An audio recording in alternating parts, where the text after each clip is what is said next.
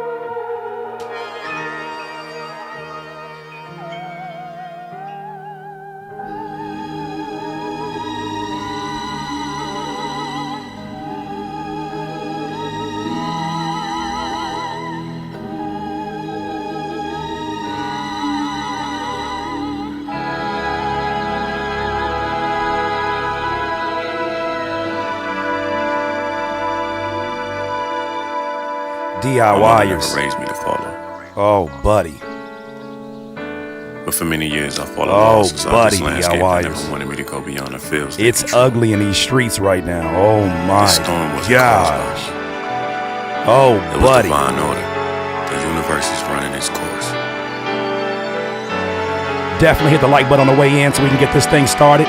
Notify other people we're here. We're live. We are live. Oh my gosh.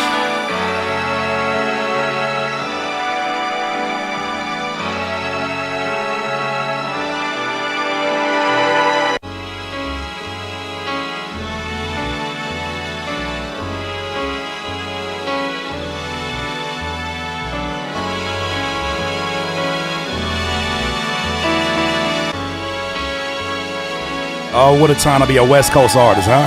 Don't mind me, I'm lost in my thoughts. What a time to be a West Coast resident, huh? Time after time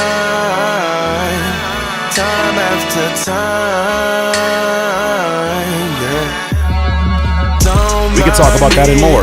Let's talk about all that. Lost in my thoughts, I do this time after time. Yeah. Nah, this too nice right now. This too nice right now. I need something a little bit more aggressive. I need something a little bit more crazy. Hold on, what I got in here? This feels more like the war. This feels more like the war. I love the peace and I love the war. Oh man. Oh man. I'm sorry these Drake fans are getting an introduction to what hip-hop is. I told you they're gonna try to cancel this man. Didn't I tell you that? Didn't I tell you? Oh, buddy. Oh, brother. You still want some, old man?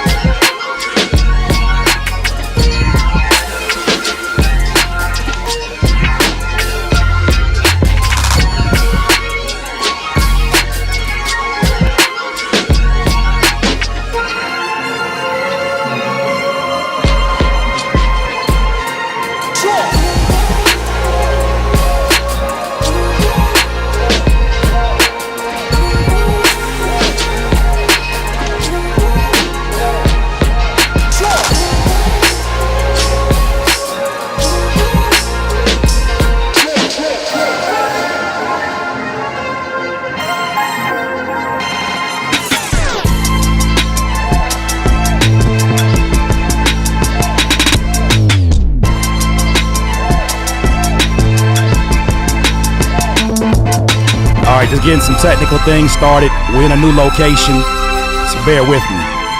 You're listening to the sounds of Curtis King, curtisking.bandcamp.com. We getting ready to get started though.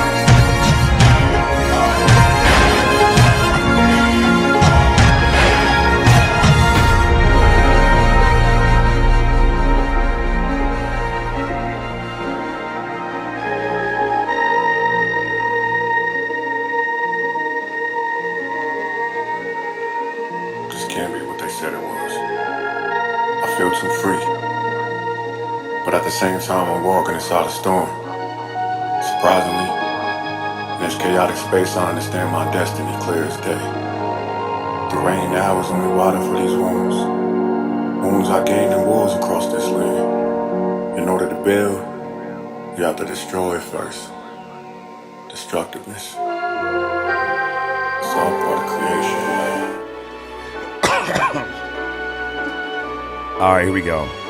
Here we go.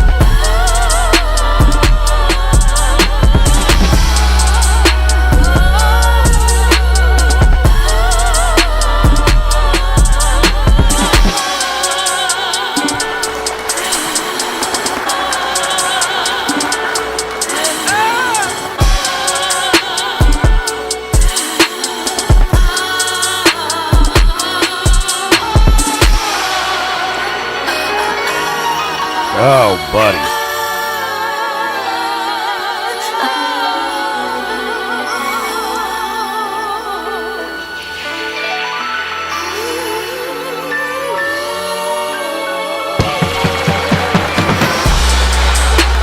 Oh, brother.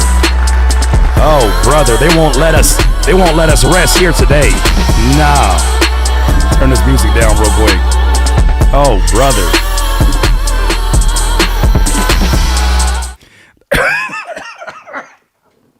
I'm getting a little bit of my allergies are acting up. So when I miss it, I'm supposed to be recovering and doing work. As you can see right here on this desk, I'm in a new location right now.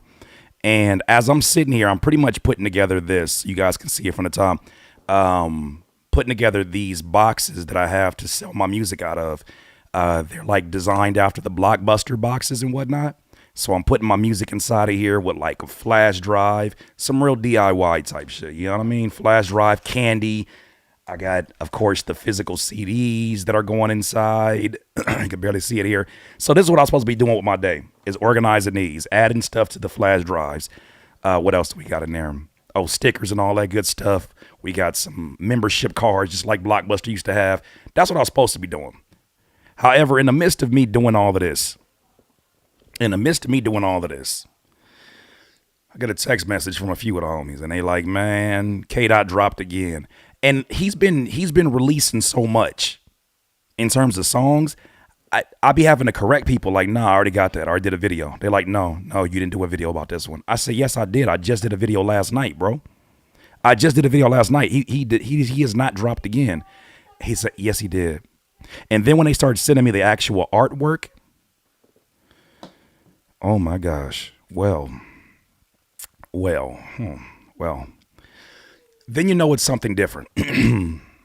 Oh, Aubrey.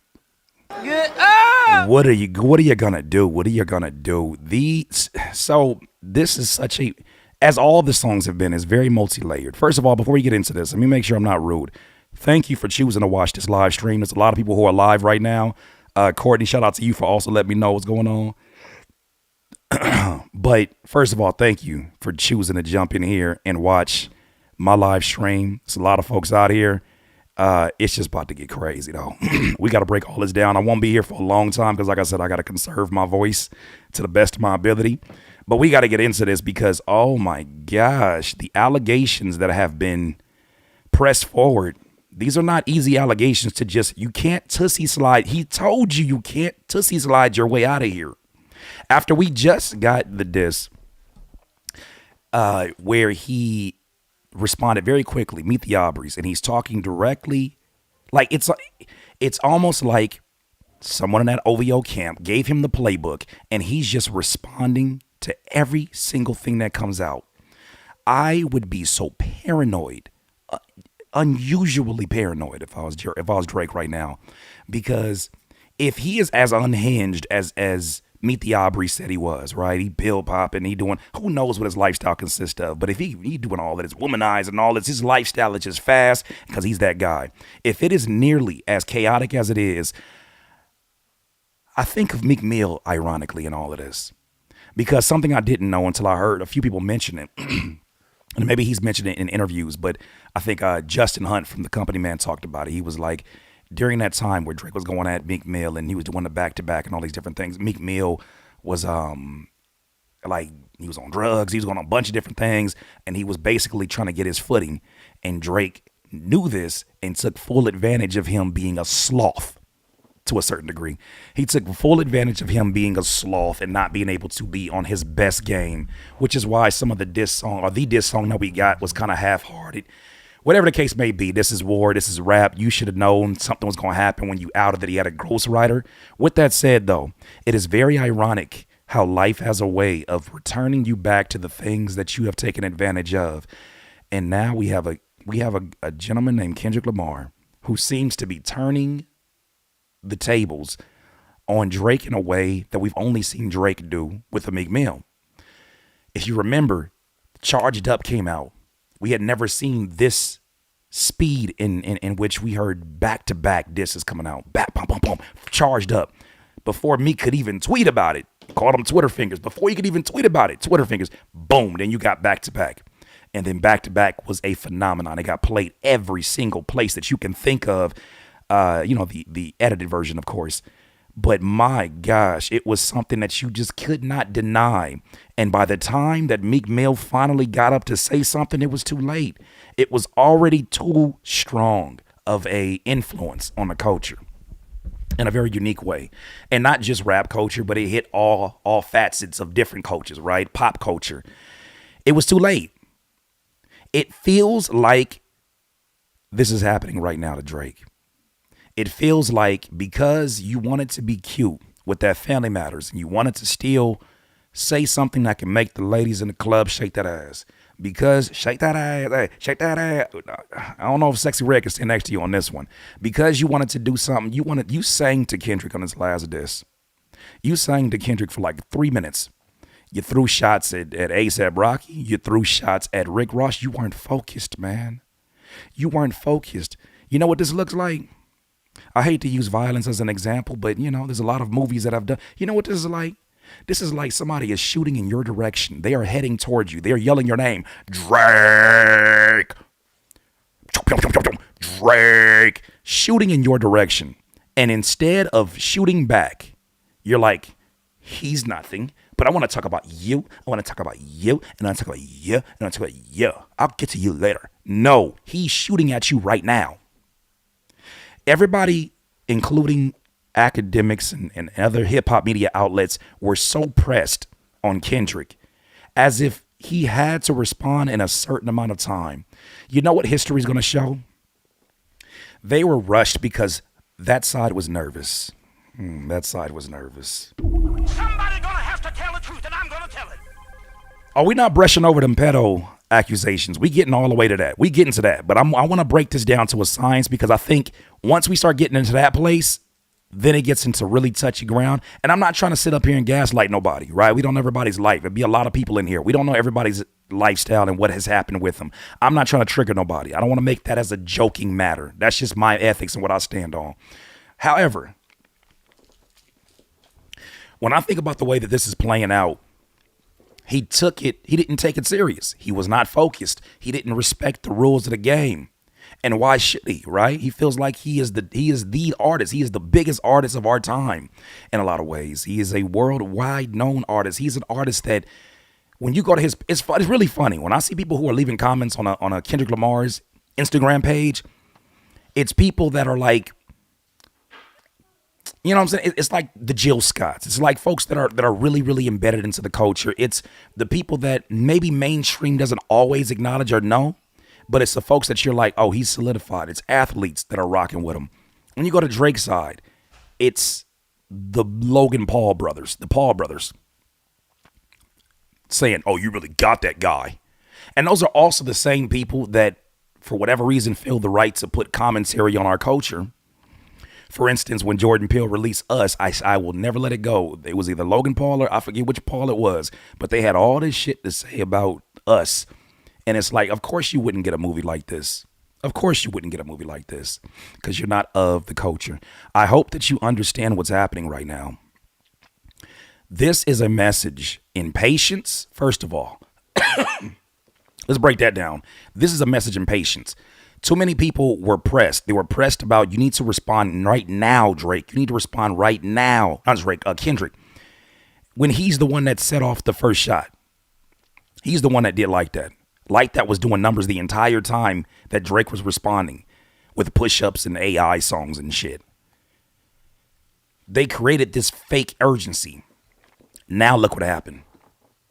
Because you rushed it and you weren't working and preparing for what was about to happen because you did not know your competitor, now you're backtracking. Now Drake is literally backtracking right now. There are so many allegations coming at him.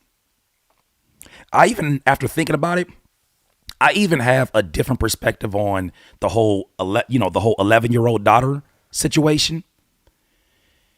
Because it was really interesting when I logged off of last night's stream. You saw Drake respond to the daughter allegations before the pedo allegations. And it makes me believe, could there possibly be, allegedly, open cases that would prevent him from commenting on such things? If that is the case, oh, it's a lot. It's a lot tonight. Tonight is going to be a lot. Tonight may be one of those situations where if even if you are a casual Drake fan, you're going to need to really think about that, especially if you have daughters, especially if you have sisters, especially if you have women in your life. And now you're starting to look at some of these lyrics in a really different way, right? Not sitting up here caping or nothing like that. Let me get my wife back. No, thank you, love. But not talking about being a simp. This is all about being a man and recognizing that one of these people are playing a whole different game from the other one. This guy, Drake, is really doing his best to win the clubs, to win the internet. But like I said before, the internet can be won by a snotty-nosed teenager, right? Somebody who says some witty shit and retweets one of these celebrities can go hella viral. I see it every single day on Twitter. That's who he's rooting for. That's who he's going for. He doesn't understand that that's not the culture. He doesn't understand that that's short-lived. He's not understanding that there's cultural nuance that you must pay attention to. I'm looking at this whole series of disses by Kendrick Lamar, and this shit looks like a movie. This shit is even surprising me. As a Kendrick Lamar collaborator at one point, as a Kendrick Lamar fan of his music, this is surprising me. I knew he was different. And this is not just about the quality of music. We know that's subjective. We know y'all gonna feel how you gonna feel. Plus, I already know there's a West Coast bias, and I hope y'all are seeing it now. I hope all of my East Coast friends, my down South friends who are West Coast friendly, who appreciate this culture, who appreciate this dude right here, I hope you are seeing now how some of these radio jocks on the East Coast still got an issue. It's funny, I'm wearing my East Coast, West Coast shirt. What is it, the braids? I hope you're starting to see this bias that exists against the West Coast. And I think a lot of it has to do with the way that the West Coast dominated hip hop back when it was the reign of death row, back when things were happening the way they were happening. That's why you got to understand a moment like today is so big for the West Coast right now. It's been a minute since I felt this sense of pride of being from the West Coast because of the way, like, it's so funny that one of the Drake talking points in Family Matters was, you're not from a set. Meanwhile, when you say that, we're going to look back at you and say, well, are you from a set? And why are you name dropping Chris Brown? Why are you name dropping YG? And it's funny, Drake did all that to show how connected he is amongst this industry with people who are in sets. And then Kendrick did the actual banging. Oh, Lord. Drake did all that tough talk on that song. On all them hard ass beats. He did all that tough talk and catchy shit. I'm drawn, him jumping gone. Hypnotized you niggas with them beats. He hypnotized you with them lyrics. Oh, he had you going crazy. Drawn. Is that really your kid? Is it maybe it's your manager? I don't really know. No. Oh, y'all getting bored? Here go my chain. Look at my chain. Sick. He did all that shit. Instead of rapping, all you had to do was rap. We know you can rap. All you had to do was rap. This sounds like, though, somebody who was acting irrational. Somebody who fits the description to a T that Kendrick Lamar laid out when he talked about Meet the Grams. When he talked to him at the end of the song, this sounds like this man might be unhinged. He might not be in his best mind. Gambling addiction, womanizer, pill perk popper. He's acting like that right now. He's acting like there's not a barrel pointed at his head right now. Figuratively speaking. He's actually acting like there's not something happening right now. He doesn't seem to have a good sense of reality right now. And sometimes that can be a product of not having real friends around you. I don't know this man. I don't know his life, his personal life. But if I was in the middle of a war, okay, and I'm having a battle and I'm talking to my rap friends, ain't none of them folks finna let me release what he released yesterday with Family Matters. You're playing. And not only are you playing with this battle, you're playing with the culture. The people who enjoy rap battles are the ones who enjoy the craft of lyricism, the craft of outwitting, the craft of name flips, the craft of double entendres. Even if that's not your current style, for you to mail this shit in and make another Drake hot track. All you did yesterday was drop another great OVO track. But you're not paying attention. You're not paying attention to the guy who's pointing right at your head. And tonight, I did not expect him to return so damn fast. And the way he did it, oh my gosh. I was in here. I'm not gang affiliated. I've met so many different folks from different sets, just living out in LA and just being in rap in general. Amazing people. I know some amazing Crips. I know some amazing Bloods. Whatever rubbed off from them on me, I was in this. I felt it. Oh, I felt something. I was like, what is this in my body? What's going on? What is that? Who talk like that? Is that like the old Batman? What is going on? Oh. I just felt it. I felt it. I said, yeah. I don't know how many. I just felt it in my soul, but I had to stop myself. This song is so problematic. Drake posted on his IG story. Well, of course he did. Hey, Kendrick, you think that's gonna work? No. I thought you said that. I thought you was gonna say that. Okay. With that said, yeah. The fact that he released this before summer, you said a surgical summer. Let me highlight this real quick before we get into this story. The fact that you did this before the summer.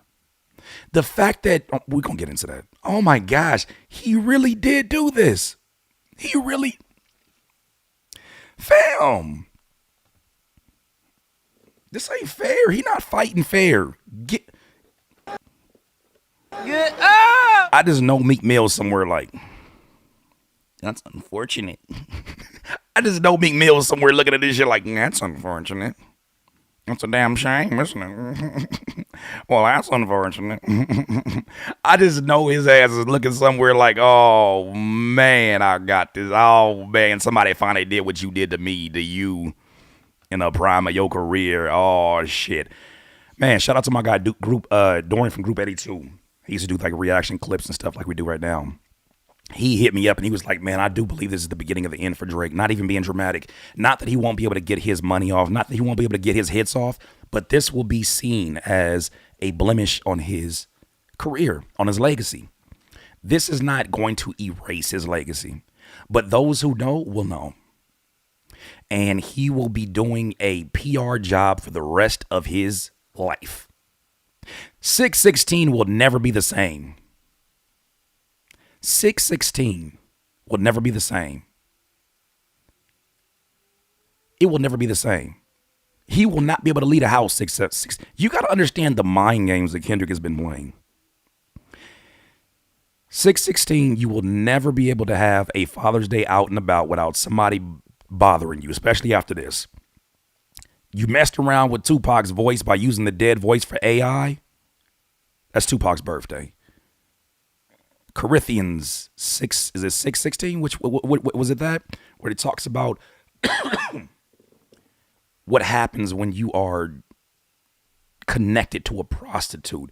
And it just all falls in line with all of this. Euphoria, the actual TV show he's an executive producer of. That's when it premiered.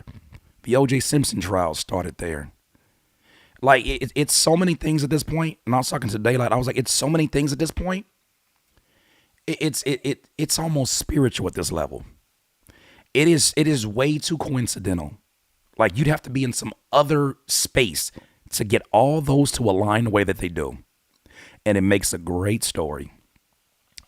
With that said, oh my goodness. All right, so I'm going to get this on the screen because we got to listen to this. We have to listen to this song ASAP. The last stream got flagged, so I had a little issue trying to get that situated, but it was worth it. Damn it, it was worth it. All right, let me see if I can grab the intro. Once again, I really appreciate everybody that's in here. Glad to break these stories with you because, man, what a time.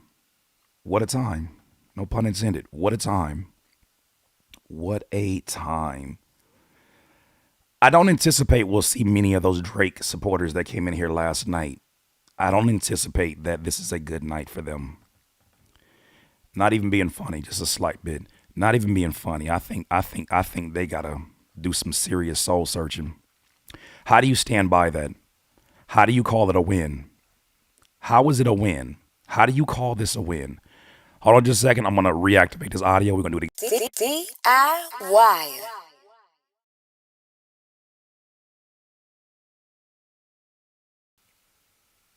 Okay, I had to just reactivate the audio. Now we should be able to go. Oh man. What do you do? What do you do? What do you do? How do you respond to this? What is it, the braids? That is the funniest shit. That is the funniest shit. This song, though, I need you to hear before we break this down. But let me. What am I trying to do? What am I trying to do? I need to go to the live stream so I can see what you guys are seeing in a new location. Hope all of y'all are doing well. Supposed to be relaxing on the Saturday. Kendrick got us in here, giving us amazing content, by the way. It's crazy seeing so many of y'all follow me on Twitter and say, "Yo, you're responding." You damn right, I'm responding. You damn right, I got a video for this. We got to talk about this. I like to think of this, ladies and gentlemen, and maybe this is why you keep coming back to me. As an active rapper myself, you're literally seeing me at my desk right now. As an active rapper myself, as somebody who's been in this for 20 years, as somebody who's even worked with some of the folks that are involved in this, I give you a unique perspective. There's a reason why when the Stephen A. Smiths of the world, who I think is great at his job and what he does, there's a difference between him and there's a difference between LeBron. LeBron has played the game. Because he's played the game, his perspective is a little bit more nuanced, it's a little bit more detailed, and it's drenched in experience. That is me. It's enriched with experience. That is me. This is why I do it. I love this sport. I love this shit. I don't hate Drake. I don't like what he represents, though. I do not like what he represents. And the way that he's acting right now is exactly what we were talking about. It's exactly what we're talking about. When people seem like they're wearing the culture like blackface or wearing the culture like a uniform at the very least, it's problematic. It is bothersome to people who really do this. I'm not saying he doesn't really do this. He's been doing this for years. But for you to play around with people like this, for you to play with the people on the outside, the outskirts of this, like this shit is just all a game that you can play because you got Daddy Universal that got your back. This is what happens.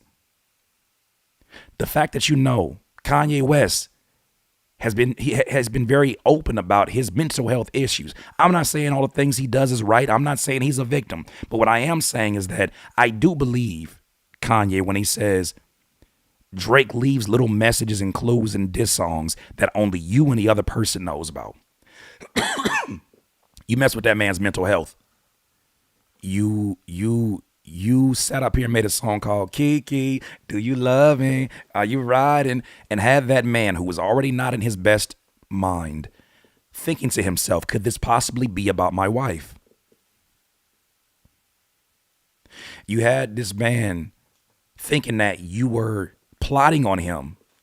Take a left, and to the left, side to the, literally feeling like you're giving instructions on how to pull up on Kanye and hurt him.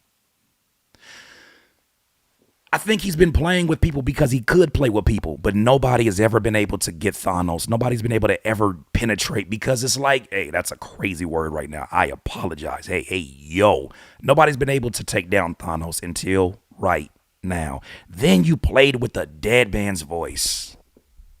Somebody gonna have to tell the truth, and I'm gonna tell But not just any man. Not just any man. You messed with someone who is, regardless of how you feel about him, an icon when it comes to hip hop. An icon. Somebody that you don't play with. There's no reason to play with his name. And it's crazy because he's around people who've played with his name. Lil Yachty has played with Tupac's name. And this is looking like Candyman right now. I don't understand what all the disrespect is for Pac when you weren't even around as an artist. He never did unto you. That man was very, very blunt about his point of view. He wasn't always right, but people forget he was not even 26 yet. He didn't even make it to 26. He was 25 when he passed away. Didn't make it to 26. I think Pac at 30 would have been a very, very different man.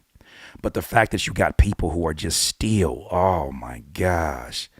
Oh man, the people are still just tearing at him. This is what happens, and we're experiencing it right now. So, hopefully this works right now, and if it does, we'll get straight into these stories. Let me go ahead and get this real quick. Thank you for your patience. New setup. Nonetheless, oh my goodness.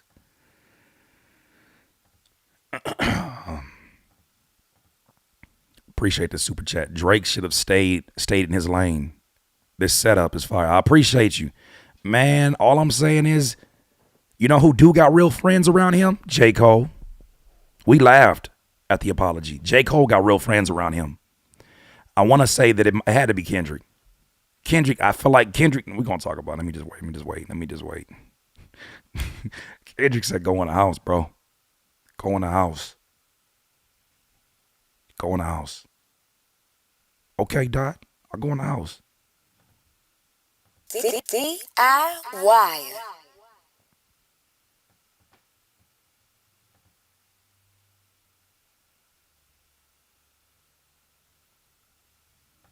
DIYers, I did not get my weekend like I didn't get my Friday, like I didn't get my Thursday. I'm not complaining because it leaves me the opportunity to talk hip hop late night with hip hop heads and hip hop friends and folks who really appreciate this culture. It's a good time. Isn't it a good time right now?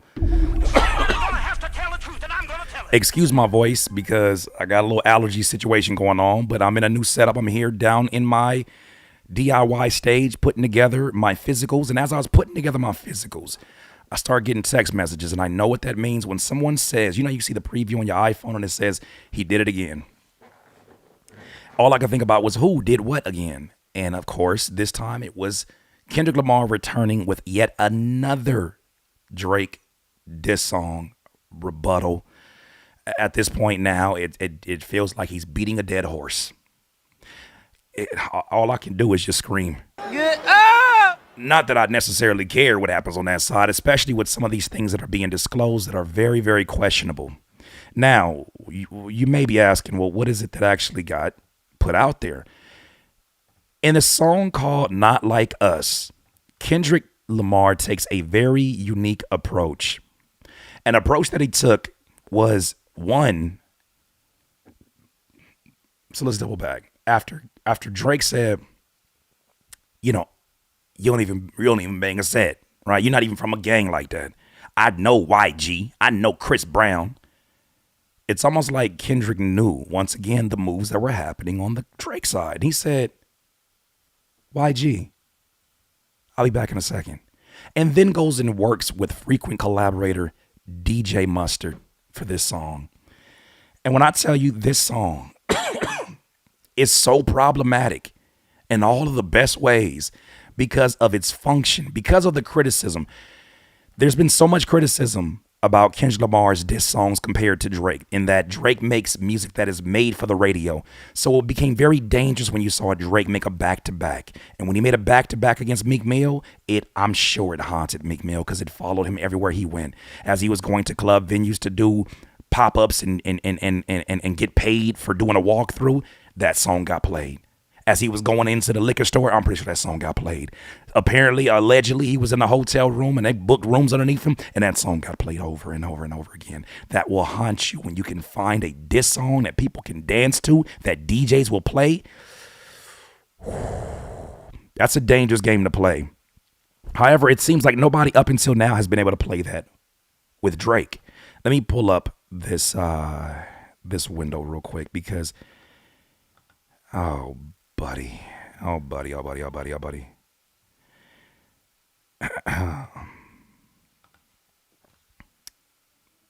This song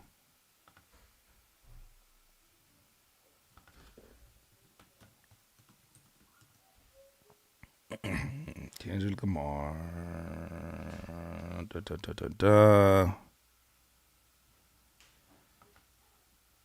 Not Like Us doesn't sound like any of the other songs we've been getting. I want to play this from the official page if I can. Let me see if I can find this here. I don't know why his YouTube is not popping up right now. Hold on.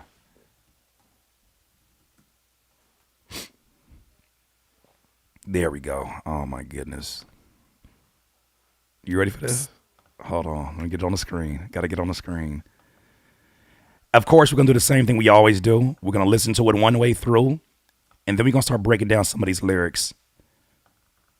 I don't think I've ever heard a diss song like this before. And I remember being in middle school when Hit 'Em Up happened. I remember like hearing the excitement of some of my elders when No Vaseline, when No Vaseline by Ice Cube dropped. And I'm not here to say that this is better. I'm just saying that it is very hard to recreate those moments in this period of time. You got to have an understanding of where the pulse of the culture is at in order to do something like this. He did it though. All right, so I got here on the screen. Let's go ahead and run this real quick. Kendrick Lamar, Not Like Us. I see dead people.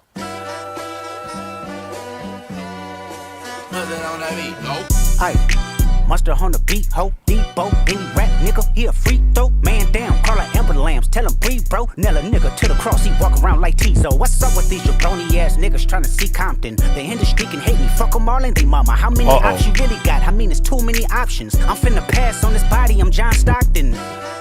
Oh no. Beat your ass and hide the Bible if God watching.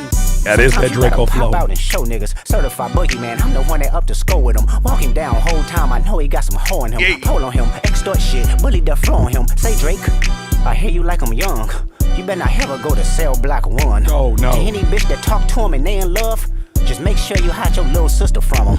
They tell me Chubb's the only one that get your hand-me-downs and party at the party playing with his nose now. And Baka got a weird case, why is he around? Certified lover boys, certified pedophiles. Wop, wop, wop, wop, wop. That fuck him up. Wop, wop, wop, wop, wop. I'ma do my stuff. Why you trolling like a bitch? Ain't you tired? Trying to strike a chord and it's probably A minor.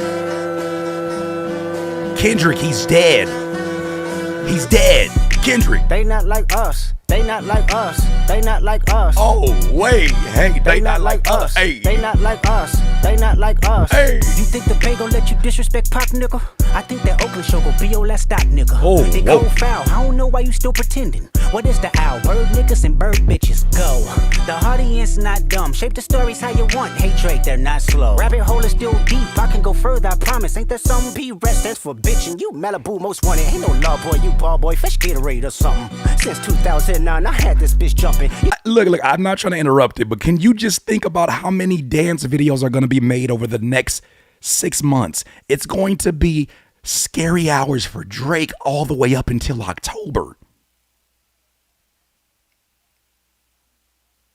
Do you know how many day parties?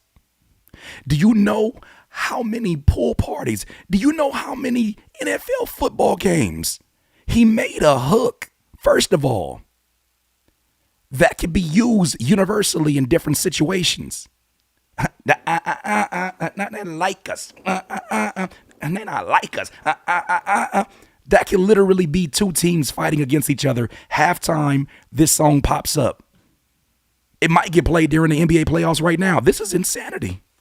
Niggas will get a wedgie, be flipped over your boxes or over your foe. The other vaginal option, pussy, nigga better straighten they posture. Got favorites all up in contact, might write this with a doctor. Tell a pop star quit hiding, fuck a caption, won't action. No accident, I'm hands on, he fuck around, get polished. Fucked on Wayne Grower, he was in jail, that's conniving. Then get his face tatted like a bitch apologizing. I'm glad D-Rose came home, y'all didn't deserve him neither. From Alondra down to Central, nigga better not speak on Serena. And your homeboy needs subpoena, that predator moving flocks. That name gotta be registered and placed on neighborhood watch. I lean on you niggas like another line of walk. Yeah, it's all eyes on me and I'ma send it up the pot. Ay, put the roll label on me, I'ma get them dropped. Ay, sweet chin music and I won't pass the ox. Ay, how many stocks do I really have in stock? Ay, 1, 2, 3, 4, 5 plus 5. Ay, devil is a lie, here's 69 God. Ay, freaky ass niggas need to stay their ass inside. Ay.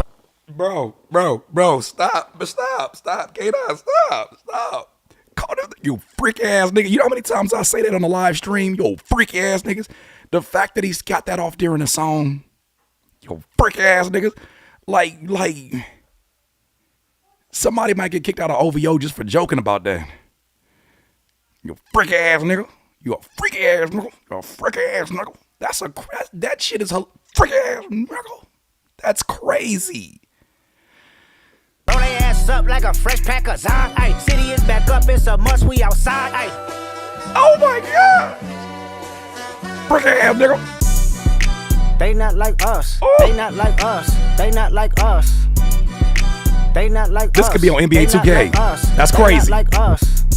Once upon a time, all of us was in chains. Homie still double down, calling us some slaves. Atlanta was the mecca, building railroads and trains. Bear with me for a second, let me put y'all on game. The settlers was choosing town folk to make them richer. Fast forward 2024, you got the same agenda. You run to Atlanta when you need a check balance. Let me break it down for you, this the real nigga challenge. Oh, you my. call Future when you didn't see the club. Ay, what, little baby help you get your lingo up.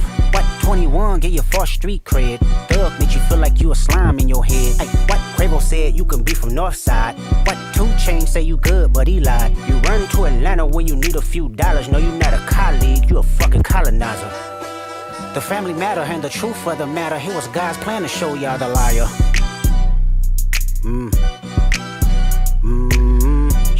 Please notice how he just mentioned Family Matter. Just note that he mentioned Family Matter. Do you see how every single rebuttal has been an exact response to exactly what happened before? We in the middle of last stream, we figured that out last night. He starts off his song. This is just promoting the whole, he has a leak in the OVO camp. He starts off his song, Family Matters, by saying like, oh, you wanted to come at Adidon? Now his daddy got to go in and go in. I don't know why he started that song off like that. Sound like that dude from the Boondocks. That was embarrassing. He said, I gotta go. I gotta do this for Adidon. That's the first thing he said in his song. Then Kendrick, 57 minutes later, responds with a song where he says, hello, Adidon. Can we sit down and talk? If I was Drake, I'd be like, how do you know that? How do you know this? Then he responds a day later with a song like this that I know they had to have a conversation with Mustard beforehand. He responds a day. Somebody gave him the script. Somebody gave Kendrick the script. And everything Drake got to change everything. Because now look at this. Look at this. What do? You don't know who you can trust. Your cat's name is Crody. Every time you call Crody, you think about Kendrick. And we just got away from probably one of the most creepiest, haunting rap battles since Hail Mary. With that shit still gives me a little bit of like that shit make the hairs on my back stand up. That shit is, but this is not even the best part of the song. I'm gonna explain why this next part is really what seals the deal. He a fan. He a fan, he a freaky ass nigga, he a 69 God. Freaky ass nigga, he a 69 God. Hey, run for your life. Hey, run for your life. Freaky ass nigga, he a 69 God. Do you know what's gonna happen this summer? God. Hey, run for your life. Hey, run for your life. Let me hear you say OV ho. Say OV ho. Then step this way, step that way. Then step this way, step that way. Are you my friend? Are we locked in? Oh no. Then step this way, step that way. Then step this way, step that way. Do you understand what just happened? Let me let you understand something about when you actually understand the importance of cultural currency. Can we break down cultural currency for a second? First of all, Kendrick Lamar, round of applause. What the hell? In the midst of showing you what we already knew, that pen-wise, Kendrick Lamar is superior, right? His writing is so great that what many of you, maybe not in this room, but many of y'all out there think that Eminem has the greatest rap pen out there. Whatever. He even said when Kendrick Lamar did the collaboration with him, he made sure nobody else was in the room because he wanted to see if he actually could write for himself in this day and age. And he did that.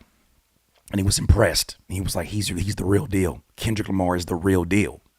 We knew this. We knew this going into this. And I'm sorry. I just understand that sometimes, especially female Drake fans, not female Drake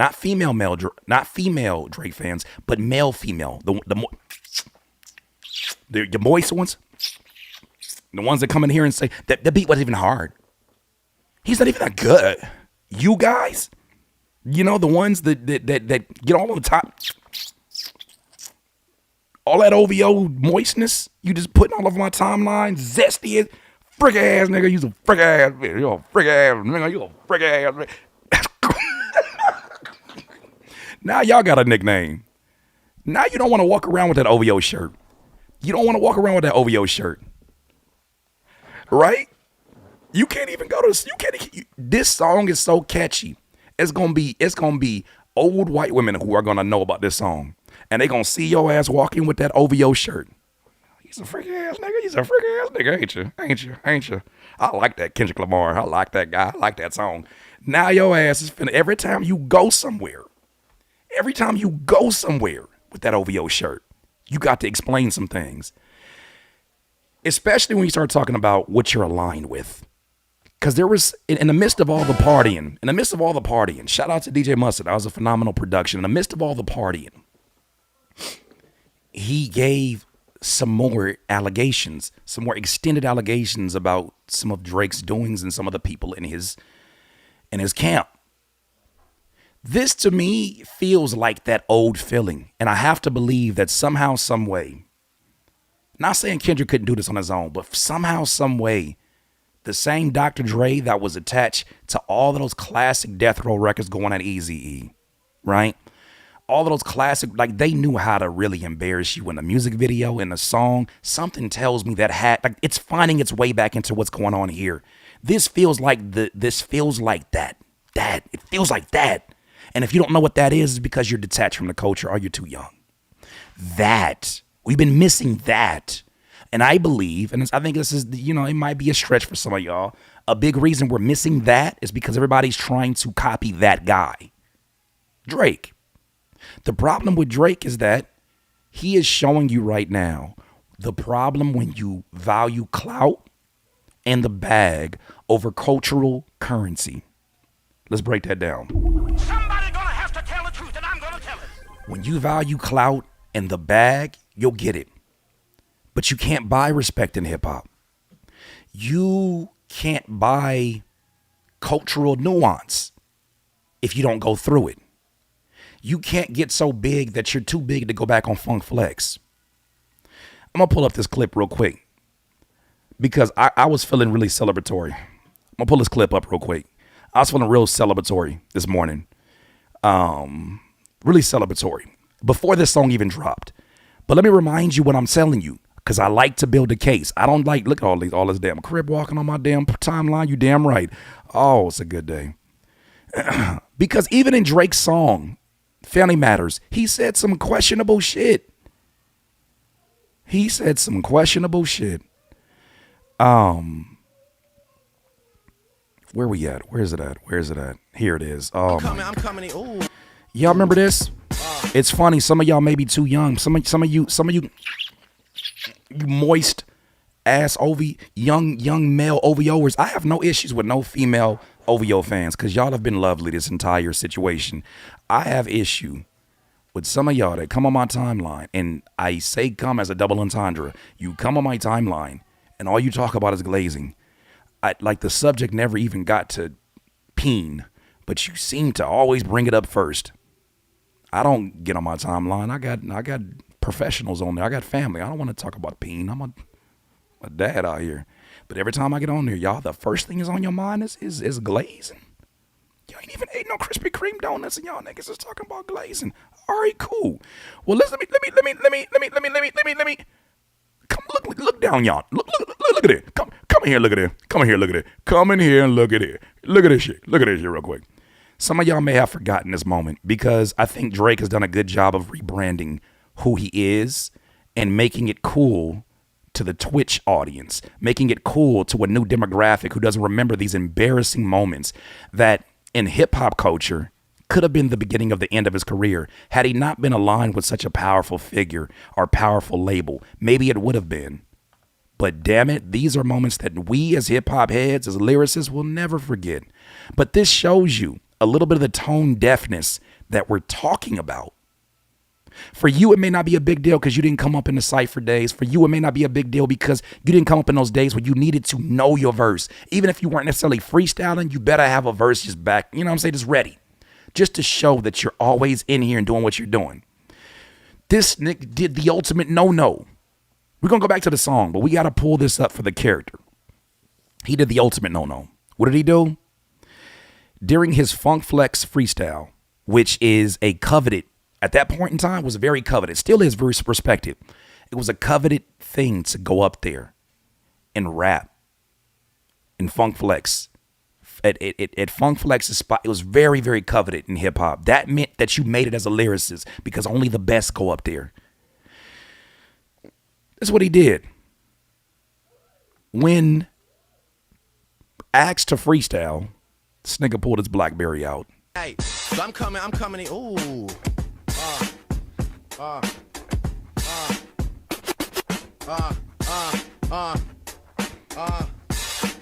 That's how you feel tonight, Flex?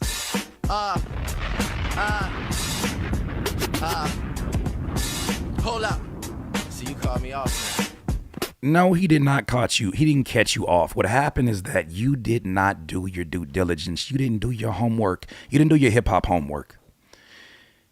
So many people come into this culture and they feel like they can skip steps because they have more money than the average person in hip hop, because they have more privilege. Sometimes it's privilege they don't even know they have themselves. They just feel like, I'm part of the new generation. I don't have to do those things anymore. Whenever you have a culture that is detached from its original ethics, its original, not even rules, but its original laws, then you're going to have a culture that at some point will dissolve until you have folks that are part of the new generation that are still attached, that are having OGs of the older generation that can remind them, hey, I know you got your thing, but this thing has worked and this thing is part of the laws. It's in the book. For those of you that are trying to just break it and make it a free-for-all, you're part of the reason why so many people come inside this store called hip-hop, take what they want, and then soon as y'all help them rise up to fandom, either by hating them and sharing their shit anyways, either by sharing it and thinking they're hip-hop, either by thinking all these things, whatever you do, they take the goods and they move to mainstream music. They become rock stars. They become the Post Malones of the world. They become the Kid Rocks, where they turn around and hate the very ethics of the hip hop they got and used. Never liked you niggas. I was just using you niggas.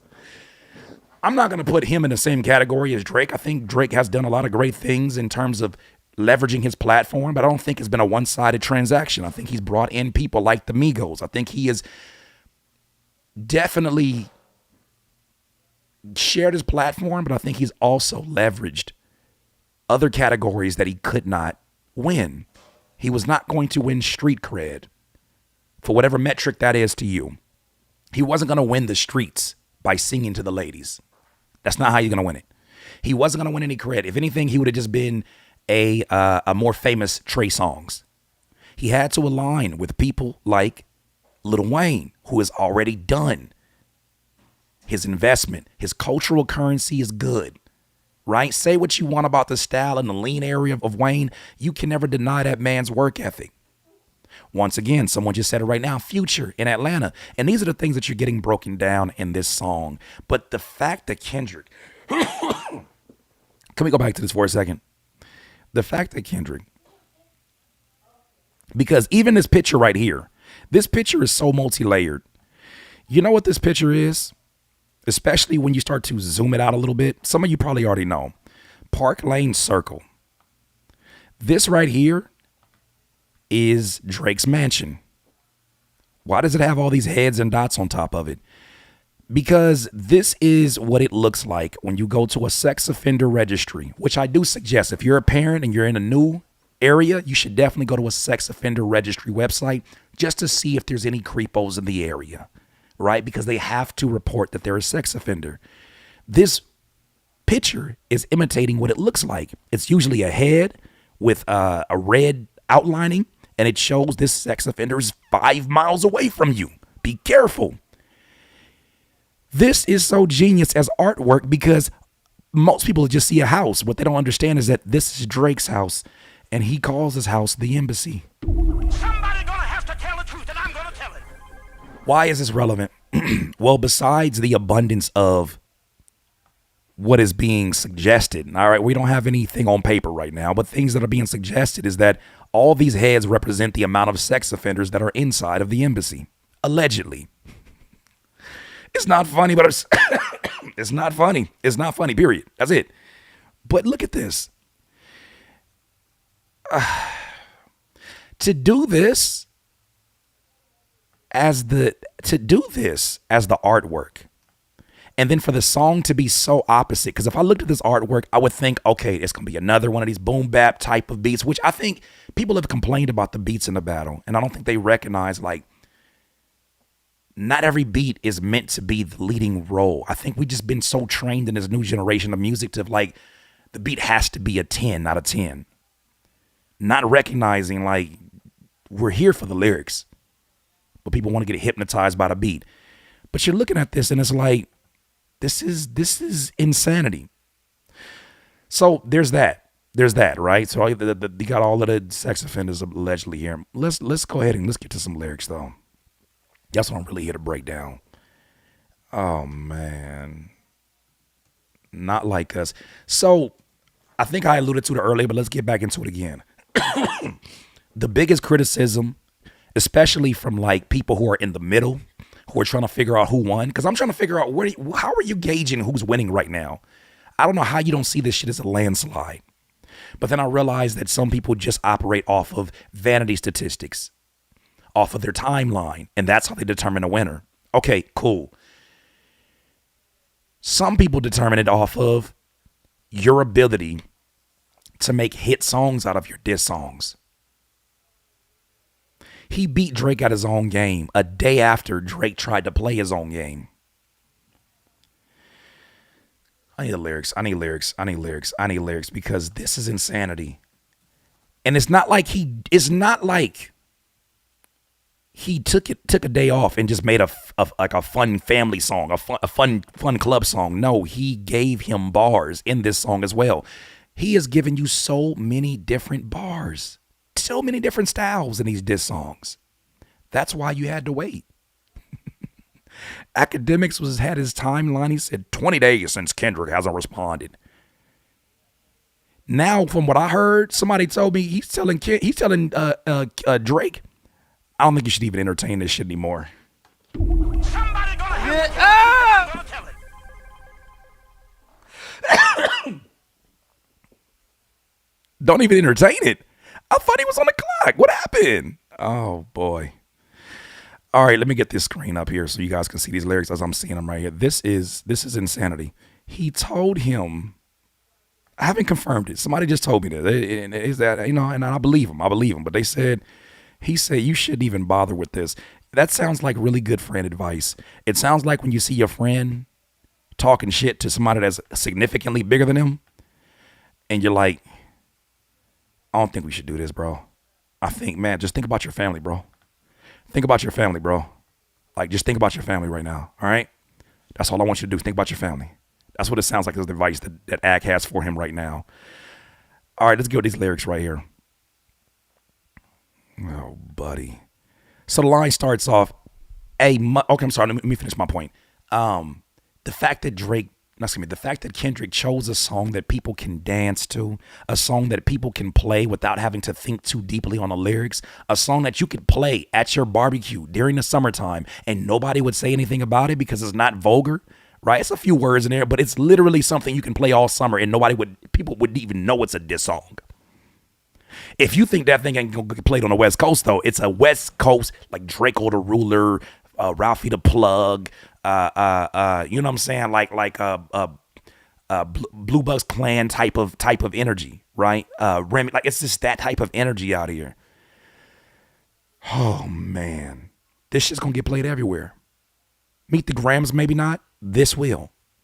He starts off and he says, "Psst, I see dead people." And then the most DJ Mustard beat comes on. Mess it on the beat, ho. A day after he said, I know YG. A real G. You know YG? So you must know DJ Mustard. Mustard on the beat, ho. I Mustard on the beat, ho. Debo any nigga, he a free throw. Man down, call an ambulance. Tell him, breathe, bro. Nail a nigga to a cross. He walking around like Tizo.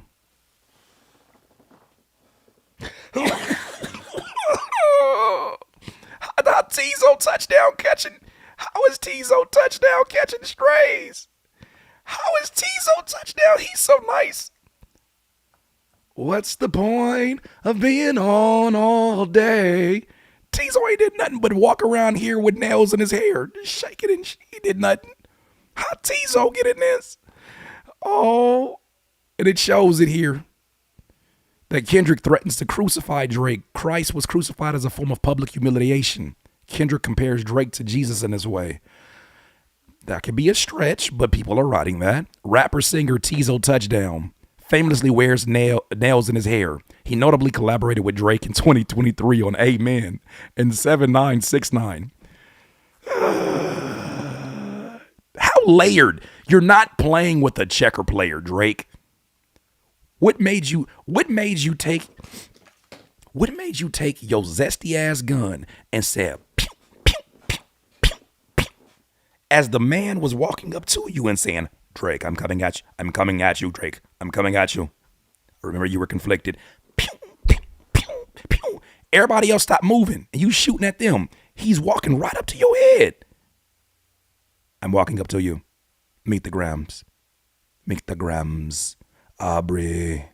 He's walking up to you, and instead of you focusing, nigga, instead of you focusing, pew, pew, pew, pew. Hey, Weekend, guess what? We're not friends. Hey, Pluto, I wish we were friends, but it's cool, whatever. You're not focusing, Aubrey. What's up with these jabroni ass niggas trying to see Compton? The industry can hate me. F them all, and they mama.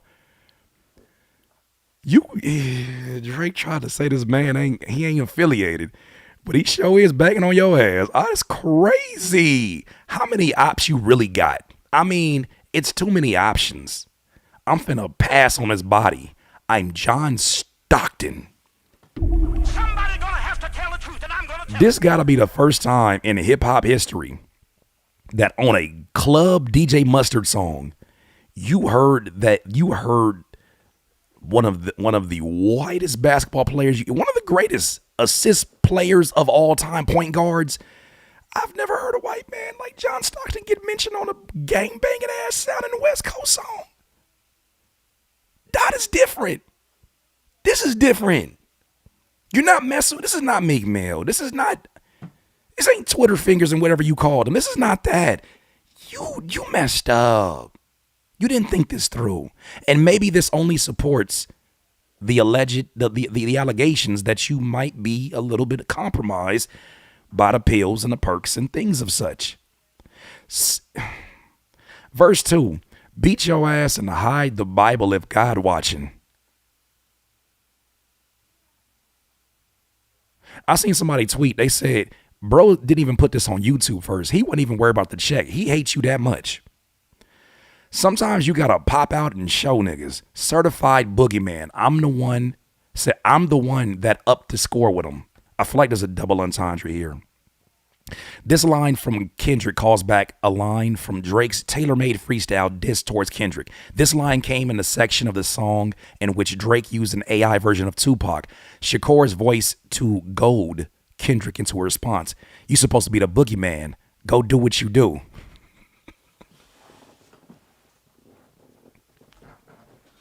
It's really feel like when a likable character in a horror movie gets with like a jerk in a movie, and they go in the bathroom and they like, dare me to say Candyman? I'll say it. Kimberly, don't do that. You dare? I'll say Candyman right now. I don't give a damn. He doesn't scare me. Fucking care about Candyman. And then she said Candyman. And she said, stop it, you're scaring me. And then she ran out. And then her ass saw Candyman. I feel like this was happening here. The idea of being a boogeyman alludes to the fact that no one would ever want to come up against Kendrick. And at the time, Drake uses such a reference to prove that he is willing to stand up to such a prospect. Only them perks would make you think that this is a wise decision. He not a normal type of fighter. He a Mike Tyson biter. He gonna hurt you. He gonna hurt you. Can you imagine somebody? Can you imagine some of the boxers that actually want to fight against Mike Tyson if they feel like they really won? Like, what he finna do? Can I shake his hand? He be talking about eating kids and shit. Like, I don't know. Next line, walk him down. Whole time I know he got some hoe in him. This is a double entendre, ladies and gentlemen. Not only does Kendrick continue to emasculate Drake in his bar, but also means he doesn't have much dignity and commits sexual immoralities against women. This was elaborated further in his previous diss. He hates black women, hypersexualizes them with kinks of a nympho fetish. Whole time I know he got some hoe in him. Why? Yeah, bounce that ass. Yeah, bounce that ass. He said that in Family Matters. He said that in a real diss song against this guy. Yeah, bounce that ass. 66666. I mean, that's the new Ho King. I don't know numbers of that. Hey, give me the. Please look at my chain, because I don't have any dirt on Kendrick. It's just crazy. All right, next line. Pole on him, extort him, bully, death row on him. This feels like a death row diss. Oh my goodness. Say, Drake, I hear you like him young. Kendrick really say shit that I can understand why people be uncomfortable. Even as my homie, I'll be like, all right, bro. You got him. It's getting there. Hey, so Drake, I hear you like him young. Your freaky ass. You better not ever go to cell block 1. The prison system can be a menacing place for child molesters, sexual offenders. Doubling down on the sexual misconduct allegations, Kendrick is insinuating that Drake should be imprisoned as a result. Kendrick already expressed as much on his earlier release, Meet the Grams. Him and Weinstein should get effed up in a cell for the rest of their life. This shit is playing out like a movie with Easter eggs. Drake has been making a Tubi movie on his phone. I'm not trying to downplay his pen when I say that Drake makes Tubi movies and TikTok skits, but this is how he's treating this battle. A Tubi movie is half-ass shot. I still be liking them sometimes. Half-ass shot. They got a catchy-ass name. You know what I'm saying? Not that good at acting, but it's still an actor. Right? Sometimes the music is actually really good.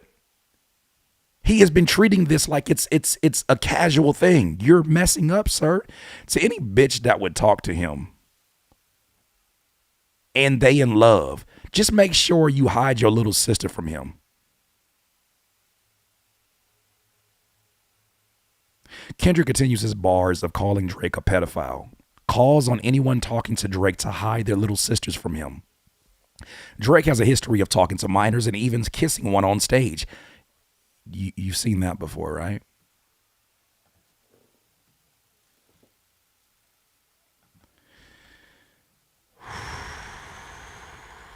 See, this is what y'all understand. We don't have to hate when there's receipts and tape. Oh my gosh, they finished the search for me. Drake kisses a what? No, buddy.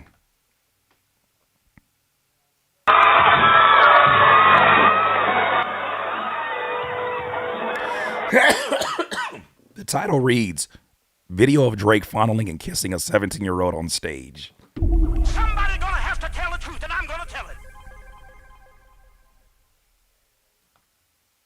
Do with that what you may. Do with that what you may. If y'all come in here talking about, well, the legal age in my state, you're creepy. You're creepy, bro. You're creepy, bro. Well, the legal age is it's actually, the law says you're creepy. Nigga, you're creepy. At the very least, you're a loser. Don't give me that shit. Unless you are 17 now, at the very least, you're just creepy. I can't believe some of y'all. Well, bro, in my state, the law says 15. You're creepy. And I wish Chris Hansen was still around to say, could you have a seat there, buddy? What were you planning on doing with that liquor and condoms?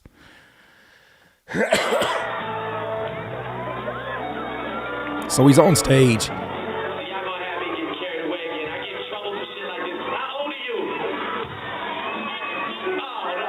She says, I'm 17. See, it's easy to take clips like this and push them out of context. It's easy to take clips like this and develop narratives if you don't have any other things to back it up. Excuse me. But once again, as Kendrick is starting to release some of this stuff, other people are starting to come out and say or make note of things that they've noticed with Drake.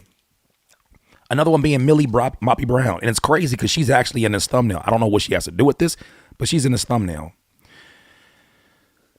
Oh, man. Drake, Millie Bobby Brown. And I don't want to make this about the gossip, but I think you need to understand that this is where these allegations are starting to come from. And I think it is really interesting that the first thing that Drake denied was having a daughter, as if that was worse of a character assassination than him calling you a freaky ass pedophile who has a weird infatuation for super young women under 21. He defended, I don't got no daughter. Stupid. Hey, what about the other thing? My thing is this. Maybe he doesn't say anything, and I don't have any evidence of this. So this is just me thinking. Maybe he can't talk about that because maybe there are active cases that we don't know about. I think it'd be really easy to seal documents when you have Universal on your side, right? But this is just showing a pattern of behavior. This is showing a pattern of behavior. And once again, 36, 19, hey, they're adults. Still kind of freaky. So he defends his friendship with Millie Bobby Brown, 19, and new song lyrics. They've had like some clips that have popped up of them like texting each other. And so here, in September 2018, he offered further insight into his friendship with Millie Bobby Brown, who's from Stranger Things, a TV show. He says he offered further insight into their friendship, telling Access Hollywood that the star, a former child actor himself, is so fantastic and a great friend and a great role model. We just texted each other the other day. This is talking about Millie and Drake. I miss you so much. And I was like, I miss you more, she said. He's coming to Atlanta, so I'm definitely going to go and see him. I'm so excited. About boys, he helps me. He's great. He's wonderful. I love him. You know, it can be completely innocent. It can be completely innocent. In an interview, which Brown revealed that Drake gives her dating advice, ruffled feathers due to the pair's 17-year age gap. There were conversations also about Drake possibly dating Lotto's sister. Neither nor Brooklyn Nicole have confirmed that they're actually dating. But just out of curiosity, how old is Brooklyn Nicole? 21 years old. See, this is why you got to have a good memory when you're doing the kind of work that I'm doing.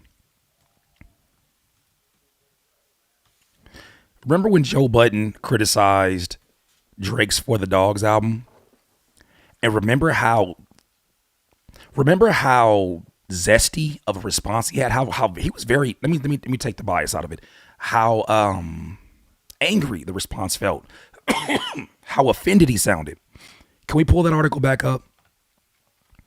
Because I wanted to remember what that actually was about. Like, what did he actually say that got him so pissed off? Well, Joe Budden said a lot of things about the For the Dogs album. And although a lot of those are just like subjective views of his music, there was one in particular that seemed to be the straw that broke the camel's back. And it had to do with the fact, or not the fact, but the opinion that Drake in his music seemed to have an issue growing up. Mind you, this is October 11, 2023 when this happened. We did stories around it. Man, these allergies are kicking my ass. So here's some of the things he said about the project. And you tell me which one might have been the one that you think got to Drake. We're going to get back to the lyrics, but once again, we're breaking this down because I don't want to talk about this subject unless we've done some kind of research in the process. Hearsay is not good enough. I'm not here to waste your time with hearsay. So first thing that Joe Budden said about his project is that he thinks 8 a.m. in Charlotte doesn't live up to the rest of the Drake timestamp series. Okay, fair. He says Budden wanted Virginia Beach to be a Pusha T diss record because he didn't respond back to when Pusha T was the one that outed his son. Another critique he had, he doesn't get why Drake seemingly took shots at Rihanna. Kind of zesty, kind of weird, but he did that. He has a history of doing that. He did it with Megan Thee Stallion. Next thing he said, Budden said that first person shooter with J. Cole exemplified his overall issue with Drake. Now, why do we care about what Joe Budden has to say about this? First of all, I care about my OGs in this game because if it hadn't been for a vulnerable Joe Budden, there would not have been quite the same lane paved the way that it was, not just by Joe Budden, but by the Fontes. Got to give Fonte his roses, and the ones before them as well. But more so in a modern sense, these are the people who have given sort of the DNA of who Drake went on to become. Elzai is another one of those. So Joe Budden, there was a point in time where Drake sounded exactly like Joe Budden. Exactly like Joe Budden. I don't know if I still got the clips, but he sounded exact. Matter of fact, can I pull that up? Just to give you context of why we should matter. We're going to get back into this. Let me see. Drake rapping like Joe Budden. And this is for sure going to flag the stream, but oh well. Look at this. Dance on, lean, same old thing, girl. There ain't a damn change that the fame gon' bring, girl. I'm first string, girl, handle a lot. Cause up north is a scandalous spot. They think I'm pretty and rich, but pick one, I'm on the Canada block. And some sweatpants and go. It's in the pan, I get a can. It sounds exactly like Joe Budden. And you know what this starts to really paint the picture of? That he has been siphoning energy from the culture in whatever way that he could. Because what context would he have of hip hop culture? If, like we saw in the other video where there was a Canada resident that said the area that Drake was from was predominantly white. The area that he was from was well off.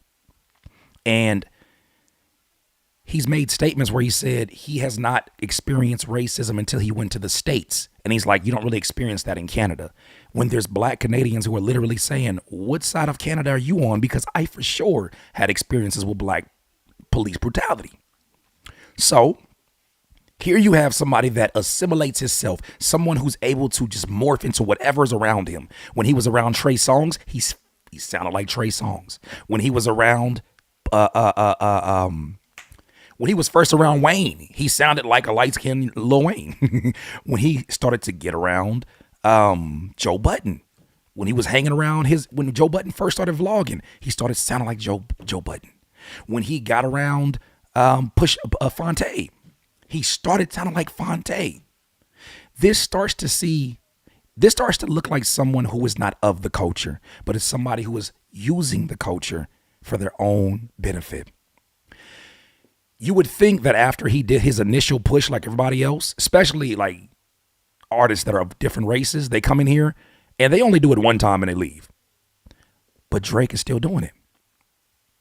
Someone just said Future. You guys can push, you guys can fill in words now. Push is another one. How many drill artists has he started sounding like? How many dancehall artists did he start sounding like? How many Florida rappers did he start? How many times he sound like Kodak Black? Like, this is what we're talking about. It's one thing to pay homage. It's one thing to like just be versatile. And it's another thing to completely vulture the culture while still not abiding by the rules. Nobody is bigger than the program. Nobody's bigger than the program. Yet and still, he's made these decisions which he feels like he's bigger than the program. You would think somebody who used to rap like Joe Budden would show respect to his OG. Because, of course, he respected him so much, he wanted to sound like him. Those were the few critiques in the beginning. Here's the one I think that really pissed this nigga off. It wasn't the fact that Joe Budden said he never wants to hear him rap in Spanish again. I don't think it was that. I think it was this one. Budden says the project sounds like Drake is rapping for children. Somebody gonna have to tell the truth, and I'm gonna tell it. Here we go again. As a conversation, by the way, this article was from Complex Magazine. You could check it out yourself. He said the project sounds like Drake is rapping for the children. As the conversation was winding down during this Joe Budden podcast episode, he said he thought the project sounded like Drake rapping for children rather than his longtime friends. Yo, dog. My best Joe Budden. I had to look up how old this nigga was. And when I finished listening to the album, Joe Budden said, you're 36. Your birthday in 20 days. I Googled that too. You'll be 37 years old. Get the fuck out of here from some of these younger niggas and stop fucking these 25-year-olds. I'll read it like myself. I'm sorry. I'm sorry if I annoyed you trying to sound like Joe Budden. He said, Budden said, yo, dog, I had to look up how old. He said, stop rapping for children. Dog, I had to look up how old you were, Drake. And when I finished, he said, this nigga, what did he say? I had to look up how old this nigga was. When I finished listening to his album, you are 36. Your birthday is in 20 days. I Googled that too. You will be 37 years old. Get the F away from some of these younger kids and stop effing with 25-year-olds. By comparison, he said that he saw J. Cole mature from rapping about losing his virginity to topics that really impact adults. I want to hear adult Drake rapping for adult people. That's my issue with him today. He's rapping for the kids, the streams, the Instagram comments, and the algorithm. And he's still doing it even during the battle. Somebody gonna have to tell the truth, and I'm gonna tell it. Hey, what is your infatuation with the younger demographic always being infatuated with you? What is that about? What is that? Why? I get you want to make sure that you can have a long career, right? You want to keep that bag coming. I get it. You want to make sure you don't alienate the youth. But what happens when it gets weird? What happens when it becomes now you're starting to get in that creepy age where it's like, why is Drake making music that sounds like what Lil Yachty would make? Well, one, probably because in some allegations. Lil Yachty's ghostwriting in some of these songs. He's just giving him not that he needs the lyrics, but he's giving him a vibe, a younger attached vibe to go along with. There's a lot of things that are leading to why a Kendrick is saying what he's saying. And I imagine if he's saying this, everything else that he said, something else has come to light. I'm starting to think, because Drake, I don't know if you saw it, Drake responded back to when Kendrick said he had an 11-year-old daughter. He was like, 11-year-old daughter where? I don't think he realizes the chess move that might have been. You're showing people that you care more about the allegation that you have another illegitimate child that you have not claimed, more so than the allegations that you're surrounded by pedophiles, that you yourself might allegedly be someone who has dabbled in such a lifestyle of sexual impurities, of womanizing. These are the allegations against you. And instead of going at that, instead of saying something, instead of you crushed a replica of the Good Kid Mad City truck minivan while you paraded around Toronto with your jury.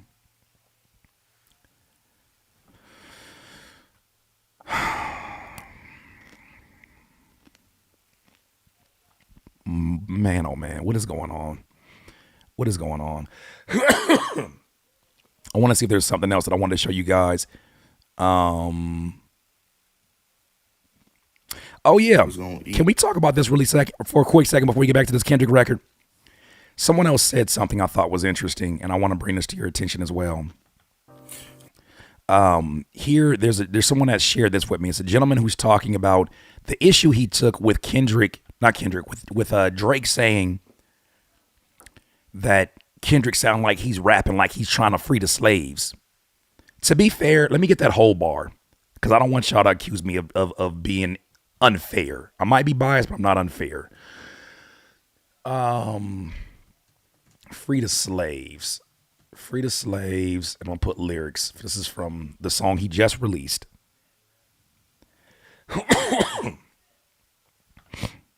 All right. Let's see if I can find this. Let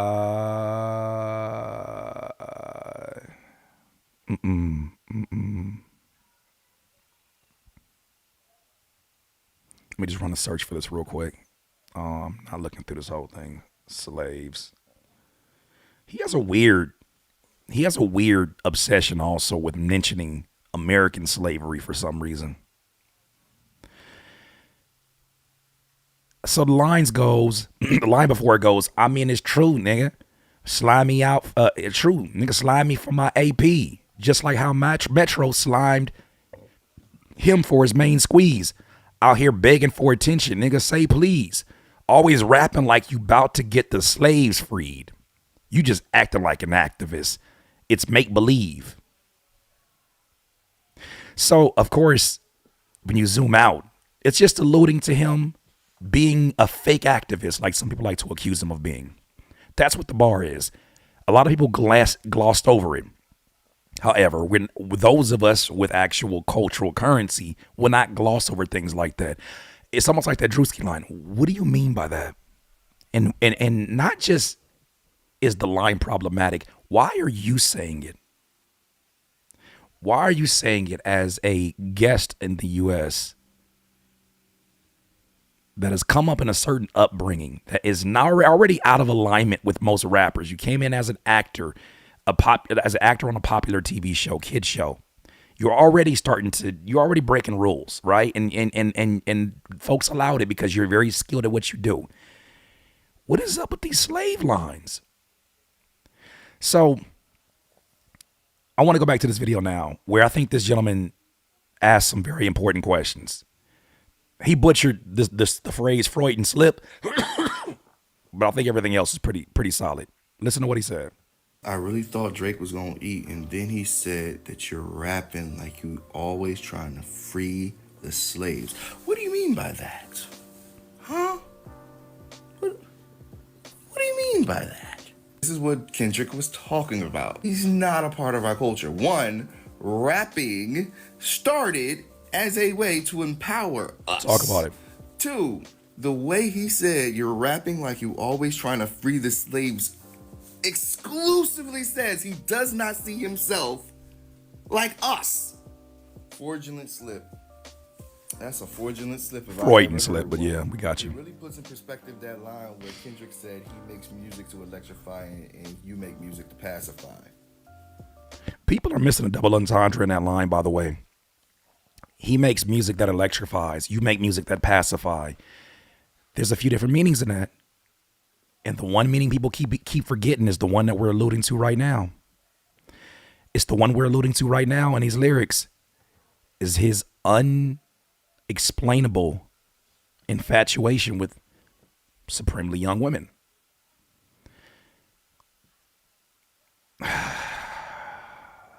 It's getting to that place now.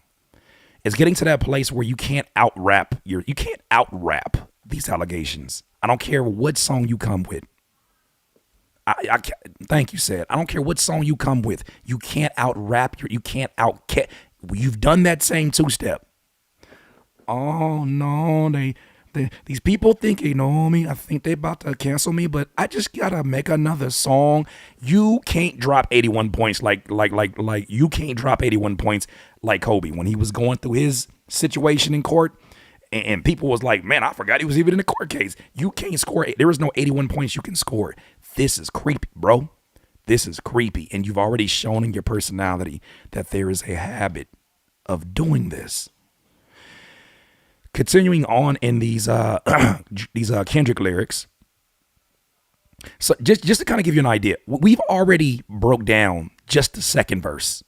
That's how layered this otherwise club song is. And people are going to be banging this on a regular basis. That's going to be crazy. So he says, to any bitch, okay, talking about the sister. Okay. They tell me Chubb's the only one that gets you. They tell me Chubb's the only one that gets you your hand-me-downs. Kendrick is saying that Drake gets Chubb's hand-me-downs, meaning Chubb's, who's a right-hand man of Drake, gets with the same underage girls after Drake has already been with him. It's a strong allegation. And Party at the Party next door, is playing with his nose. He's alluding to what? In his line, Kendrick continues a theme of calling out individual OVO members, where he states how Drake's artist and songwriter Party Next Door has a cocaine problem and can be found at the parties in somewhere railing lines. This can ultimately allude to the listener seeing his lifestyle as foolish while taking care of his kids.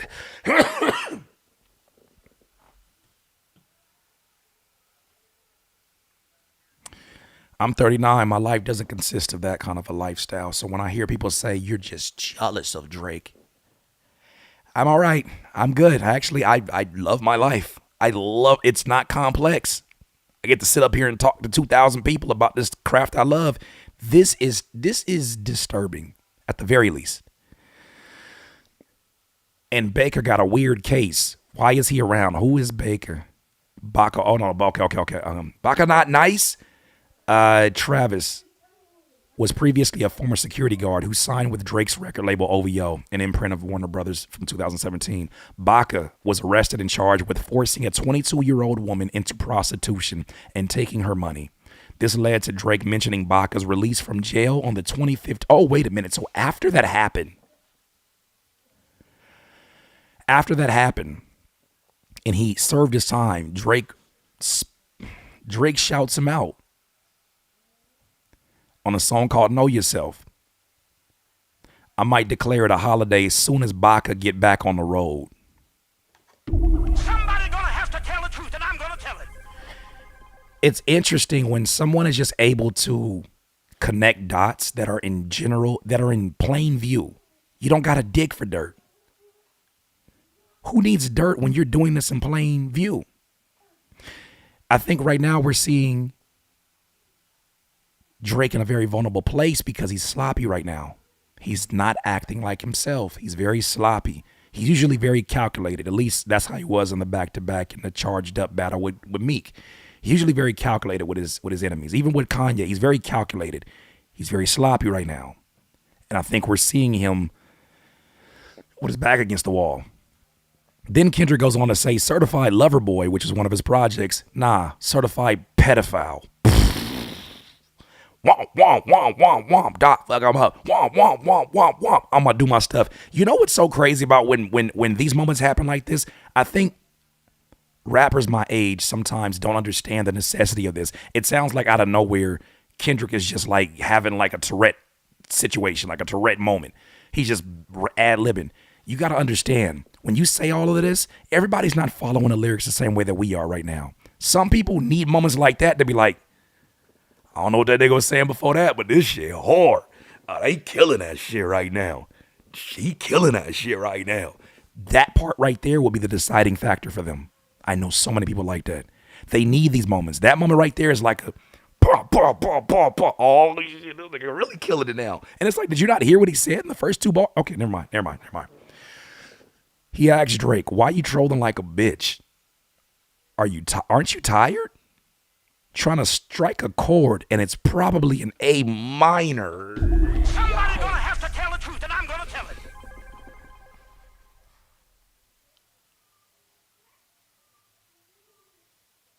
And it's crazy because I think what I noticed only after my third or fourth listen, he's saying A minor the same way he said, Drake said on Family Matters, day free, which once again, in another double entendre, leads us to believe that Kendrick has the playbook already. He has the playbook already. He knew you were going to rap like that. That's why he said the line exactly like that. See, these are the kind of things that I think a lot of listeners will miss because they're just worried about just the one dimension. This right here is saying, I'm rapping it just like you rapped it a day later. How did I know that, Drake? How did I know that? How did I know that?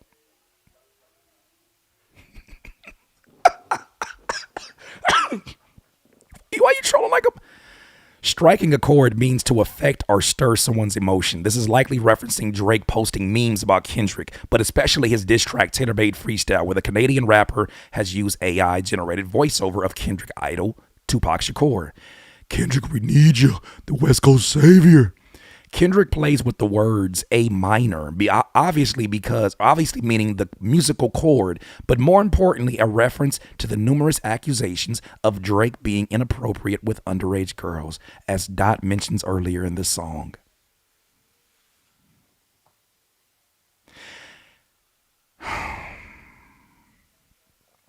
As a possible, maybe even as a reach, I'm gonna go for a reach. As it's showing here a scale and it's showing these numbers are mighty low.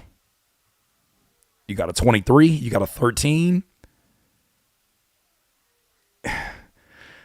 you got a 12. This example is just kind of crazy in general. I'm not gonna reach, but I think that's kind of crazy too. Next one up. Oh my gosh, that is only the second verse, and he's rapping this over a DJ Mustard beat. Ain't nobody ever rapped over a Mustard beat like this before. No disrespect to anybody who has, but this shit is different. Oh, man. And the chorus goes, they not like us. They not like us. They not like us. He's in the third verse, he said, you think the Bay gonna let you disrespect Pac, nigga? I think that Oakland show gonna be your last stop, nigga. This is so layered because he's doing this over a West Coast beat. And because he's doing this over like a classic West Coast beat, you got to understand when DJ Mustard had them summers that he had, and he was literally being played back to back on LA radio. LA radio, it was literally anybody that was hot at the time had a DJ Mustard record. He would literally run like 7-8 songs in a row on some of these stations. He was the sound of LA for a long time. And the Bay Area obviously gets credit for the sound as well. There's a lot of artists out there like DB Moneybag that I think really carry on that legacy. The folks who really just like, even Russell as well, like in this new generation of it, they really carry that sound on. So it is a West Coast. Everything here is West Coast. I do think it's Kendrick Also, understanding cultural nuance. Cultural currency. He's saying, hey, West Coast, I got us. I got us. Matter of fact, I got us in a way where you heard me rap over an Alchemist beat. You heard me rap over a Soundwave beat with Taylor Swift's producer as well. So I'm on my hip hop shit. Now I'm about to do this for us. This for us. Now we got a LA banger like we ain't had in quite some time. Something that's gonna rock. This is different. Now I got us. And on top of that, I got the Bay too. Because Pac was originally, he lived in the Bay for a minute. So let's get this. In this line, Kendrick is criticizing Drake for mimicking deceased rapper Tupac's voice using artificial intelligence, often abbreviated AI. On the second diss track, tailor-made freestyle that was made in response to Kendrick's verse. You going to bed, my love? Okay, I'll make sure I say y'all good night. Love you. I love you, Papa. Love you. All right, bye-bye. Oh, man. You know nothing about that. I'm just playing. That was made in response to Kendrick's verse on the track Like That, where he rapped the now infamous line, "Mother F the big three, nigga, it's just big me." Less than a week after Drake released the track, Tupac's estate sent a cease and desist. I want to get more so to, I believe he was from, was it called Meridian? Where's he from? So in the second line, Kendrick suggests that Drake's, okay, hold on, let's get here. Tupac's parents, who were also activists for the Black Panther Party, which advocated for social change in black communities and protected residents' neighborhoods from police aggression and overreach, making this another reason to why he is highly respected in many Bay Area communities. And because of their admiration and respect for Pac, Kendrick goes on to say in his second line, Kendrick suggests that Drake's next hypothetical music show in Oakland, California is probably going to be his last stop because the people of Oakland may be planning on harming him due to how he disrespected a dead man. Somebody gonna have to tell the truth, and I'm gonna tell it. This channel would never be a platform that encourages violence, but no matter what, you got to understand that there's a cause and effect for every action that you have. I don't ever advocate violence on my channel. Never do that. Never done that. In this situation, though, there's a cause and effect. And I think that when you think that you're bigger than a culture, when you think that you're bigger than a program, so what? I'll mess with Drake's voice. I'll mess with Tupac's voice. What he's got to do. If they come after me, I'll just take it down. It's not that big a deal. People will forget about it. This is young man logic. This is internet logic. This is new age internet logic. This is, I don't know the forces that I'm messing with. When you say that the parents of a Tupac Shakur is members of the Black Panther Party, that means something. When you talk about the ripple effect that Pac's words has had, even in his only 25 years on this earth, the impact that he had, you may not understand it being from the part of Canada that you are. And I'm sorry that you missed that whole thing. I'm sorry that you were more focused on someone else. But being out here in the West Coast, we understand. I remember the day in 1996, I was in middle school. And it was such a big deal that during my music class, they announced it over, the principal announced it over the what do you call it? The loudspeaker. Just want to let you guys know that Tupac Shakur passed away today on his 7th day in the hospital. And kids were literally crying their eyes out. Those people go on to be the adults.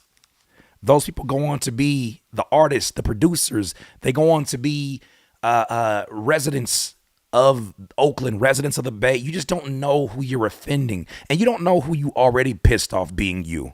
Just being you. If you're half the narcissist you are, you don't even know who you pissed off just being you.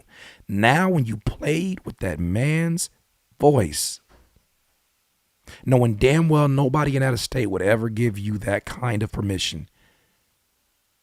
When you play with that man's voice over your childish rap battle game, for something you didn't have to do. You already had your turn. That might have been the step that is getting your ass kicked right now.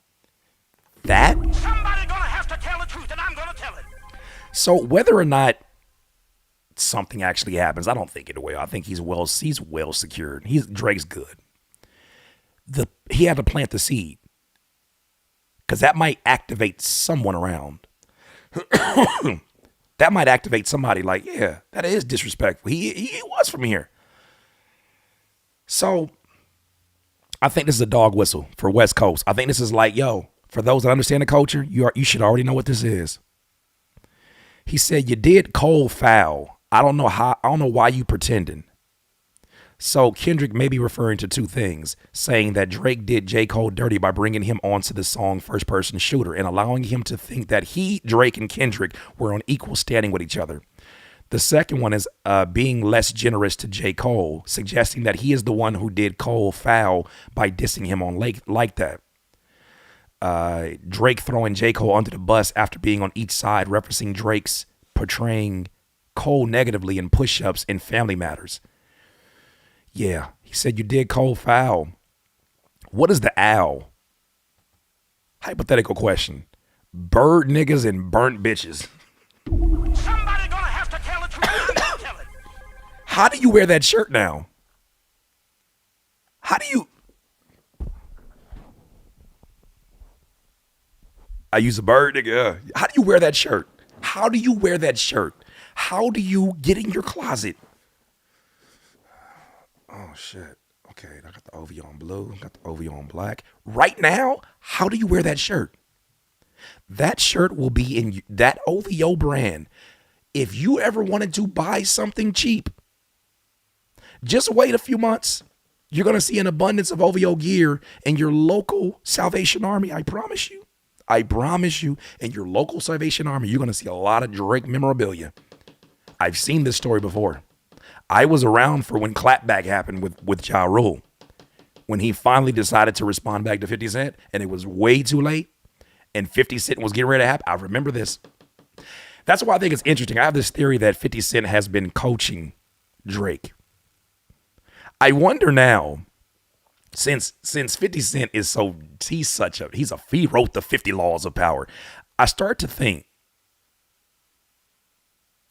could 50 Cent be the mole? Or could he just be someone who's enjoying having the ability to play both sides? Because 50 Cent brought on Kendrick Lamar to be on his TV show as an actor.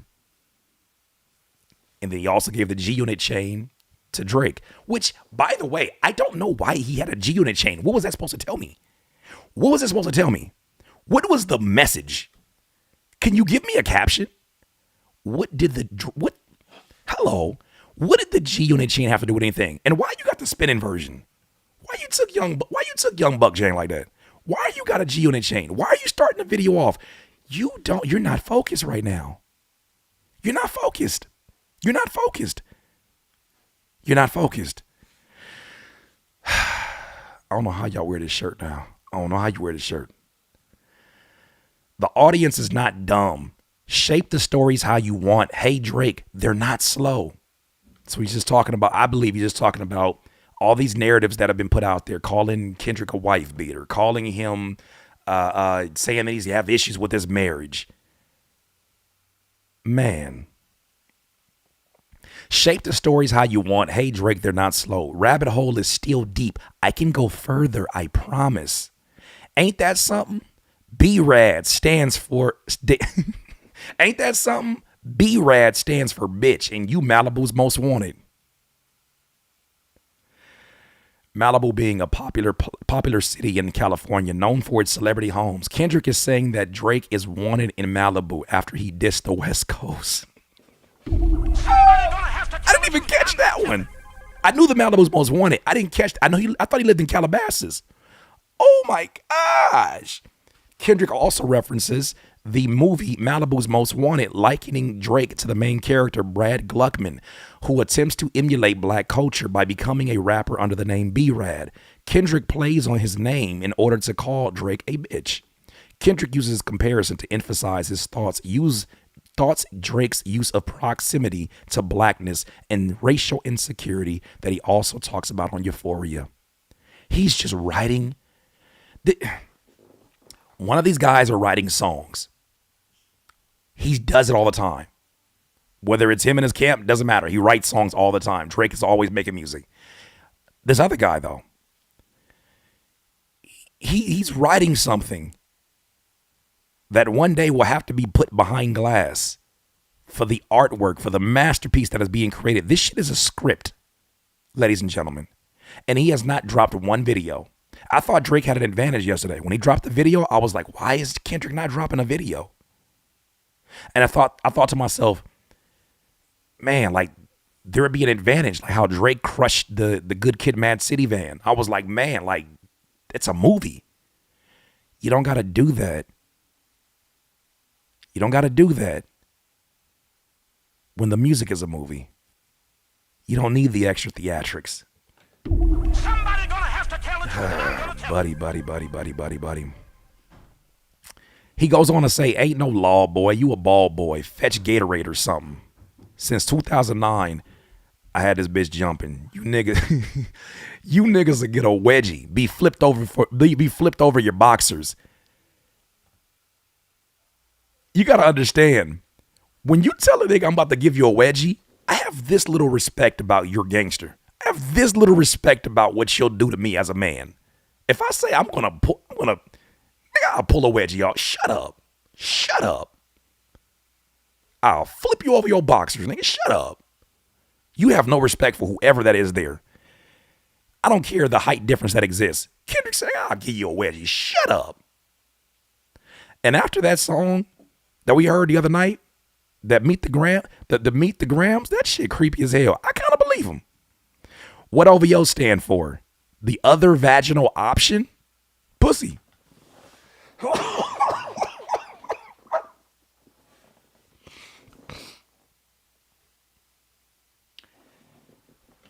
Kendrick gave Drake the opportunity to be an adult. He rapped over these East Coast beats. He gave you bars. He gave you things you had to think about. I gave you an opportunity to be an adult. I actually even teased you in these songs. Hey, it's time to grow up. Okay, you don't want to grow up? You must be forgetting where I'm from and that clowning is an everyday sport. You go to them old vlogs of TDE, you get glimpses of how they clowned each other. If they clowned each other like this, what you think they're going to do with you? I don't think that Drake has ever been around somebody that had the freedom to clown him the way he's getting clowned right now. I don't think so. I just think that people are afraid of losing their position in his circle. I just assume this. I assume it. I don't know. I just assume it. This though, this nigga said, what does OVO stand for? The other vaginal option?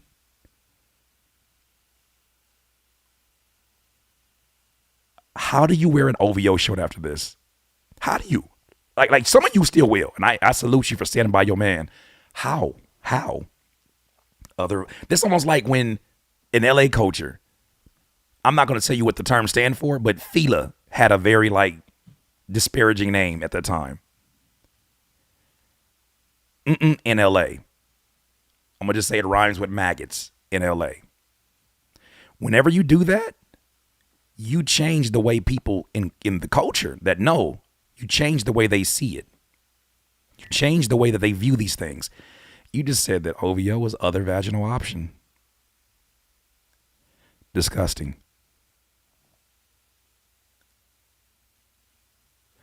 Uh-oh, we got other Easter egg. Sunset Named Desire says, rewatch Tootsie Slide around 250 timestamp mark. Check out who's framed on the wall.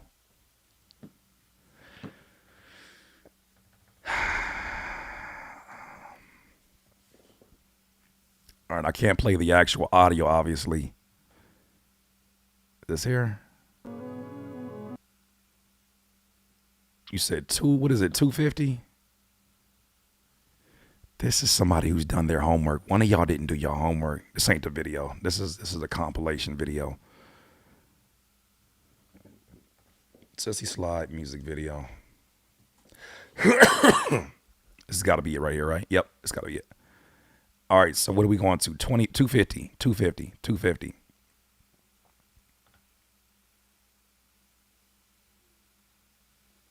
What am I seeing? You said 250, right? Who's framed on the wall?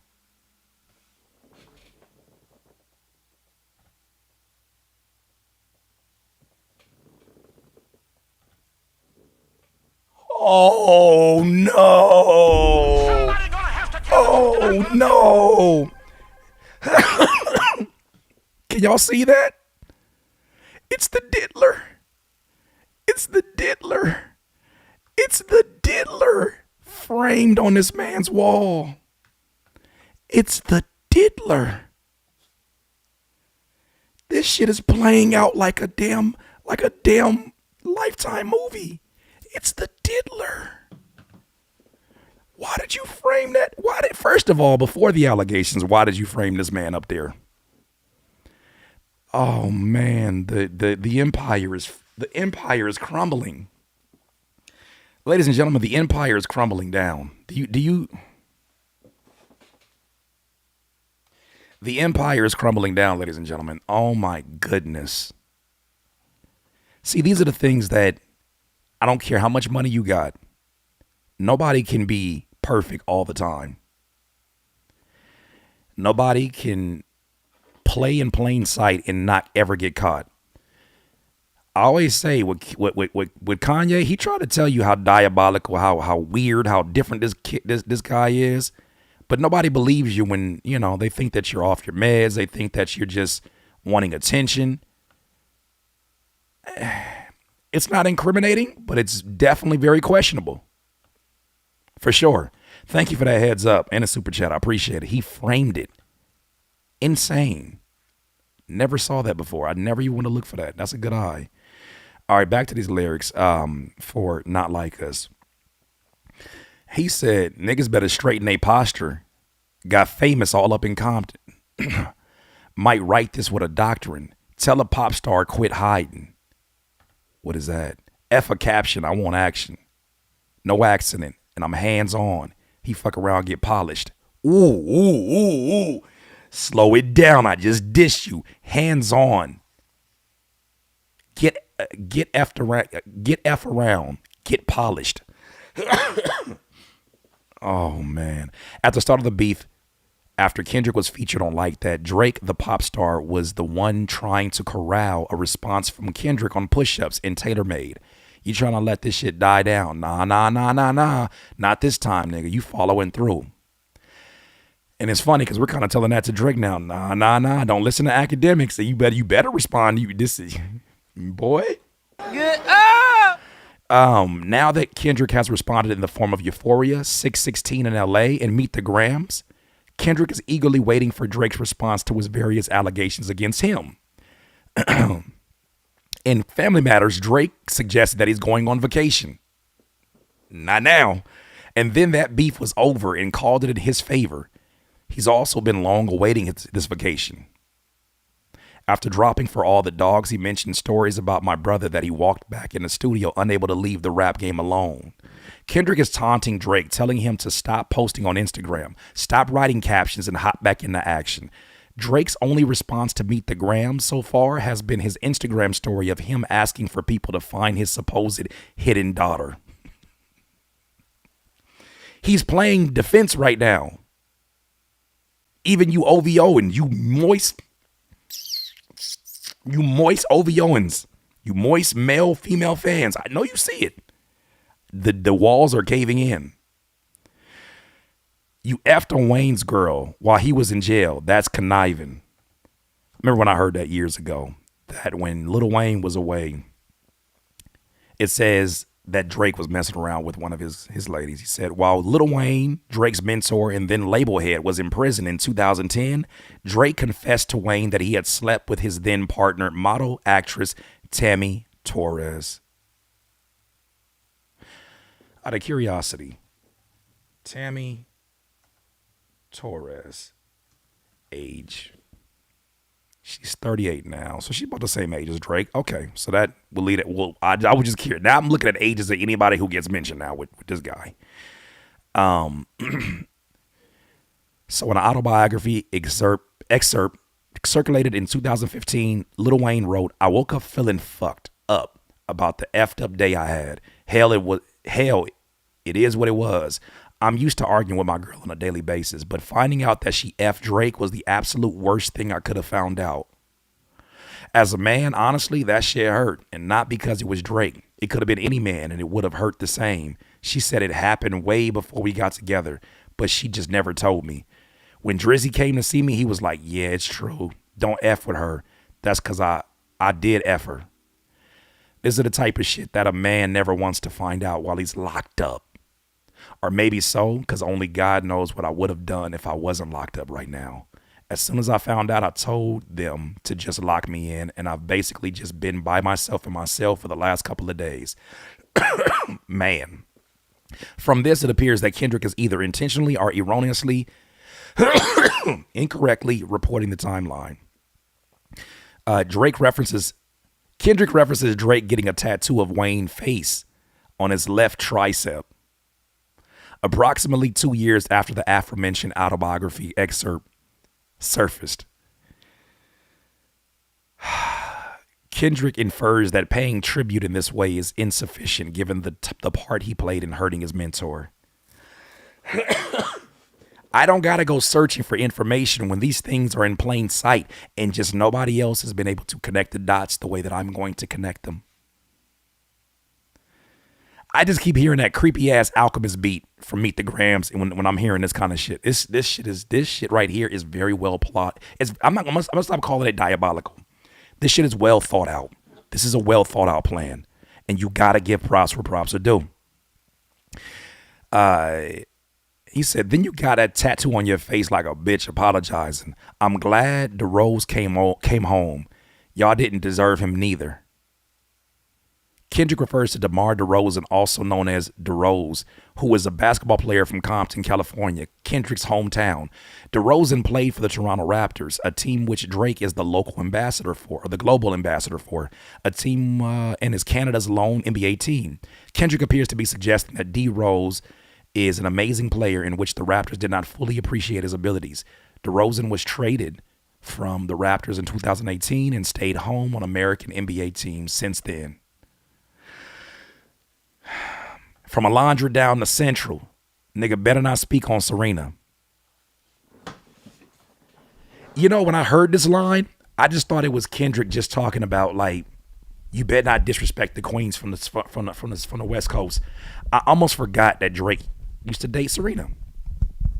Matter of fact, that was the main reason that him and Common had the issue. Sorry, let me fix this.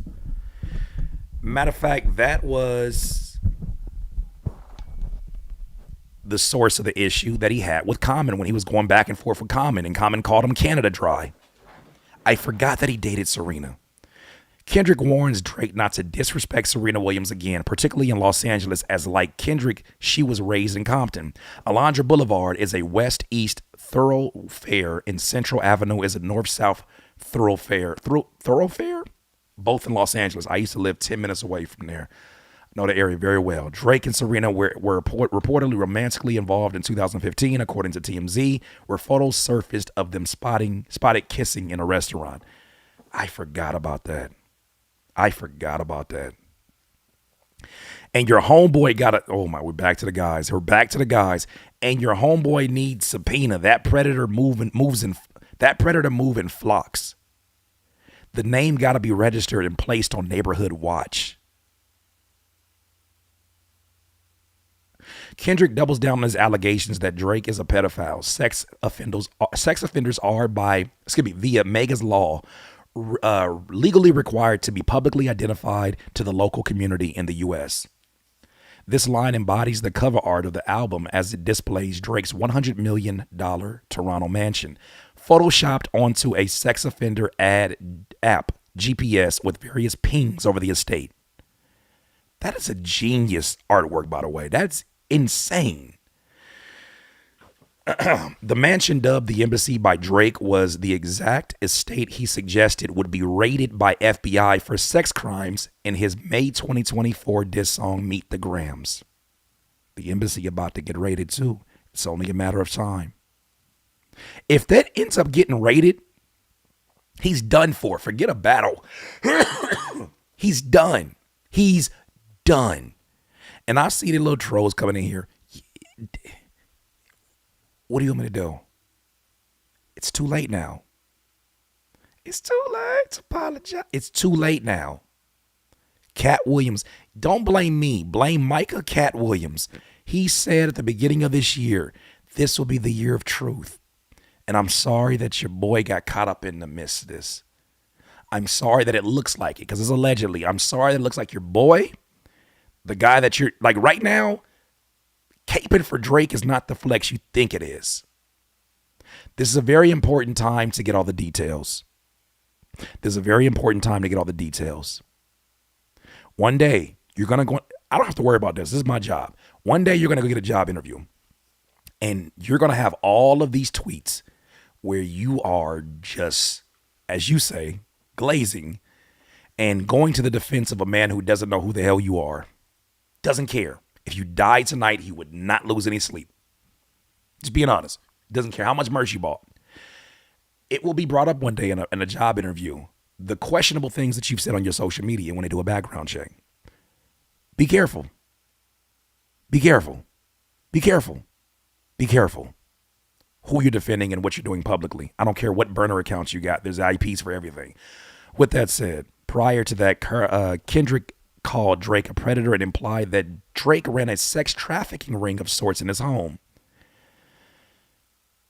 The homeboy needing subpoena likely refers to OVO signee Baka Not Nice, who was arrested for sex trafficking and assault in June 2014. This is subtly similar to a diss Megan Thee Stallion made in her 2024 diss track Hiss, where she invoked Megan's Law. These hoes don't be mad at Megan. These hoes mad at Megan's Law. I didn't know she spit that. It's kind of crazy.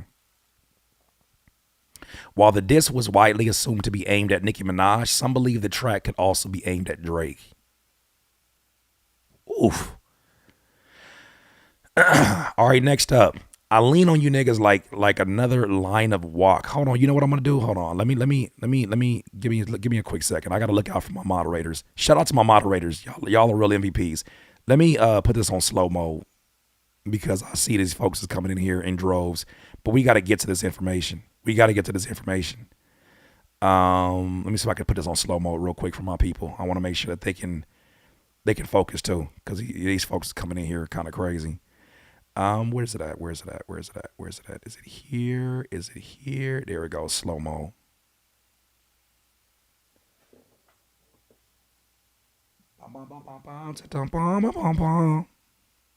Crazy. Actually, did I get the wrong plot? Never. Shout out to y'all, first of all. First time we've had 2.1 million people. That's insanity. I've never really had to have these problems where I had to put something on slow mode, by the way. Moderation activity. Is that it? All right, cool. We should be good.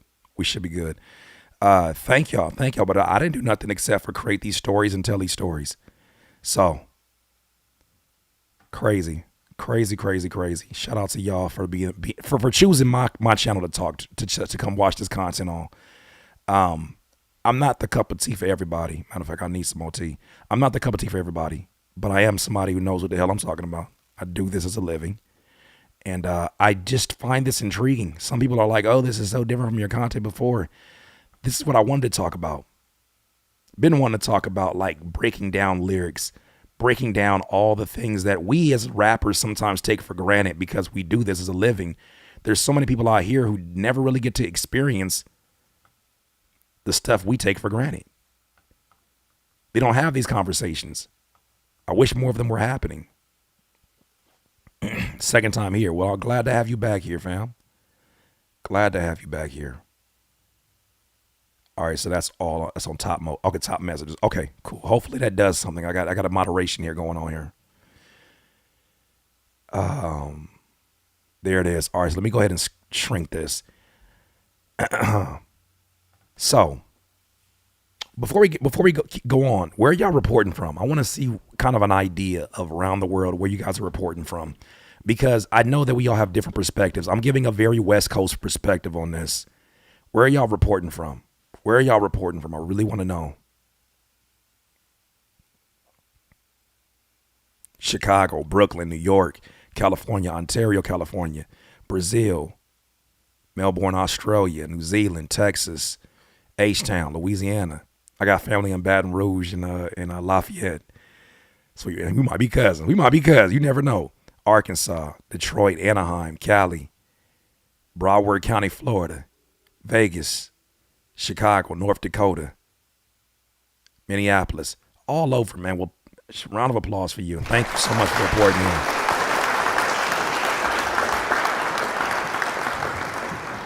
Y'all ain't got no love for the West Coast? I'm just playing. I just want to say that. I just feel like I have my Snoop moment. Let it be known then. No, wait. Let it be known then. Y'all ain't got no love for the West Coast. Y'all don't like this Kendrick shit right here? You don't like this Kendrick shit? Huh? What is it, the braids? Let it be known. Let it be known. I'm just playing. I'm just having a hip hop moment.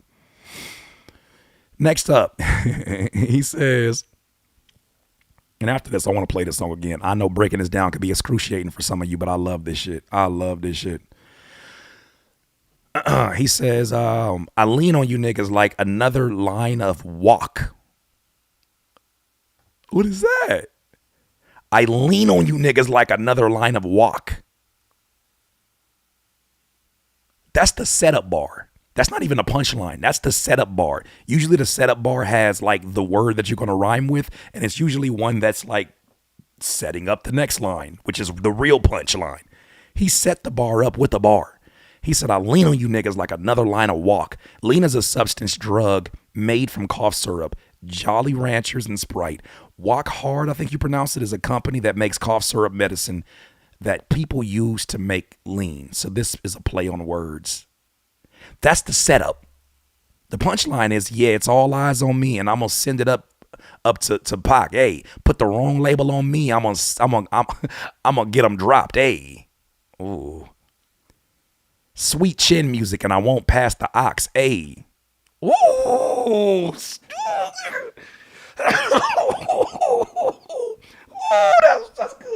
good. I had to think about that one for a second. That's good. I had to slow it down. Kendrick makes a reference. It's a few meanings. Kendrick makes a reference to a legendary WWE wrestler, Shawn Michaels, whose signature finishing move is called sweet chin music. The move involves the wrestler delivering a flat-footed kick to the opponent's chin. Kendrick Lamar then says that he won't pass the ox, meaning the songs won't change under Kendrick's control, in which Kendrick is implying he will not stop his barrage of diss tracks directed towards Drake.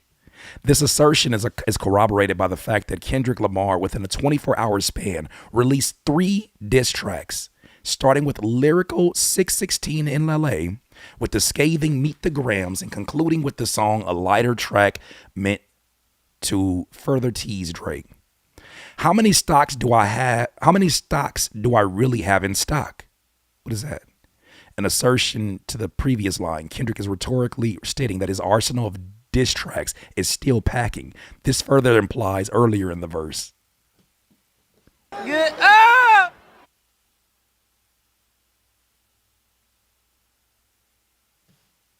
Hey, bro, how many more you got, Kendrick?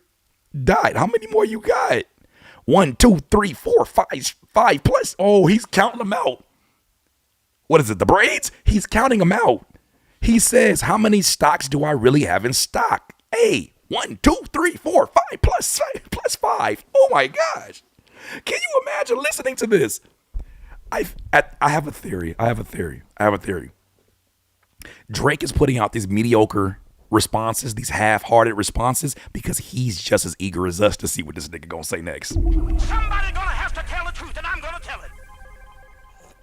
it. Ooh, what angle are you gonna take on this next one? Are you gonna talk about the underage girl thing? Oh no! Oh, I didn't see this one coming. 11-year-old daughter. How do you know that? That's crazy. What else?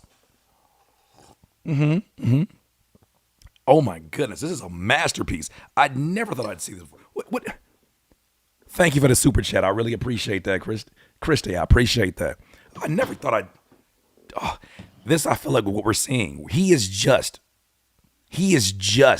as much in awe of what he's seeing, because I think he seriously underestimated Kendrick. Those of us who knew, but I think he really underestimated Kendrick. I think it's obvious by now how much he's underestimated Kendrick. Oh man. Let me see if I got my charger over here. I might have to go grab my charger. Oh man, Kendrick, K-Dot, man. Devil is a lie. He a 6'9". He a 6'9" God. A. Devil is a lie. He's a 6'9" God. One of Drake's most. Oh, this is when he gets to that freaky ass nigga line. That's my favorite line. Yo, freaky ass nigga. Why you say it like that? Why you say it like that? Yo, freaky ass nigga. Why you say it like that? Why you say it like that? Yo, freaky ass. It's the way he said it. That shit gonna make it more memorable. Oh, you freaky ass nigga. Devil is a lie. He a 6'9" God. Hey. One of Drake's most common nicknames is Six God. I forgot it. Why did I hell if I forgot? Because the 9 is next to it. My brain didn't process that as six God. With the 6 referring to his hometown of Toronto. Here, Kendrick adds a 9 at the end, forming a 6'9", a number most commonly used to refer to a sexual position, in which one of the participants is upside down. This might be a reference to Lucifer, the fallen angel or upside down God. Oh. Somebody gonna have to tell the truth, and I'm gonna tell it. There ain't no way in hell Kendrick did not. He had to have took some shrooms. What is that shit he suggested that Drake took? He take that and start doing some meditation, whatever is in that shit. And I need to read the ingredients. That's crazy. What is going on? Additionally, Drake has a song titled 9 in which he inverts the 6 upside down. In the lyric, Kendrick is putting his own twist as to why that is. However, he could also be referring to Tekashi 6ix9ine, who in 2015 pled guilty to a felony count of use of a child in a sexual performance. I didn't even get the triple entendre. Triple.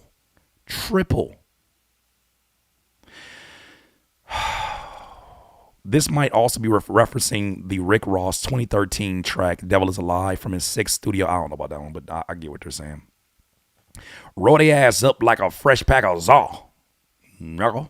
City is back up. It's a must. We outside. So when I hear that, once again, I think that concludes the whole idea. Like he addressed the first line. He addressed the first line.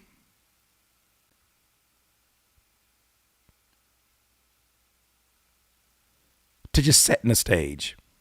He addressed the first verse. He addressed the second verse directly over to Drake. I'm letting you know what I'm getting ready to get into. We about to talk about these allegations a little bit more. Third verse, I think, is going to go down in West Coast rap history.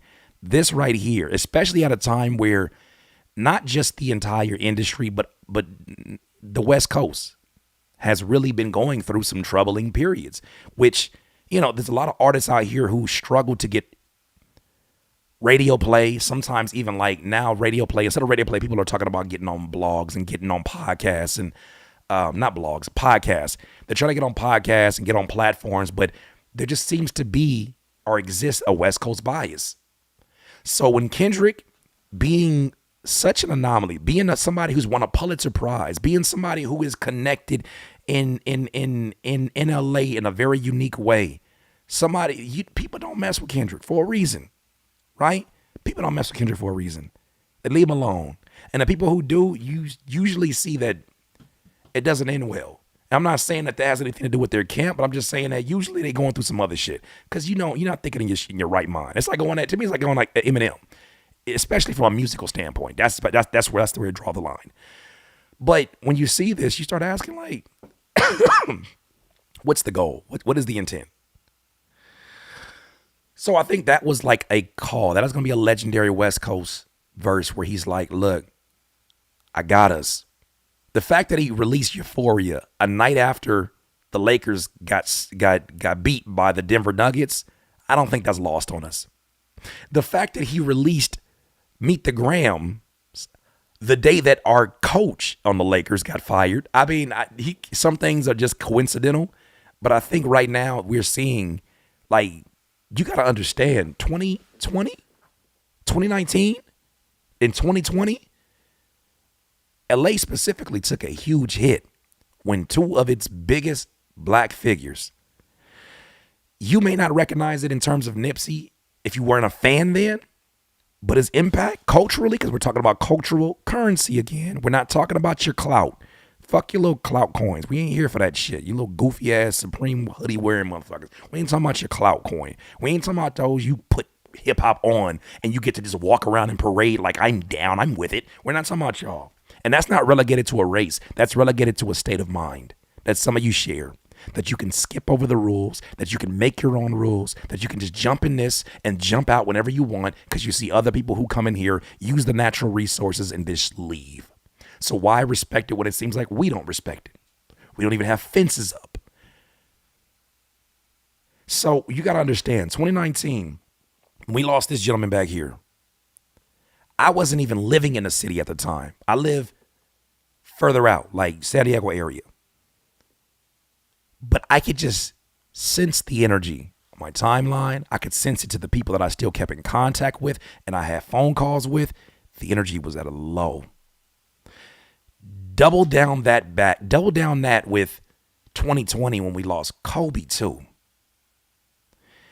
Then on top of that, every city, every area went through some shit in 2020 with the pandemic. But I know some of y'all saw all of the crime increasing. Right, even PB Rock lost his life at a very questionable Roscoe's Chicken and Waffle location. It was just a time period where it was really, really dark in the city, and it's a domino effect, right? If music is not getting picked up, if labels, for those who aspire to go there, if labels are not looking in this direction. There exists, it looks like a very obvious, undeniable West Coast bias. Because of that, you got to understand that the demeanor, the mentality sometimes is very low. The spirits are very low. So when some shit like this happens, you got to understand the whole coast is pulling for Kendrick. And it's not just because they're fans of Kendrick. Truth be told, when you've actually been in LA, and this is not a shot to Kendrick at all. I think Kendrick has made something that has surpassed just the region. He's not big. He's not being bigger than the program, but he's made music now where he's out in Paris and there's runways that are, you know what I'm saying? Like he's out there with Pharrell. Like he's doing some things that are just so much larger than the region. However, there's so many little kids, so many young rappers that are emulating rappers like the late Draco the Ruler. They rap a certain way. It's almost like they call it like a nervous rap, like a frantic offbeat rap, right? His brother is continuing a legacy as Ralphie the Plug. You see, they're rapping a certain way because the energy's a certain way. I gotta get it. I like it's so many little subcultures within a culture that you hear in the music, and it's not something that it seems like other regions pick up on. So when you hear Kendrick say the words, "The city is back up," it's a must. We outside. And he says it over a DJ Mustard beat. It may be hard for you to understand what that means, but we haven't heard a DJ Mustard tag on a record that, and it's not a diss to DJ Mustard. It's just that I think DJ Mustard has put his focus in building up other acts, going more so the behind the scenes entrepreneur route.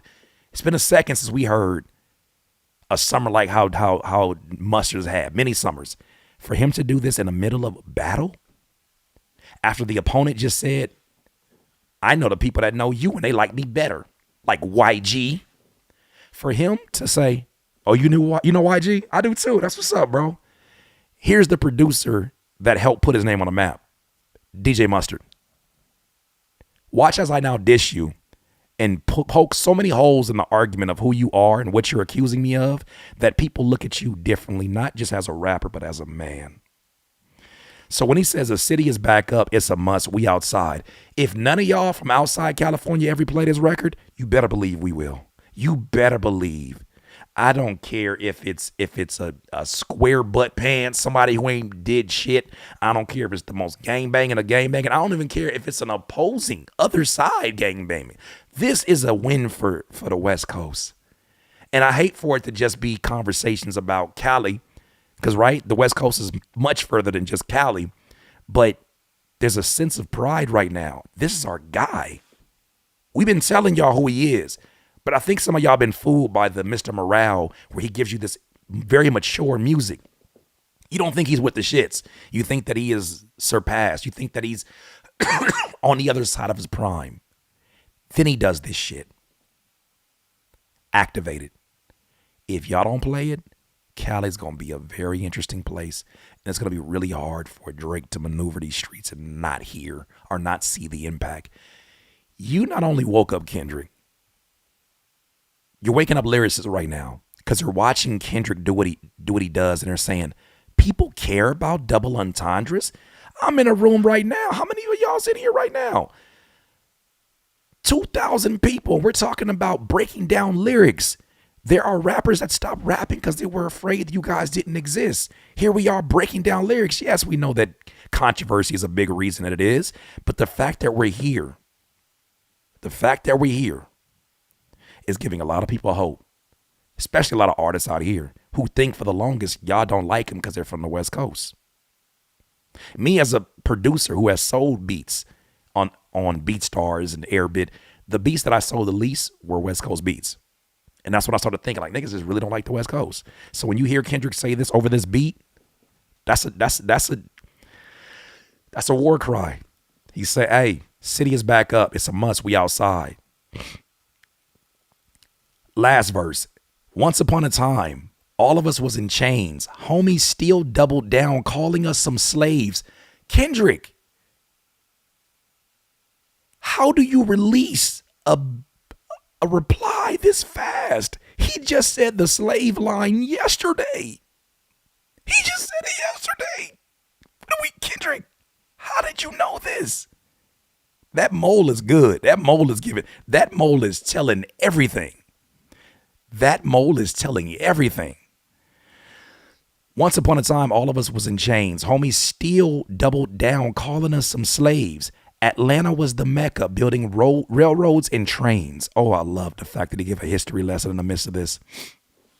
These lines are a direct response to Drake's choice to refer enslaved African Americans as slaves on Family Matters. Always rapping like you about to get the slaves freed. You just acting like an activist. It's make believe. Do you know that there is actual folks, my folks, black folks, that defended this shit? I know I look like I don't got a lot of melanin. I get it. My name is Dewan with an apostrophe. It's reason, you know what I'm saying? Like, I know you probably have questions about my upbringing. I get it. I don't have nothing to prove. The culture that you hear, the references, the information we get into, you'll understand. You're at home here. With that said, though, I want to pull up another line from a recent song called Slime You Out. Once again, with Drake making another slave reference. This nigga loves making slave references. What is it? Where is it at? There it is. You know, I had to go clown. Right now is the time. Because when I said the things that I said before, they called me a hater. I couldn't say these things before because you would look like a hater without any kind of evidence, without anything. Now's the time. We need to have a much needed conversation about what's going on here. When I saw, what you got to understand with me with this, people are asking, what is the motive? Are you paid by TDE? I haven't had conversations with TDE for years. Okay. That has never stopped me. When I came over there to work with TDE, when I worked with specifically Absol, I came over there as a fan of what they were building for Compton and Carson. I lived in Carson. I met Ali. Matter of fact, this is how I know you don't play with these folks. And this is not incriminating. This is just me just telling exactly what happened. First time I went to go visit the studio to go meet Absol. He told me to go back to the studio, which is in the backyard, and he said he's not there yet. Okay, cool. I said, just go through the gate. He said, yeah, Ali's in that studio. I said, cool. I go up to the studio, and you know how you could just feel like you got eyes on you? Well, there were eyes on me. It was Top Dog. And Top Dog ducked his head out, and he said, little nigga, I almost blew your motherfucking head off.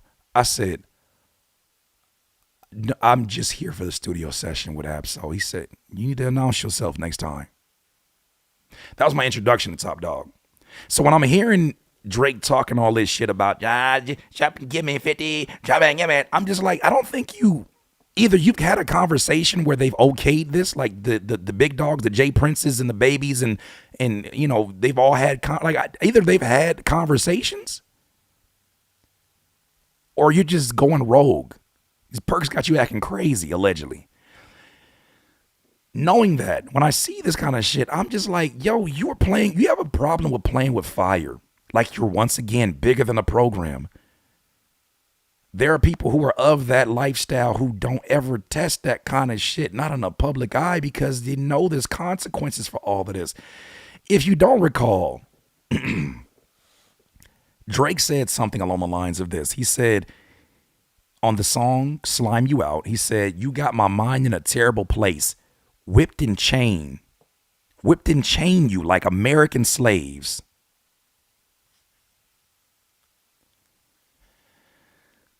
The slaves line bothers me, obviously, because we could use you're a creative man. You could use many different analogies, right? Whipped and chain like American slaves is already problematic, but then when you say like American slaves, it makes me zero back and say, or zoom out and say, why make that specific? Is it because you feel so detached from American lifestyle? Do you feel like you're so much better than it? Look at me, a Canadian, a guest in the culture that came into America. Okay, Tommy Teneroni, that came into America, and I took over your culture, and I took over the hearts of pop culture, and I act better than you niggas. You feel me? I brought a whole nother light and attention to Toronto. I was there when they won the first championship in Toronto Raptors. I'm bigger than all of y'all. Y'all need me. Matter of fact, do you know who my big homie is? It's Lucian from Universal. Anything I want, Daddy gets me. If that's the perception, then a line like this feels so problematic. Because now it's like, well, what do you really think is going on? I'm going to get back to the other lines, but I also want to draw your attention to the other one. Say it's a reach. Say whatever you want to say about this. But I asked a question today, and a lot of people seem to also have the same question. I said, hey, does anybody know the opposite of always rapping like you about to free the slaves? Or, excuse me, does anybody know what the opposite of what Drake said, always rapping like you about to get the slaves freed, which he said about Kendrick? I'm just asking for a friend. What is the opposite of that? What is the opposite of that? What is the opposite of that? Kendrick, you're always rapping like you're trying to get the slaves freed. Well, then what are you doing? Are you trying to keep them enslaved? Well, then that supports the line that Kendrick said that my music electrifies them, yours pacifies them.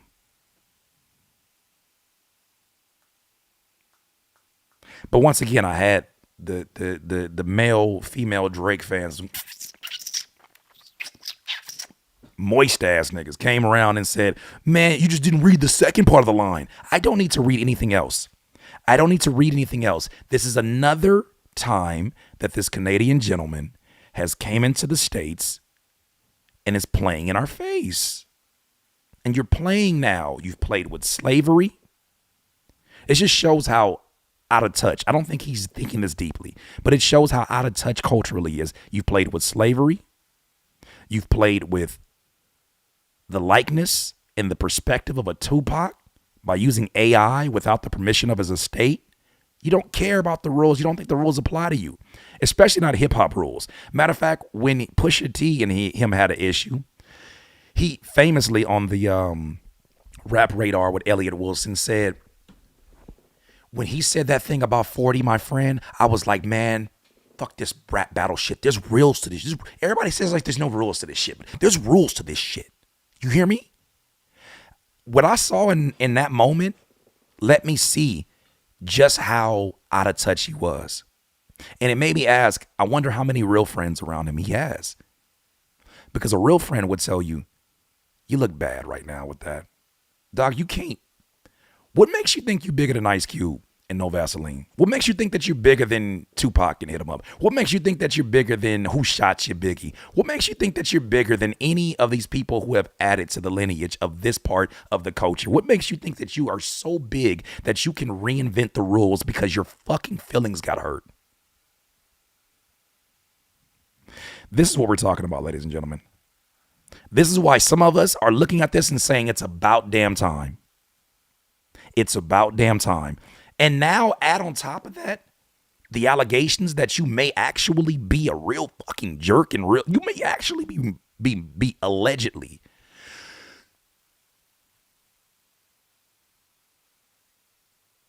participating in some kind of sex trafficking ring. Forget all this music shit, nigga. You're just a creep now. If these things are true, you're just a fucking creep. You've already done some creepy things. You've already done some very immature things. I didn't tell you the other part when Joe Budden said those things he said about Drake's music being for kids and not necessarily being grown up. You know what else he said? Drake came back and said, I thank God I'm not one of those rappers that had to resort to buying podcast gear from Best Buy. You're saying this about the guy that inspired you to rap. You're saying this about a guy that at some point in time inspired your rap. Let me just say that. He inspired your rap. You said this about a guy that inspired your raps. You think you're bigger than a program. You think that you can get so famous and make so much money that none of these cultural rules will ever apply to you. You're getting an education in it right now. You can't skip steps. No matter how rich you get, you can't skip steps. You can't skip steps. You can't disrespect the very same people that you came up emulating. At some point, every dog has its day. Every dog has its day. And I think that's what we're experiencing right now. Shall we continue? Shall we continue? Let's get back into some more of these lyrics. Make sure I got this screen situated back where it needs to be. First and foremost, are y'all enjoying this breakdown? I mean, y'all are still here, which is good. But are you enjoying this kind of conversation around it? I try to give a little bit of a balance, not leaning in on the gossipy type shit, but I try to make sure we acknowledge the things that are obviously pressing in this conversation. And I'm not feeling my best right now. I'm not feeling my best. I'm just saying right now, but I have to deliver this. I feel like I needed to come here and have this conversation. The real on cue. Yeah, we talked about that a little bit earlier. We showed the video with you. We showed the video with all of that stuff going on. Not good. Not good at all. And I'm going to go check that message, Tommy Teneroni, in a second. So the fourth verse goes on to say, bear with me for a second. Let me put y'all on game. So he's continuing this whole thing about Drake's obsession, it seems, with writing raps about slavery or metaphors about slavery. Why is that something that you feel very free to play with? Why do you feel that's something that you should play with? Especially when those pictures of you in blackface surfaced. Now, granted, he wasn't the only one. It was for, I believe, a clothing brand, and he was one of the models. And it just so happened that his picture still was floating around when all of this stuff happened with Pusha T. But once again, anybody with an ounce of insight into culture would know, maybe I shouldn't do this. Maybe I shouldn't do this. Because blackface, if you don't know, was used in what were called minstrel shows in the early 1900s. They were used for the people who were the white folks who were racist at that time, where they would put on this black chalk or black chalk, I believe what it's called, and they would rub this all into their face, and they would act out all the stereotypes of whoever they were emulating. They had like the mammy imagery. They had like the what would eventually become like the mammy, the Aunt Jemima type. Like they had the step and fetch, the bumbling fool. Like they were acting out all those roles before those actors actually started to play those various stereotypes. Fast forward, because I did my research. I did a paper early on when I was going in college. I did a paper on on the Invisible Man and on the blackface. I was curious about what were the origins of the blackface.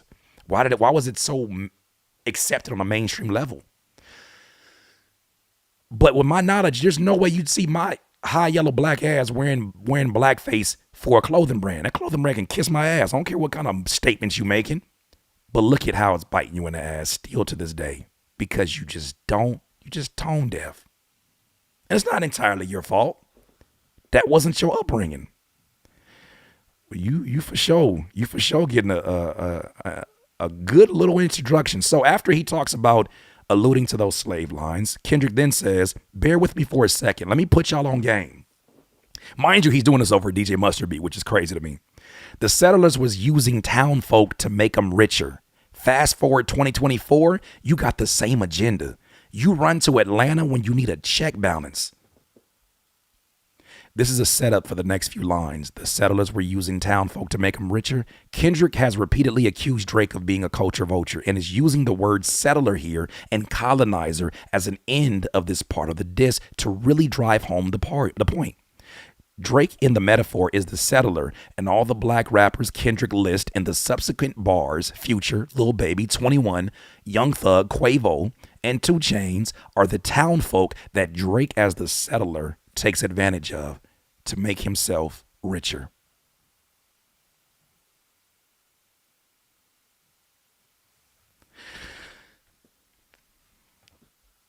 Fast forward 2024, you got the same agenda. Kendrick compares Drake to the settlers that colonized America and used slaves in order to get rich, saying that Drake similarly uses his proximity to blackness and black culture as a means to make money. You know what's crazy? Drake's not the only one. Some of y'all, once again, put the culture on as a uniform. It comes in the form of a fitted hat that you wear a little bit different. It comes in the form of a t-shirt that you buy. And you feel like it immediately grants you access into this culture that you've always felt like you were on the outside looking in, right? All of a sudden it starts up conversations. When it was the CD era, it used to be the guy who had a CD book and he would show you his album collection. You're like, okay, Linkin Park, okay, Green Day, Nas. What are you doing with a Nas CD? It just shows like, oh, you know, I'm with it. I'm with the movement. I dabble. Tight shit. I dabble. You feel my time, I dabble. You run to Atlanta when you need a check balance, which is great because check balance is such an interesting word to use for that, especially because he's alluding to these older times. Kendrick claims Drake runs to Atlanta in order to collaborate with artists from there purely as a means of making some money. Christopher Columbus head has. As Kendrick discusses in the upcoming lines, this is typically to increase Drake's street credibility and to get Drake radio play in some urban locations. Now, to be fair, to get it in the urban locations. To be fair, Drake has a very unique ability to be invited into multiple environments where a guy like that from Canada probably will not be in those places. But when folks see him and say, damn, man, a record with Drake could change my life, I think that he gets invited in a lot of places his ass shouldn't be. He gets invited a lot of places that if these folks knew all the things we're finding out now, maybe some of them would still do it and not give a damn. Maybe some of them wouldn't. But I do feel like it's a two-way street in that people feel like I can get something from his notoriety. I can get that cosign. I get a banger. I get a song that can feed me for life. He, on the other hand, gets, you see who I'm aligned with? Mob ties. You sure you want to mess with me? Look, I just did a song with this dude. You know, I read this one time. I want to say it was in one of those like Robert Greene books where he said that if you're not a wolf yourself, it is important. It is of great importance for you to align with wolves. And when you align with wolves, it keeps other wolves away. And you really wonder, is this part of that? Now, in addition to that, you make a shit ton of money by tapping into markets that otherwise would not take you serious, and them damn barrettes with them damn dance hall, them damn Jamaican accents. They wouldn't take you serious unless you were standing next to one of them folks that's from that region. They wouldn't take you serious over no Afro beats. They wouldn't take you serious rapping in Spanish unless you were next to my guy Bad Bunny. You know what I'm saying? So he has a habit of doing this. This further digs into Drake's accusation of being a culture vulture and exploiting the black community for financial gain. Drake sees himself apart from them, only visiting and seeking their approval to profit off struggles Drake does not relate to. You know who I really feel? I kind of start feeling bad for her. And not because I agree with her music, not because I think that she's a great image for young ladies coming up, but I start to feel empathetic for Sexy Red. Because, you know, what I didn't know, no matter what version of it is, I'm sure that there's some kind of major support. She's an independent artist. And her having, you know, Rich Baby Daddy song with Drake, that is career launching. She already has some viral songs. She already has some momentum. But that right there is career changing. That separates you from the breed of other up and coming, in the industry at least, up and coming mainstream female rappers. That separates you from the pack. You got Drake records. Anybody you watch is anybody. But something about it, man. I look at it and I'm like, this just feels like, it feels vulturish. It feels like, because when I look at Sexy Red, let me give y'all a little tidbit. And I don't say this, when I say this, ladies, I don't say this disrespectfully. When I see Sexy Red, she remind me of like when I went to the Waterman swap meet in San Bernardino. It's a city in the IE called It's called San Bernardino. And there's a swap meet called the Waterman swap meet. I feel like I have seen 70 avatars that look exactly like Sexy Red. When I saw Sexy Red first making them songs, I was like, I've seen her before, and I've seen her at the swap meet. And I'm like I said, I'm not saying that on no disrespectful terms. I'm saying that as somebody that is a resident of this culture. I've seen that avatar before. I've seen that before. At the Waterman swap meet, I've seen her before. She talked the same way. She got the same color hair. She got the same kind of like, you know what I'm saying? She got a sweet side to her that's unexpected. She got a real like aggressive side if you get in the wrong way. I've seen that before. That's some of the homies' aunties. I've seen this before. So when I seen her on a major stage, I was like, oh shit, that avatar has made it now to a mainstream vision. So when I see Drake next to her, I look at her and I'm like, damn. Think about all of, for lack of a better term, all the ratchet ass baby mamas that be looking up to Sexy Red. And all of the, you know, just all of the hood queens that look up to Sexy Red now are saying, oh girl, you got Drake on the record? Not that they needed her, but there's probably a segment of that audience, that demographic that's like, damn, Drake fuck with us like that? Drake fuck with us like that? I never thought that Canadian would fuck with somebody like me. Now with him doing all of this, putting his arm around her, buying her watches, it helps them live the illusion. And that's what a lot of American culture is about, is giving you the illusion that you one day could be this. This, once again, is going into the whole culture vulture thing. Hey, let me just stand next to you. Because what you're going to do is help me tap into a young demographic that is in an area that I myself cannot make music to grasp onto. Because they're listening. Especially out here on the West Coast, that demographic that may be fans of a Sexy Red, they're not listening to Drake in the same way they're listening to the kind of music that sounds like this. Not talking about Kendrick, just this music that sounds like this. Beat your ass and hot like us. They not like us. They not like us. You think the Bay gon' let you disrespect Pop, nigga? I think that Oakland show gon' beat. Once again, I don't say that to make fun, but I say that to say I've seen it. I've seen the functions. I've seen them kind of events. I've been in them kind of events, right? Look, I've seen this shit. So now I'm like, now there's a record that Drake can get played. Block Boy's another artist. There's another record that can get played. Drake has done it again. He's good. He's good. He's a vulture, but he's good as shit. He's good as shit. And I think this is where we have to become better gatekeepers as we move forward. After seeing this shit get wrapped up, this shit is almost done with. I don't know how many more Kendrick is gonna put out, but this shit is a wrap. There's way too much he gotta fight with. I hope that we see an example and see how he was able to morph into all these different cultures with no fight.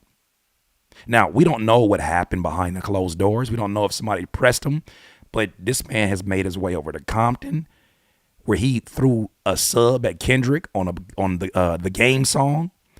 Like he's been able to get it's almost like that Jesse. It's almost like Jesse in Breaking Bad.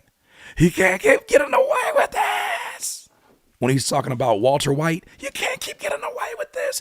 I think there's a lot of people who look at Drake like that. But now his time has come. And now a lot of these things are coming to light. A lot of these things are coming to light that have to get answered. I didn't know that Tootsie Slide video had the diddler in a framed picture in the background as he's in there. Left foot. Why do you have a framed picture of the diddler on the wall? Before the allegations, I still have questions. Why do you have diddler on your wall? What is it that you're learning from the diddler? What are you learning about from it? What is it that you're...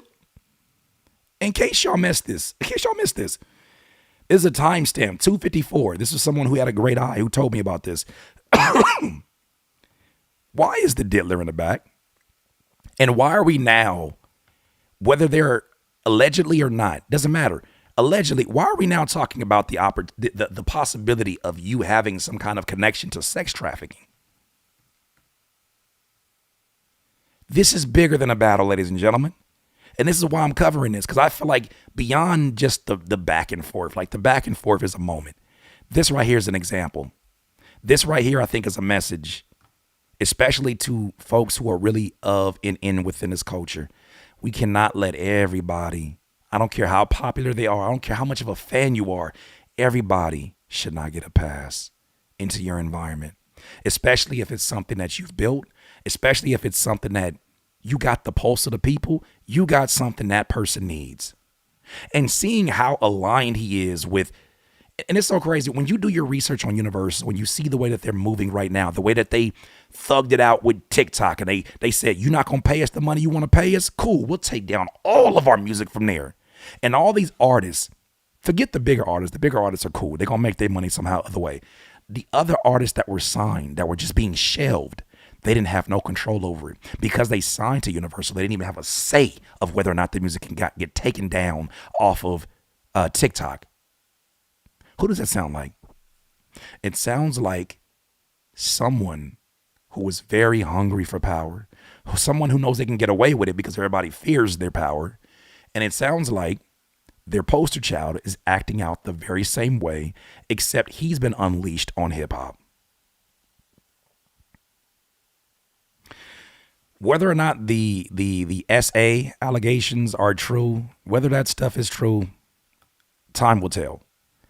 But what he's done with hip hop is already predatory. There's no debate there. There's no debate there for me, at least. What he's already done is predatory. All right, let's dig in some more. Let's dig into this some more. We got more stuff here. We got to get to. It's almost done here. He said, let me break. So he's giving you a history lesson about how people came and settled in Atlanta way back when and colonized the area, took advantage of it just to make some extra money. So he goes on to say, let me get this screen situated. He goes on to say, it's such a masterful job. Look, at this point, you just got to respect the pen, man. You got to respect that somebody's able to give you a history lesson over a mustard beat. And you're not like, oh, man, what are you doing, bro? You lost momentum. No, he did that shit, bro. He really did that shit. Mr. Morale, Willie came back and did this shit. He is still the same one that made Mr. Morale. You got to be careful, man. You don't know. You got to know who you in a fight with, man. And you got to know if they don't have a chill. You got to know these things. All right, so then he goes on to start naming people that Drake has, in his opinion, taken advantage of for the street cred, for the proximity blackness that he's picked up because he's around these folks. You called Future when you didn't see. Ooh, he said you called Future when you didn't see the club. Wait a minute. He sets it up. He says, "Let me break it down for you. This the real nigga challenge. You called Future when you didn't see the club." Something tells me him and Future have been having a lot of conversations as of late, leading up to this. And Future probably noticed the same thing that Kendrick is now dissecting in a way that only Kendrick could dissect. Little Baby helped you get your lingo up, right? He gave you some cool shit to mess around with. Now you hung around, you rubbed shoulders with a Little Baby who's an artist on the up and coming. People think that if they see Drake next to an artist like that, it's only an advantage for the artist. What they don't understand is just because that man has more money does not mean that there's not some cultural coins he can steal just by being next to the Little Baby. Because this says, when I'm there early, the same thing it did for the Migos. It says, y'all probably didn't think I was up on that shit, huh? Yeah, I'm of this culture. I know. I know. Right? Oh boy, they got to go. I love McConan. On a Tuesday, he got to that record supremely early. Signed him up. This is a running act. This is a running act to make you believe that he has some masterful mind. And maybe he does have some masterful prediction mind. Or maybe he just has people up at Universal that do a lot of research and tell him you need to go pay attention to this person. Next up, he says 21 gave you street cred, gave you false street cred. Obviously, with them working on an album together, going on tour, people saw them align with each other, and whoever might have thought that he wasn't a wolf, well, he was aligned with somebody they thought was a wolf. Thug made you feel like you was slime in your head. Quavo said you could be from North Side. 2 Chainz said you good, but he lied. You run to Atlanta when you need a few dollars. Every rapper mentioned in the previous lines is from Atlanta, Georgia. Drake is often criticized for being a culture vulture, and Atlanta is one of the epicenters of rap culture. When Drake needs another hit and is looking for the next flow to steal, what y'all got over there? Tyrone Biggums, what you working on, Future? What you working on? What's the next sound? I want to hear it. Can I hear it? He goes to Atlanta and piggybacks on their talent. You know what's crazy? Like, I know right now Drake is the focus. He's not the first one to do this.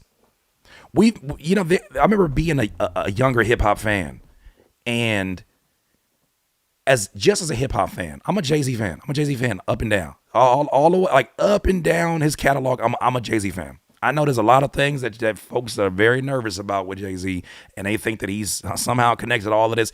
I'm a fan of the music he's made as a lyricist and all that. But there was a period in time where it seemed like he got in that era where artists gets to a certain part of their career and they start like getting around younger artists and sounding like them. And there was a period of time, and you could just chalk it up to them being in the same crew, where he sounded like young Chris from Don't Stop, Won't Stop, Rockefeller, Rockers, and I Get Down, and I Get Down, the Young Gunners, right? He sounded like young Chris. Until we get thinking to money for the fall, I'm thinking for my linen in the middle of the fall. Like, that's something that happens. You stay in a crew long enough, that happens. You stay in a crew long enough, you're going to start sounding each other. So, but it happens. Madonna did it. People make the joke that when she kissed Britney Spears and she kissed Christina Aguilera, or whoever that was, that she sucked the soul out of them. Well, I think there's a lot of people who do that. They find a young artist to siphon all of their cultural currency. They siphon all of their clout. They siphon their momentum. They siphon their lingo. They siphon their styles. They siphon the way they dress. They siphon the way they rap. They siphon the way they do hooks. And this person that siphons it gets to just be this larger than life figure. And then on top of that, who they collaborate is grateful that they got their resources stolen from them. Think about that for a second. That's where master manipulator really starts to be an interesting line that Kendrick keeps saying. You're a master manipulator. Can you imagine? Can you imagine? Let's just not say it's Drake. Can you imagine somebody as big as a Drake coming to your hometown and saying, I see you, bro. You killing this shit out here. And you like, this nigga sees me?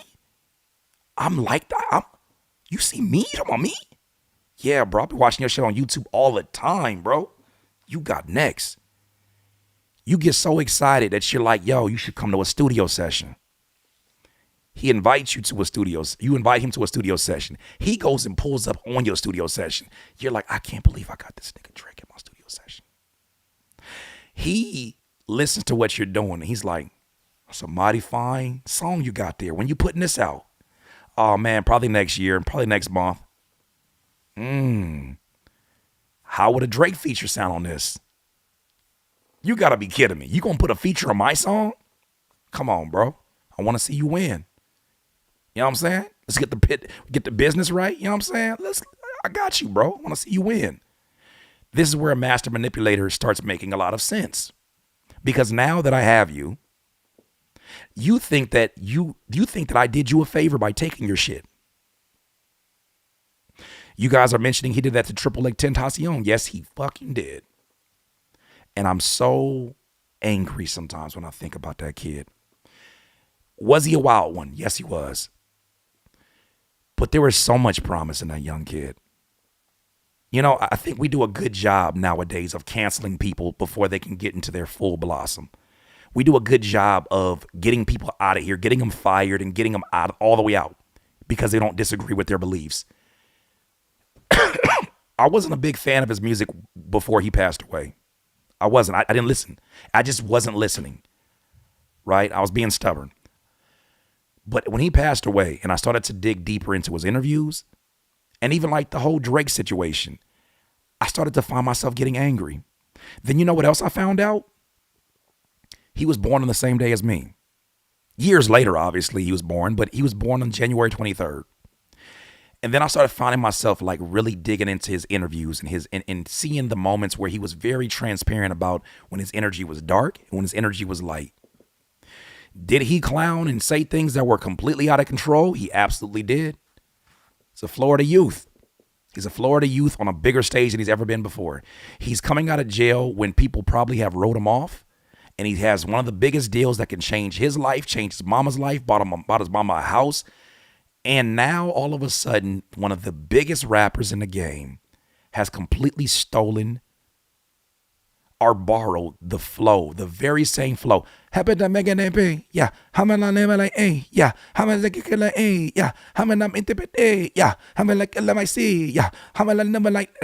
That's Triple X Tentacion. And then when he gets on the radio and starts talking about it, people start recognizing this. It really angered me the way that young man was taken out. And I'm not connecting Drake to that. I think that you can't say things like that once again unless you have all kind of proof. It angered me that such a young man with all that promise was killed like that as he's leaving that establishment, and they walk up on his car, block him in, cold blood. And then there's people at the crime scene with their fucking phones off like a Black Mirror episode taking video of this kid. It angered me. It angered me, right? Probably as a new dad at that time because I have different perspective, but it angered me. So now as I see more interviews, I get to know his music, I'm realizing, oh my gosh, we might have lost out on somebody whose prime would have surely surpassed Drake at some point in time. The kid could produce, the kid could sing, the kid could rap, and he had a stranglehold on the very same youth that Drake is still rapping to. Somebody gonna have to tell the truth, and I'm gonna tell it. He had a stranglehold on the same youth that Drake is consistently talking to, even at 38 years old.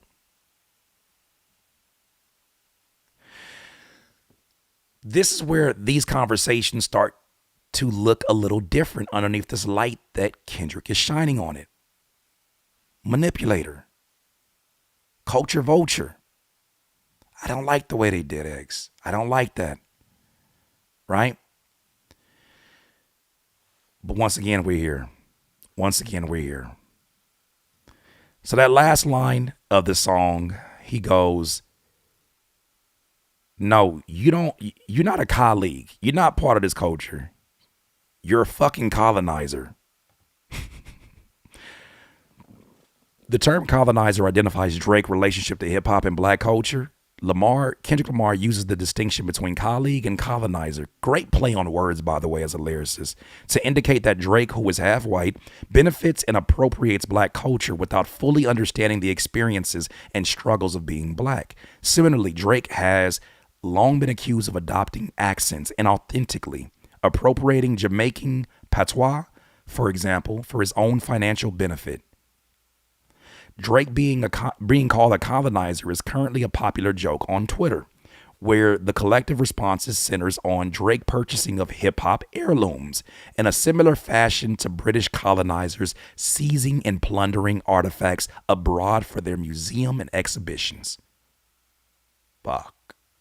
Drake's purchase of Tupac's ring, which just feels so wrong.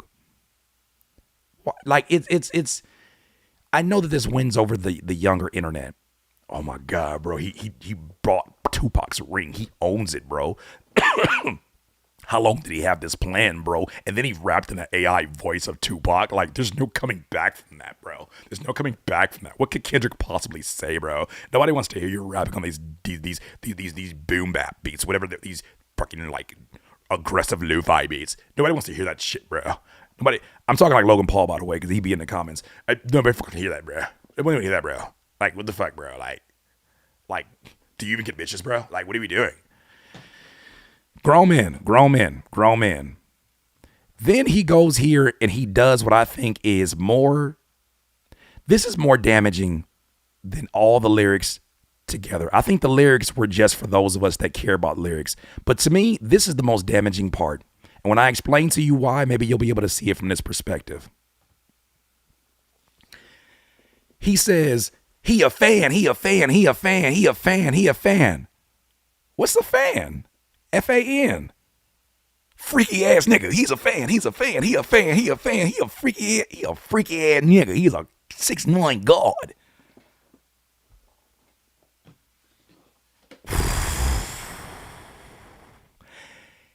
This is so damaging because this is the part where people who don't care about lyrics start caring about lyrics.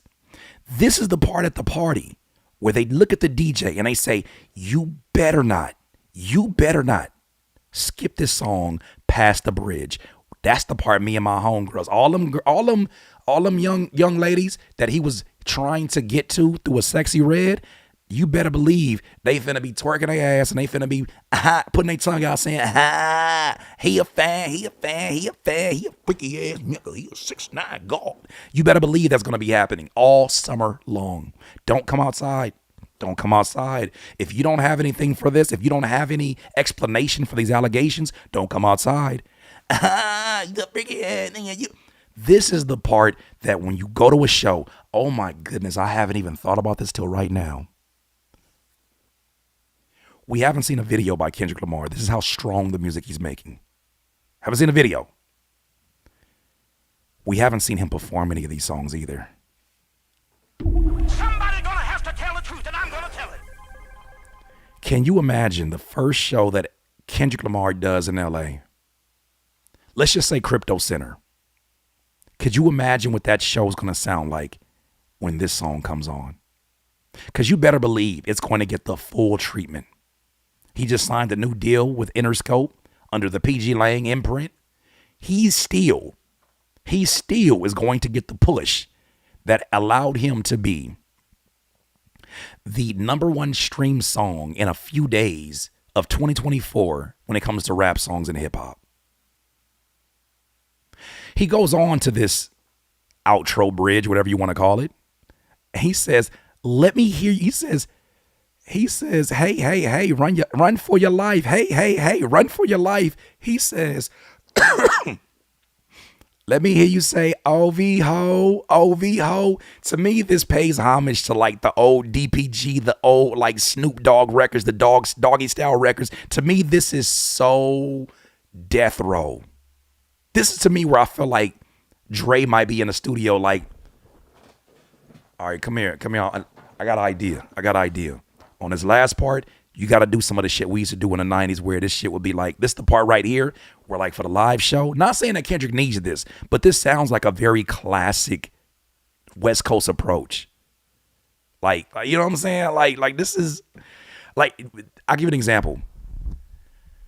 When I met you last night, baby, before you opened up your, I have respect for you, lady, but now I take it all back because you took all my, plus you even make my mom. You see room full of people, all different races, who know that bar for bar. That's not even the chorus. That's the verses from Nate Dogg. That's the verses. I've seen the most Beverly Hills outside the rap culture, white women rap those corrupt lyrics with every ounce of their soul. This is just showing you. This right here is along the same lineage. This looks like a very simple chorus. It's not that big a deal, right? That's what you would say if you were wearing this culture like a uniform. You would understand the nuance. Here's the problem with culture vultures. They do a great job of copying the surface, right? They're almost like AI, how it's currently designed right now, how AI, Chat GPT, it's able to give you great surface information, but it's not able to pick up on the nuance. It's part of the reason why when you type in, you're trying to get like an Instagram caption, and it just does this over the top sounding like a, hey, do you want to listen to music today? I have the perfect record for you. It sounds cheesy because it doesn't understand nuance. That's where you come in. But if you don't have any cultural currency, if you don't have any nuance that exists within you, that's what it sounds like. But the thing about it is this. Without the cultural currency, there's no longevity. So you got to find multiple sources of people to steal from. And the thing is, they don't even know they're being stolen from until it's too late. So part of me feels like at some point in time, all of these artists that are supposedly coming at Drake and it's 20v1, you think that's for no reason? You think it's because they're all just jealous? These are all rich men. These are all rich men who have they gonna be good for life. You think they're all coming at him right now because they're jealous of his success? If so, why 15 years later? Why 15 years later? No, what's happening is that they're recognizing after their careers have gone an opposite direction, they're recognizing where it might have went wrong. And many of them are starting to make connections. You know what? This nigga did the same thing to me. He can't keep getting away with this.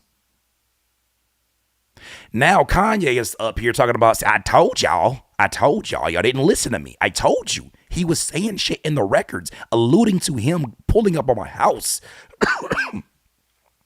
and busting it and doing a drill. He was alluding to that. I told you, you told me I was crazy. Now you see it. You see it now. Now you see it. So it ain't no 20 versus 1 because of nothing he did. You think he did nothing? You think he just went about his Canadian business and they just got an issue with Canadian bacon? You think that's what it is? You think they like, I don't like that round ass bacon? You think that's what it is? No, ladies and gentlemen, that's not how it works. Jealousy comes out in a much different way. This is, we finally have an opportunity. Now that we all come together, we finally got an opportunity to get this culture vulture the fuck out of here. That's what it feels like, at least. This song, though, feels very, very close to that moment.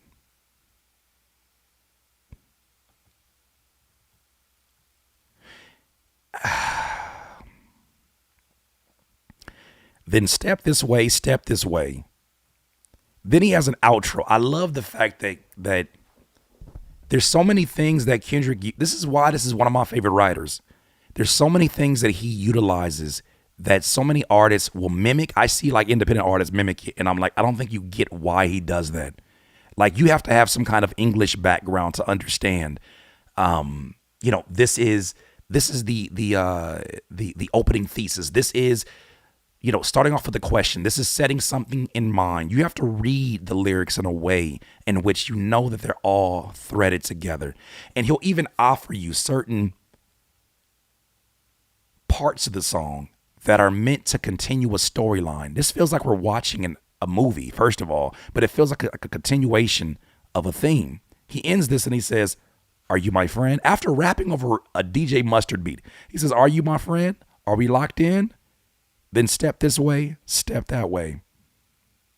Lamar at first glance asks for friendship. However, given that Lamar has released over 23 minutes of diss songs thus far, it's a safe bet that this is less friendly than taunting. Kendrick could be referencing a locked sale. Ooh. Are you my friend? Are we locked in? That'd be kind of funny if that was. He mentioned Drake potential incarceration earlier in the song. You better not ever go to cell block 1. See what I said? He'll continue an idea and a theme from the very beginning because he knows that his delivery and performance, his vocal performance is so good. Most people won't catch it and won't care because they like the vibe. The kids love the vibe now. That's why what he's doing is so different from Drake. Drake is 100% the vibe, and he scatters in witty lines. He scatters in things that Gen Z will see as disrespectful in the cancel culture age. But it's like, okay, but do you understand what game you're playing when you go up against a rapper like this? And it doesn't seem like he's been focused. All right, so I'm going to play this song one more time. Now that we've broken it down, I need you to just take this whole song in and understand that we had this entire long conversation. Shout out to y'all for going through this.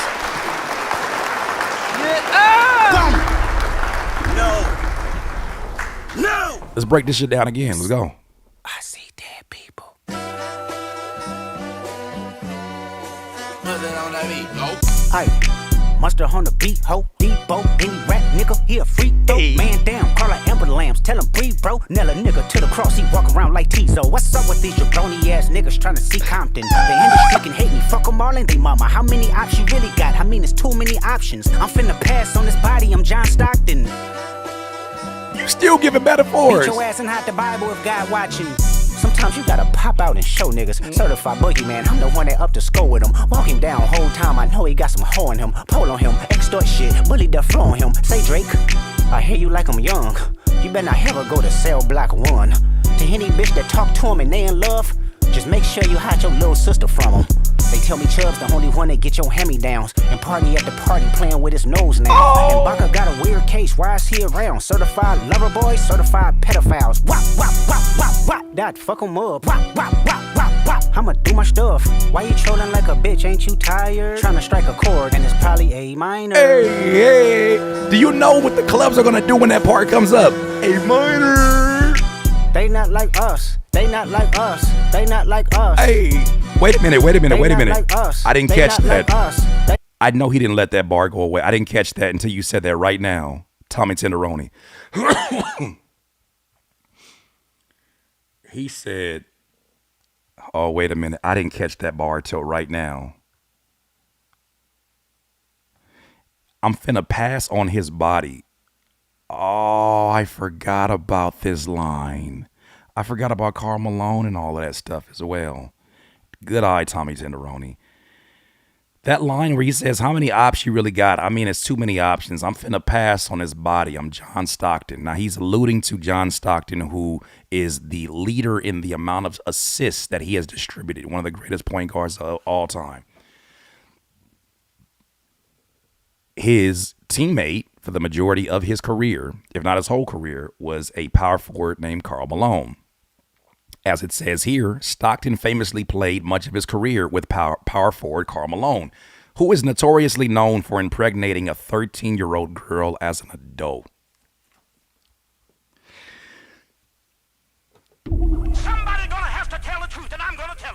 You can't. Why did you do this, Drake? Why did you do this? You can't tussy slide your way out of this one. Sexy Red is not coming down that. She's not coming down that hallway. What are you doing? Go seek help. Go seek help. Go seek help. This is not gonna end well. They not like us. You think the Bay gon' let you disrespect Pop, nigga? I think that Oakland show gon' be your last stop, nigga. They cold foul. I don't know why you still pretending. What is the owl? Bird niggas and bird bitches. Go.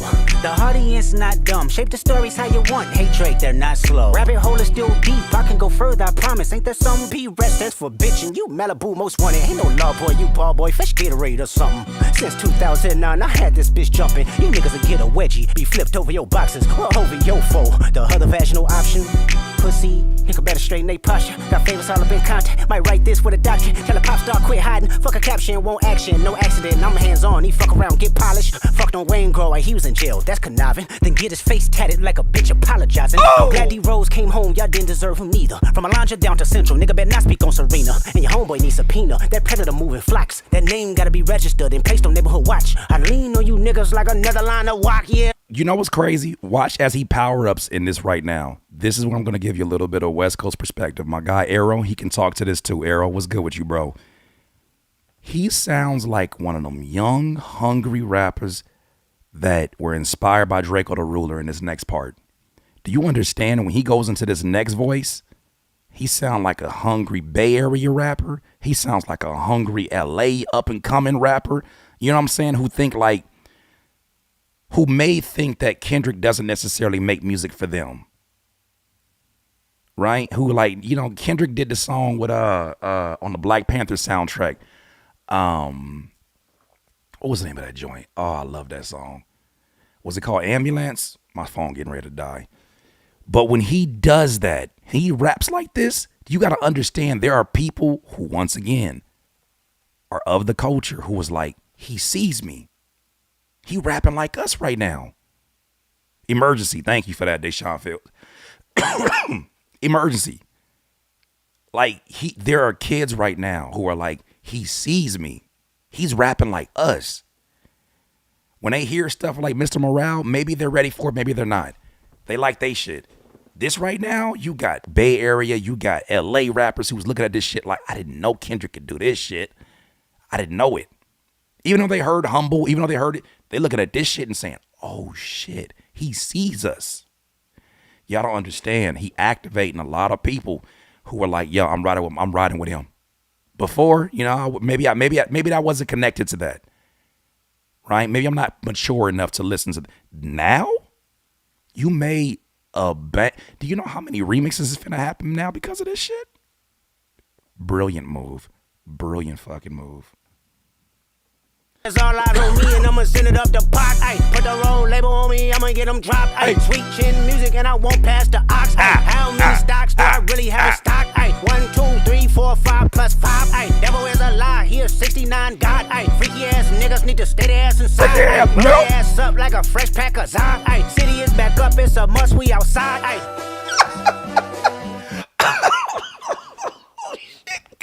Oh shit. Oh shit, this really happened. This shit really happened. If this desk wasn't so close to the wall, I'd be dancing right now. This shit is crazy.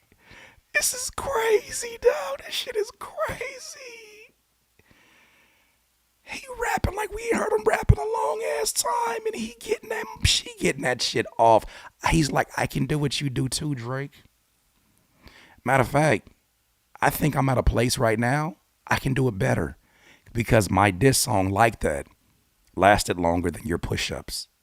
What happens when you can no longer put over my head that I'm going to do better numbers than you and that's what makes me more important than you? What happens when I have the culture in my palm because they know that I'm a member of the culture and I don't use the culture? What happens when I do better numbers than you? These other rappers can't do it. What happens when I do better numbers than you? What happens when I rap better than you, which I showed you on 3 of these songs before? What happens when I embarrass you? What happens when I got even your mama maybe looking at the people in your circle like they should not be around my fucking grandson? Who do you have around you, Aubrey? When you can't even look your cat in the eye because you named your cat Crody trying to be cute with your language, with your Toronto's language, you can't even do that because you think of this nigga. I love this song. I love this shit. Matter of fact, we're gonna finish this out before I go to the other one. I'm gonna go back to Meet the Aubreys. That shit is still just the idea of that song gives me goosebumps. That shit is spooky. And then knowing Alchemist produced it, I'm already like, that's a win.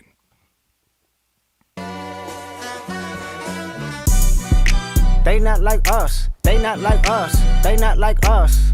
Hey. They not like us. Hey. They not like us. Hey. They not like us. Hey. Once upon a time, all of us was in chains. Homie still double down, calling us some slaves. Atlanta was the mecca, building railroads and trains. Bear with me for a second, let me put y'all on game. The settlers was using town folk to make them richer. This nigga gave a history lesson on the 4th verse. You heard me, the 4th verse on a mustard beat. He gave a history lesson. This is legendary. I'm sorry for the I don't even want to taunt you. I don't even want to say none of y'all. You OVO male female fans. I lied. What is it? The braids? What is it? My beard? There's nothing your man can say because now he's embarrassing your guy at his own game. I'm gonna win popular opinion. And I don't have to tweet not one thing. I don't have to put an Insta story up. All I've been doing is rapping at you. Now the media that it seems that you have a hand in the pocket of are telling you, academics is telling you, hey, I think that you should, don't even entertain this shit, bro. Because they see what's coming up. Even if you can't see it. Maybe you're too close to it to see it. I hope you see what's happening. The culture is turning against you. I hope that you see that you've been able to make a lot of money off of this culture, diving in, diving out. But this moment, Pusha T is a lot nicer than Kendrick is being right now. Because this is a dismantling of your business now. This is why I feel like Kendrick, you are a great friend to J. Cole. You're a real friend. If you're the person that told J. Cole to go back in the house before you started shooting, you're a really good friend. I mean that genuinely, because I know Cole loves his culture, and I know that he believes that he's one of the best to ever rap. But he caught a lot of flack when he made that apology. But I believe he knew this shit was getting ready to happen. And not saying that I don't think that Cole could not handle his own. Cole can rap with the best of them. But I think that where this is getting ready to go, once again, Cole was outside with Kendrick, metaphorically, and Kendrick told him, I'm going to air this bitch out. Go in the house. This is bigger than some rap battle right now. I don't like this nigga. And I'm not the only one that feels like this. I know about 20 people right now that feels like he has robbed so many different areas of their natural resources, their styles, their language, their music making styles, and out of love, go in the house. I'm about to air this bitch out. And that's exactly what he did.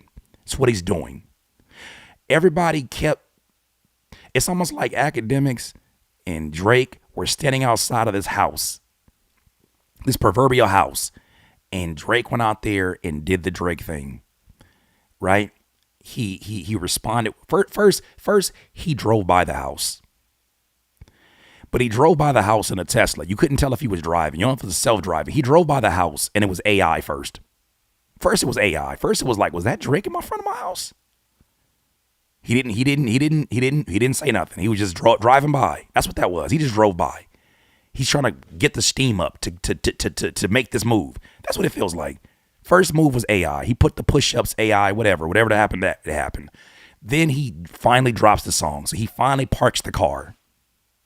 Then, in the midst of this, he feels a little bit brave. He steps outside the car. He's like, you know what? Fuck this.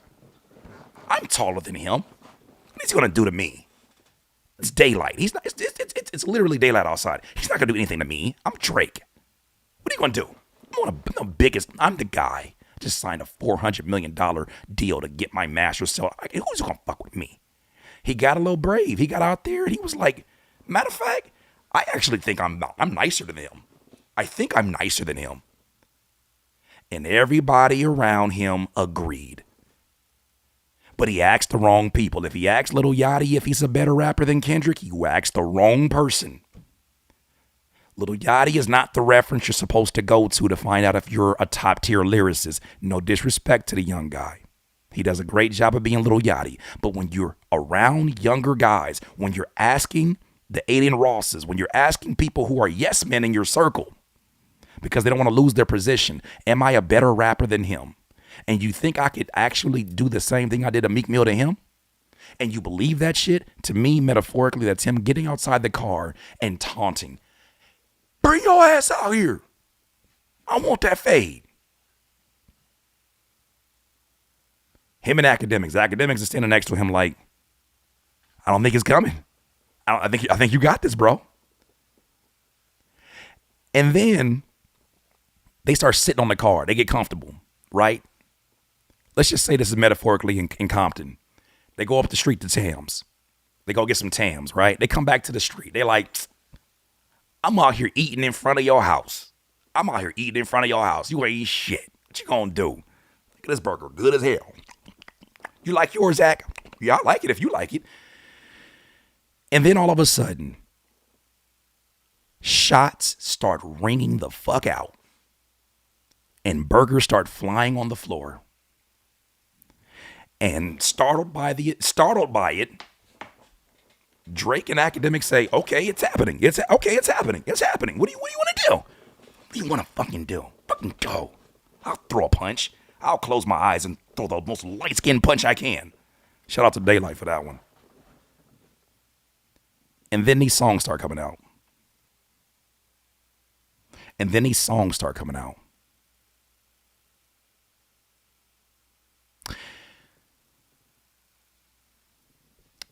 Euphoria drops. It is a cultural phenomenon. It is a shot so loud that within its small period of time, it's the #1 stream song of 2024. Okay? That's a hell of a shot. That'll shake your ass up.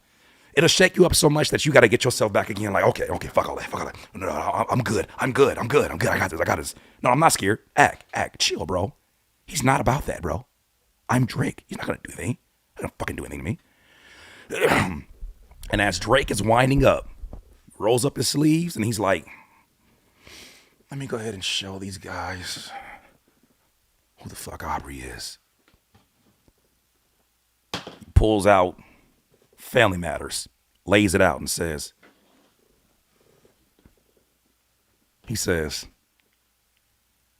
I'll use it. But not before I talk about Future, not before I talk about Rakim, AKA ASAP Rocky, not before I talk about Abel. Think I fucking forgot about you? Heard you on that Metro Boomin album. He's pointing at all these other people playing. He's playing on that song. And before he can put the gun back in his holster, 56 minutes later, in real time, Kendrick says, yaga, yaga, yaga, boom, boom, boom, boom, boom, boom, boom. And it scares the dog shit out of him. Now he's back to Instagram story. He's back in the car now. Now he's like, oh shit. Okay. I wasn't expecting for him to shoot directly at me like this. What is he doing? That's when the next song drops, which is Meet the Grams. And just when Drake dusts himself off and he gets back up and he's like, all right, we got a battle now. We got a battle now. I'm looking ready now. I'm looking beat your ass. He drops this today and says, no matter what you do, you're going to hear from me for the next few months. Hey, people. I just imagine Drake right now being when his song came out, he probably was at a video shoot where he hired 17 tap dancers to be the Mr. Bad Morales. I just imagine he's just that corny. He has like 17 dancers called the Mr. Morales, and they were sitting there getting ready to tap dance as he's rapping and singing about the next song he has. Yeah, that's right, boy. Tap for me now. Tap for me now. You're so tone deaf, you don't even realize how racist that sounds. I imagine he stopped the video shoot and they said, oh, he dropped again. Drop what? He dropped another song. And then this was the song. Hey, mustard on the beat, ho, Debo, any rap nigga, he a freak throw, man down, call her Amber Lambs, tell him breathe, bro, nail a nigga to the cross, he walk around like Tizo. What's up with these jabroni ass niggas trying to see Compton? The industry can hate me, fuck them all and they mama. How many options you really got? I mean, it's too many options. I'm finna pass on this body, I'm John Stockton. You're not playing with somebody with all they marbles. Sometimes you gotta. You're not playing with somebody with all they marbles together. You're not playing with somebody with all their marbles together. You picked the wrong fight. This is not going to end well. This is a permanent blemish on his legacy, because now when they do the documentaries, they cannot talk about this period in his life and not mention what Kendrick Lamar did in this masterclass. You may not change your opinion because you're a diehard fan. That's fine. But you must live with your decision to stand by it if any of these things come out to be true. As a man, as a woman, that's on you. For me, I already had issues with the way that I felt like he was maneuvering in his culture. Now, let me find out you a creep too, allegedly. Say less. Out and show niggas, certified boogeyman. I'm the one that up to score with him. Walking down whole time, I know he got some hoe in him. Pole on him, extort shit, bully the flow on him. Say Drake, I hear you like I'm young. You better not ever go to cell block 1. To any bitch that talk to him and they in love. Imagine him listening to this shit and he start dancing to it and somebody gotta tell him, man, stop fucking dancing, bro. This is real. But it's so fucking catchy, man. Just make sure you hide your little sister from him.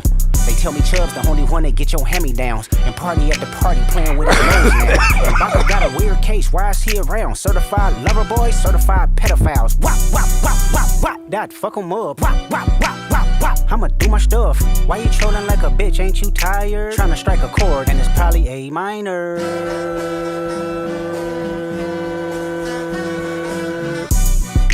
They not like us, they not like us, they not like us. They not like us, they not like us, they not like us.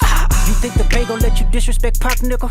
I think that Oakland show gon' be your last stop, nigga. Oh, no. They cold foul, I don't know why you still pretending. What is the owl? Bird niggas and bird bitches, go. The audience not dumb, shape the stories how you want. Hey. Hold on. Let me stop this. I'm gonna stop the party for a real second. Debbie Dior, you say that we're one-sided. The real question is, what side do you think that we're on, and what side are you on? Somebody gonna have to tell the truth, and I'm gonna tell it. Because one of the sides in question has a lot of questions, a lot of allegations that must be answered. You want people to be unbiased about some really creepy allegations that he chose and had an opportunity to deny, but instead chose to address the fake daughter allegation. Matter of fact, he went even as far as to say it was a mole in his camp that put that information out. He addressed that before the pedophilia allegations. When he himself, as we broke down today, like, this is not a side thing. This is a character thing. This is not a side thing. This is a character issue. This is a character issue. And if you don't have a character, I don't think you'll understand. If you're young and you think that this shit is all because of your love and admiration for the songs he made that changed your life, that's the problem. In the middle was as problematic as being on that side right now. In the middle was just as problematic. I'm sorry, that's just as problematic, because it means that you watch it and you'll let it go, even though you knew it was wrong. You'll watch and say nothing about it. Fuck that. Stand on some shit, bro. Stand on some shit. Stand on some shit. Don't ask me no questions. Stand on some shit. Because if you on that side, after all the shit we talked about, we got nothing to talk about. You and I would never see eye to eye. Me as a parent will never see eye to eye. Never see eye to eye. I've seen enough. Neutral was the problem. Neutral was the reason why you, as a profile picture with nothing on it, have the opportunity to have just as much of a voice as anybody else in here, and you don't deserve it. You haven't earned it. I haven't validated who you are. No. You're not going to sit up here after all these allegations and think that you can run the dialogue. That is called a troll. It's a root of control. Like remote control, you want to control the narrative, you want to control my energy. No, there is no question. Where is the proof? Adam, I'm going to say this, and I've already shown this up here. Adam, follow the patterns, Adam. Follow the patterns. You know what? Hold on. Adam, wait there for a second.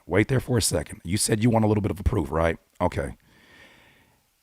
The fact that you need proof after all the fucking creepy shit we showed, him kissing and fondling on a young lady that he didn't know was 17 when he was obviously over 17, the questionable at least relationship that he's had with Millie Bobby Brown, the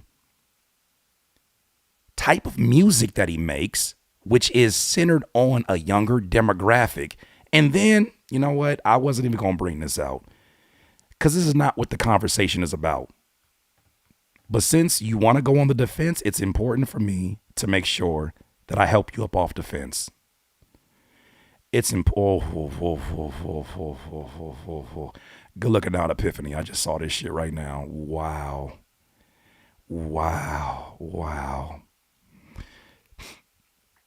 I'm going to pull this shit up for you because right now you're playing the fence, and I think that this is more of a problem with you. And this is where you and I will fundamentally never see we'll never be on the same page.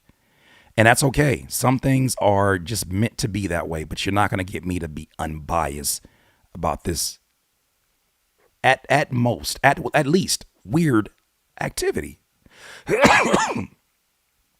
This is not just made up shit. This is shit that has connections. If he said, that's why you're an overeater. Drake's not fat. He's not, what do you mean? He's not an overeater. Like you don't see any evidence of it. But when you see patterns of behavior that have supported this and you haven't addressed it yourself, people have the right to ask questions. So your need to want the fact that you're more aggressive about looking for the proof than even entertaining the possibility that at the very least, it's just fucking creepy. To me, that shows that there's some soul searching that needs to happen there. Or you're just a different kind of human being. And that's not for me to judge, right? That's just you.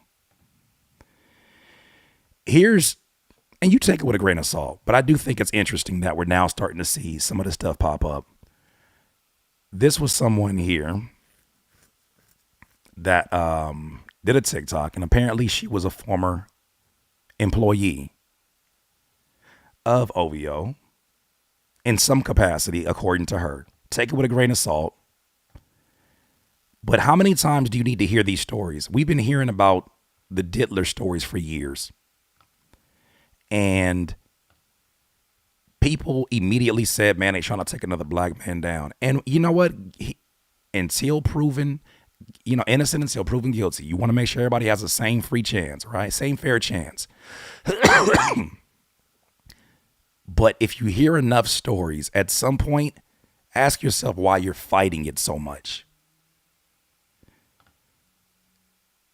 Just peep this clip out real quick. Her job was basically just to text girls to invite to Drake's parties. Oh, sweetie, that's just the tip of the iceberg.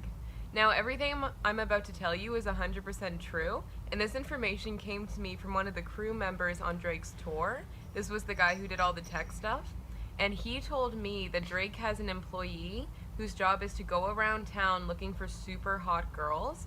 He finds the girls and then he interviews them, and out of all the girls he interviews, he picks the one that he thinks is the best. Then he drives her to Drake's place. Drake has sex with her, and then he drives her home. So basically, Drake has his own private Tinder.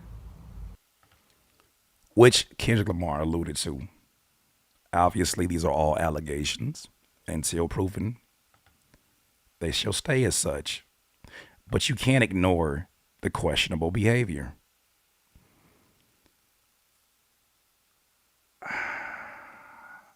As somebody who has 3 younger sisters, my thing is this. There's no way that I allow any of my sisters to go over there. In general, just any rapper like that. There's no way that I allow my sisters to go anywhere with that. Do you trust your girl, first of all? Would you trust your sister in that environment where there's a possibility of it?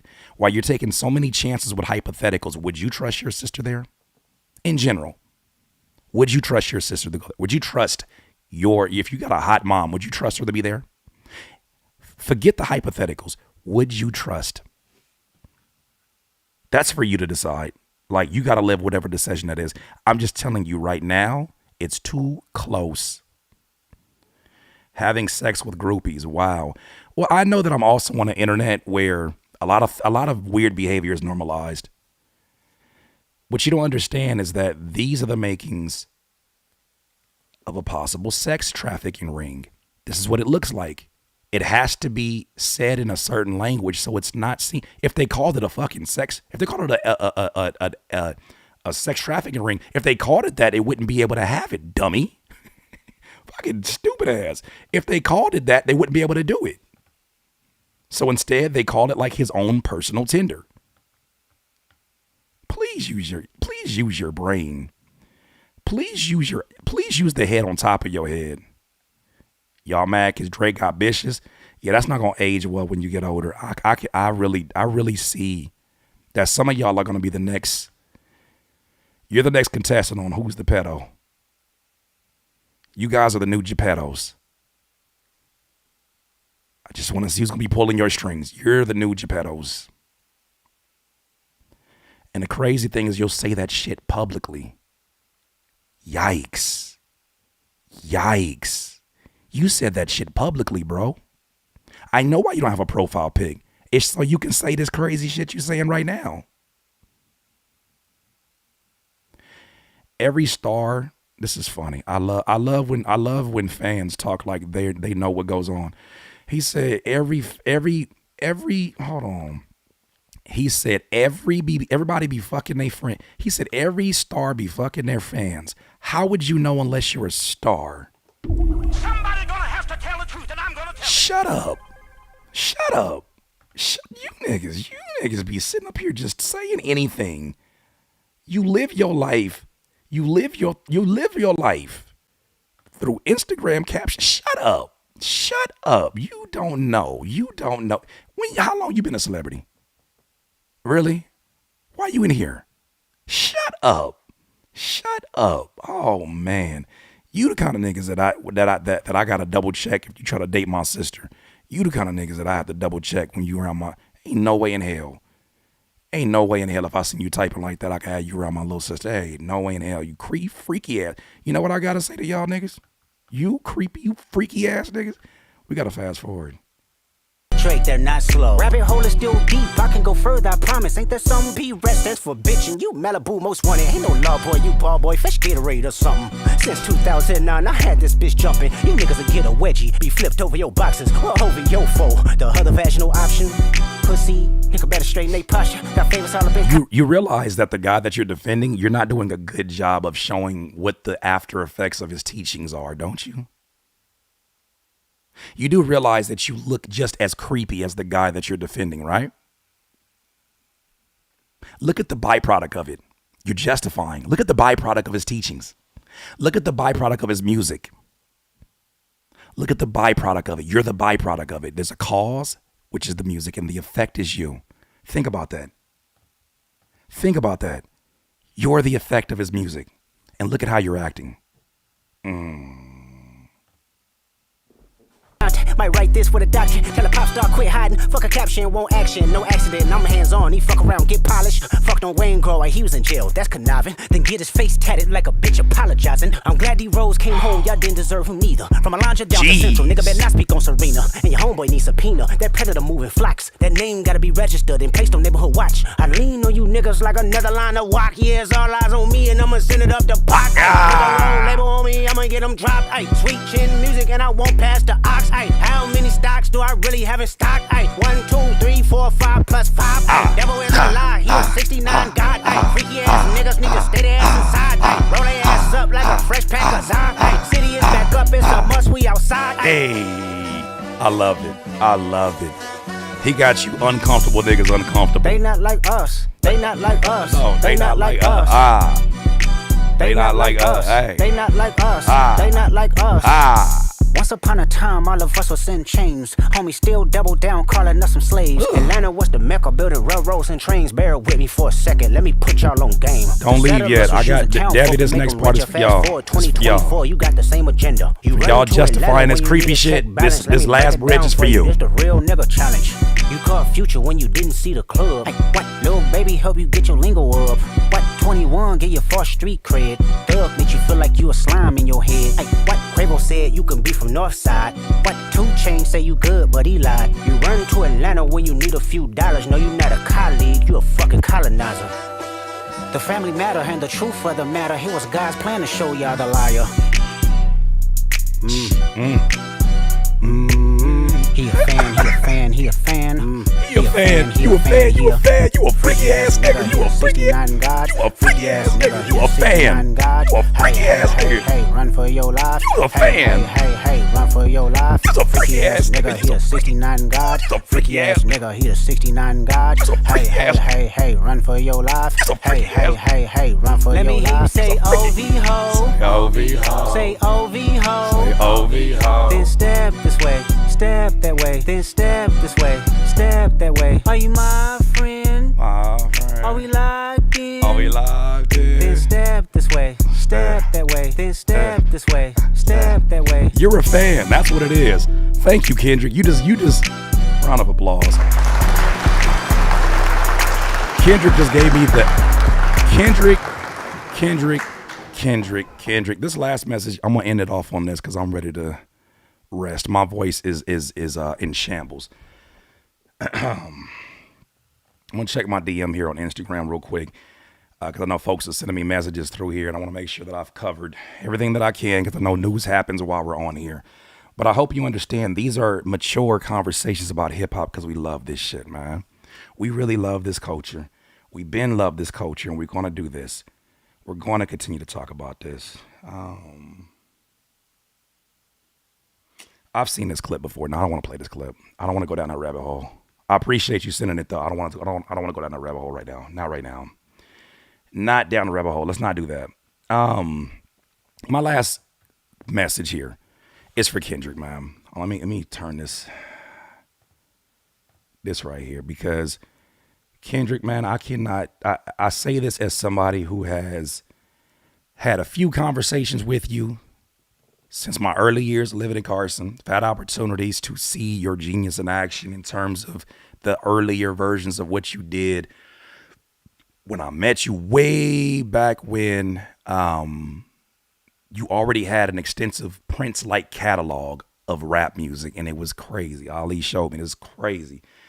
And we knew then, everybody knew. I remember they used to talk about you. Ali talked about you as just being a complete alien. You are an alien. You are not, you don't see things the same way as a normal human being. And, we still never knew what was going to be with you, right? We knew that you're going to be a huge, huge star. Everybody from the city, we knew you're going to be a huge star because you were different. This moment to me shows a level of patience that one must have with themselves, a level of security, because think about this. You've got your wife, your kids who are now household conversations. You've got your manager who's now in household conversations about possibly being a father of one of your kids. What the fuck are we doing right now?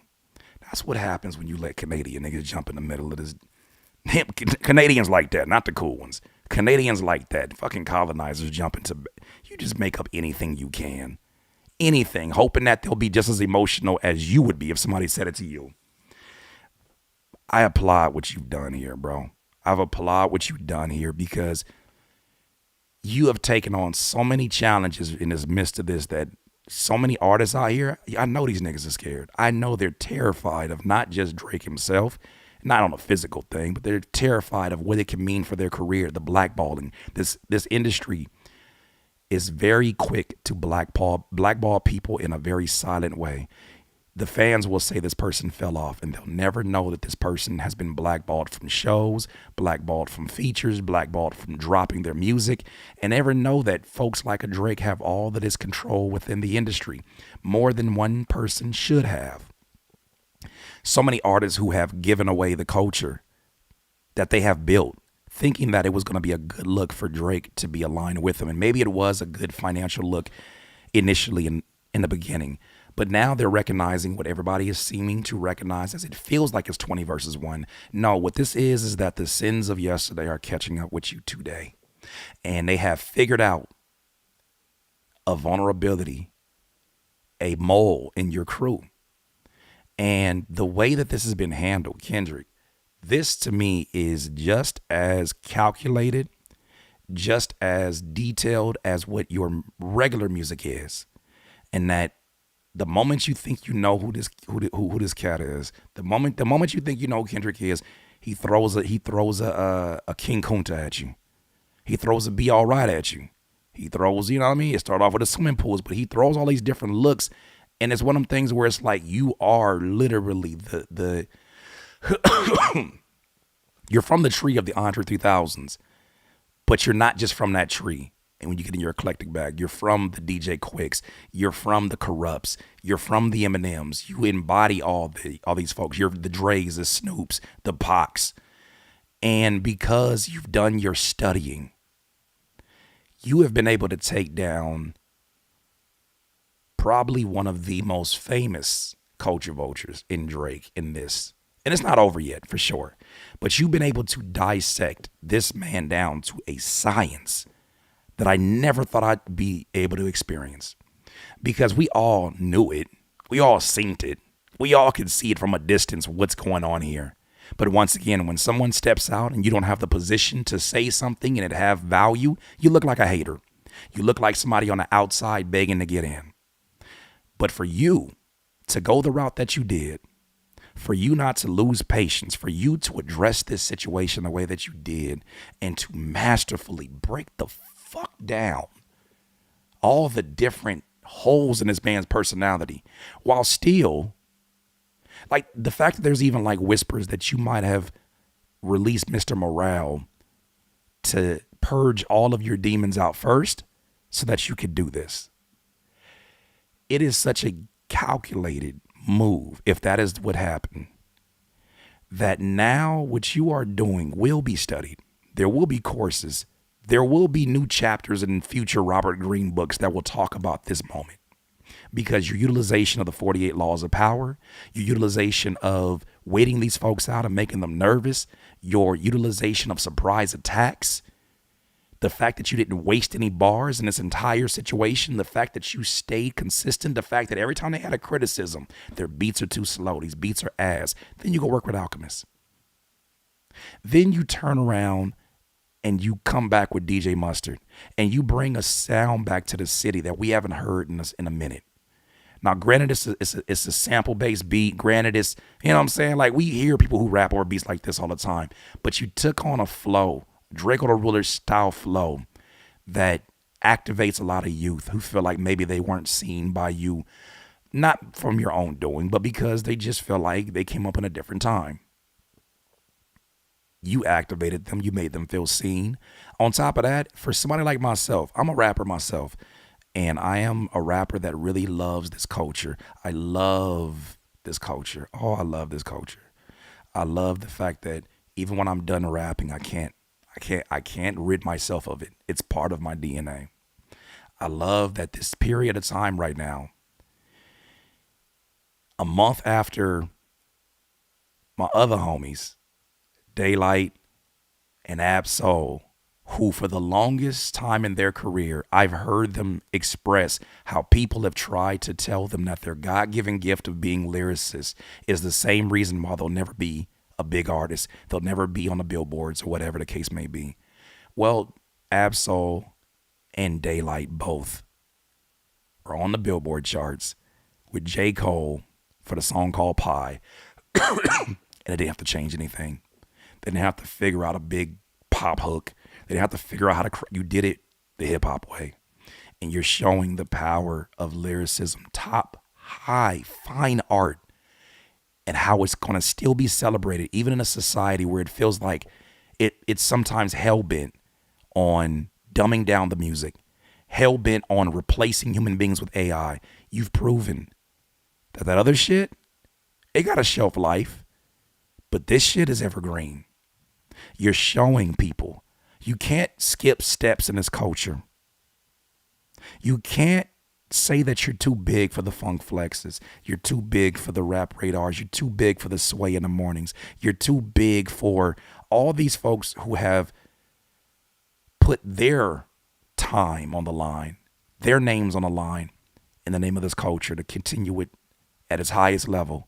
They stayed with it even when the market went a different direction, when the music industry went another direction. They stayed with it, and they made sure they provided a platform where artists like myself didn't feel like aliens.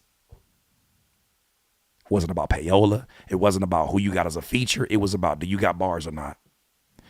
Now, as we look at what's happening with Kendrick is not only killing this battle with bars, but with double entendres. I'm watching 15, 16-year-old young ladies of different races on TikTok saying, did you guys understand this title? It has like 6 different meanings. It's like entendres and stuff. Seeing the art be appreciated, or whatever you want to call it, seeing the art be talked about at this very least is so inspiring. Kendrick, I thank you for this moment, because in the midst of this, I released the album, and I believe that you prepared the palates of the human beings that are out here now to be hungry for bars. Because right now we're seeing a clear difference between a Drake and between a Kendrick right now. That's not to discredit anything that Drake has done. I think Drake is someone who is a skilled singer, songwriter, performer, charismatic. He's an actor. He does these things well. But he skipped steps. He skipped steps, and he became too big for the culture. And he would use the culture whenever we would actually say that out loud to show how embedded he was doing these features with certain artists, sucking them dry, of their resources, their energy, their new wave. All of a sudden he's changing the way his next music is sounding. And then his crazy thing about it is the same thing that Drake did is the same thing that happened to, I forget the young lady's name on TikTok, but it was these 2 black young ladies who were doing dances, and they were getting popular, but not as popular as these 2 young white ladies who stole their dances. And because they had a bigger platform, these young ladies had to watch these girls take their dance and perform it on one of the biggest stages at the NBA All-Star game. And the people there are asking them, how did you come up with this dance? No credit to the young ladies. What I saw with that is a microcosm of something that happens all the time with rappers. When you see a rapper say that this person stole their music and they're a bigger artist, a lot of them niggas be lying. Let's keep it a whole buck. A lot of them be lying. Not all of them, though. Not all of them.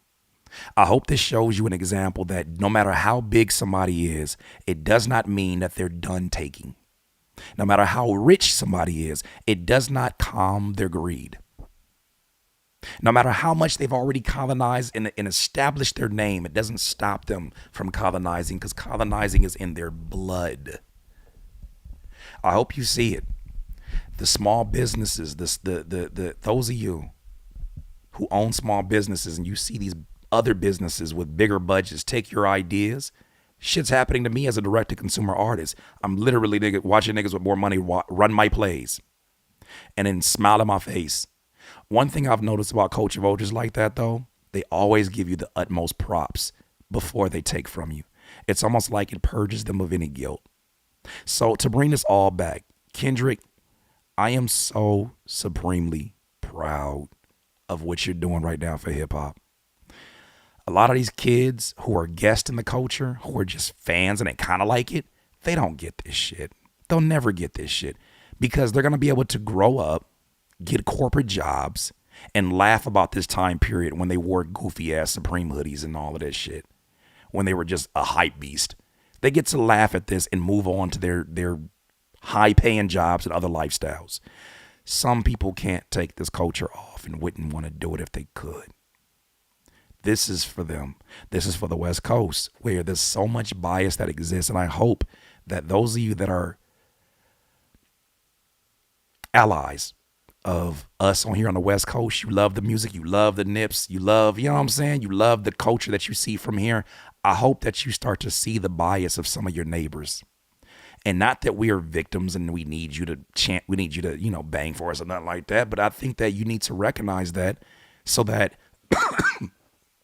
this song that you just heard is a microcosm that will lead you to a gold mine of young, hungry artists who rap like this every day over beats that are just as ridiculous as that mustard beat. But they won't be heard because people have an immediate bias when it comes to West Coast music. How intentional that is by the industry, I don't know. But it is really weird how it happens with the West Coast. This moment is so monumental. There's nothing Drake can do. There's nothing. I'm not interested in any responses outside of explain these allegations. Explain these allegations. Explain these. It's out of control now. It was already out of control, but now it's been connected and brought to light. Kendrick, thank you. Thank you. Thank you. Those are my thoughts on those DIYers. You let me know what you think after 4 hours. That is crazy. What a night. What a freaking night. DIY.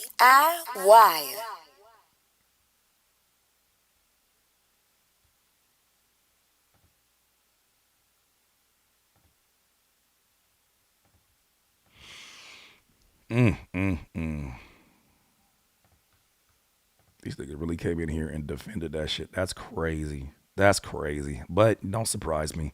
When you're young, you defend a lot of shit. I look at some of my old like notebooks and things I was writing about as a rapper, and I'm embarrassed. I'm embarrassed.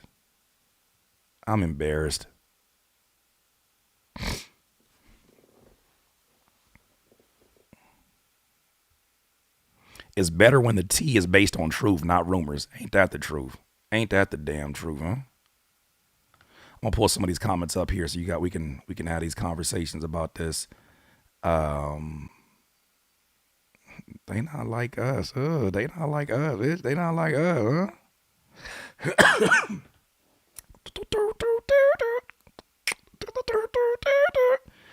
That shit is insane. Oh, that's insane.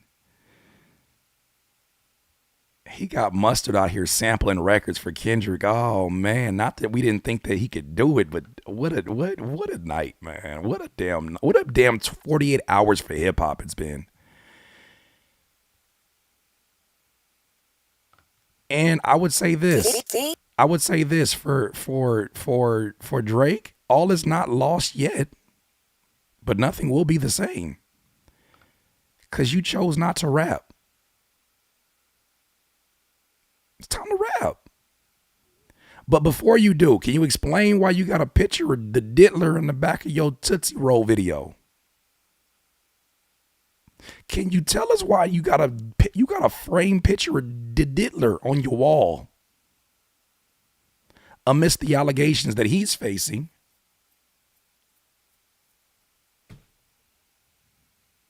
That sound very similar to the ones that seem to be on the way. Now, if the embassy gets raided, I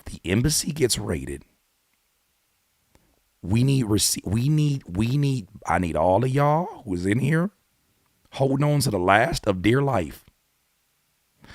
I need y'all to we need to have conversations. We gotta have different conversations. Play that joint again. All right, I'll play it one more time. This shit crazy.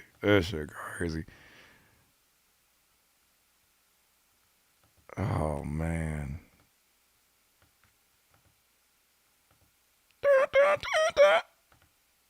He didn't pull. How the hell you didn't got mustard up? You got mustard out here? Oh my gosh. We got mustard out here. Hey, mustard on the beat, ho, Debo, any rap nigga, he a freak throw, man down, call her Amber Lambs, tell him breathe, bro, nail a nigga to the cross, he walk around like Tizo. What's up with these jabroni ass niggas trying to see Compton? The fact that he brought back jabroni, I am grateful. I'm grateful. These are the things that you got to understand. I don't even want to teach it because I don't want to just like, I want to gatekeep too. But these are the nuances we're talking about. Nigga, you wasn't watching WWF. You wasn't watching WWE growing up. You don't know about The Rock like that. You was watching. I don't know what you was watching. What you was watching? You was watching some uncultured shit. I don't know. You was watching CNN or something.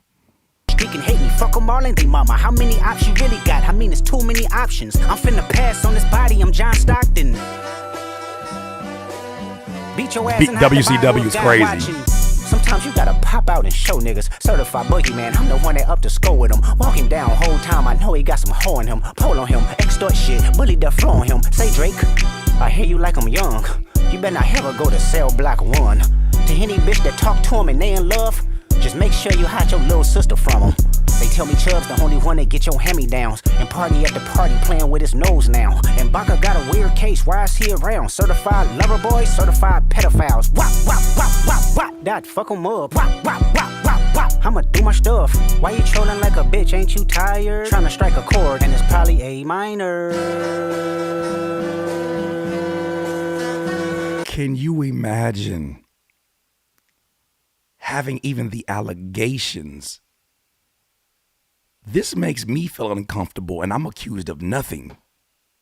Can you imagine hearing a stadium full of people singing out the punchline to the allegations of your, let's just say SA? A minor. They talking about your ass. Drake, they talking about your ass. They talking about your ass. Dog, this is problematic. This makes this makes Drop Down and Give Me 50 sound like Nickelodeon Degrassi. They not like us. They not like us. They not like us. They not like us. They not like us. They not like us. You think the Bay gon' let you disrespect Pac, nigga? I think that Oakland show gon' be your last stop, nigga. They cold foul, I don't know why you still pretending. What is the owl? Bird niggas and bird bitches, go. The audience not dumb, shape the stories how you want. Hey Drake, they're not slow. Rabbit hole is still deep, I can go further, I promise. Ain't there some B-rest that's for bitchin'? You Malibu most wanted, ain't no law boy, you ball boy. Fetch Gatorade or something. Since 2009, I had this bitch jumping. You niggas get a witch, be flipped over your boxes, or over your foe. The other vaginal option, pussy. Nigga better straighten they posture. Got famous all up in content. Might write this with a doctrine. Tell a pop star quit hiding. Fuck a caption, won't action. No accident, I'm hands on. He fuck around, get polished. Fucked on Wayne Grow, he was in jail. That's conniving. Then get his face tatted like a bitch apologizing. I'm glad D-Rose came home, y'all didn't deserve him neither. From Alondra down to Central, nigga better not speak on Serena. And your homeboy needs subpoena. That predator moving flocks. That name gotta be registered and placed on neighborhood watch. I lean on you niggas like another line of walk. Yeah, it's all eyes on me and I'ma send it up the pot. Ay, put the wrong nigga on me, I'ma get them dropped. Ay, sweet chin music and I won't pass the ox. Ay, how many stocks do I really have in stock? Ay, 1, 2, 3, 4, 5 plus 5. Ay, devil is a lie, he is 69 God. Ay, freaky ass niggas need to stay their ass inside. Ay, roll their ass up like a fresh pack of Zod. Ay, city is back up, it's a must, we outside. Ay.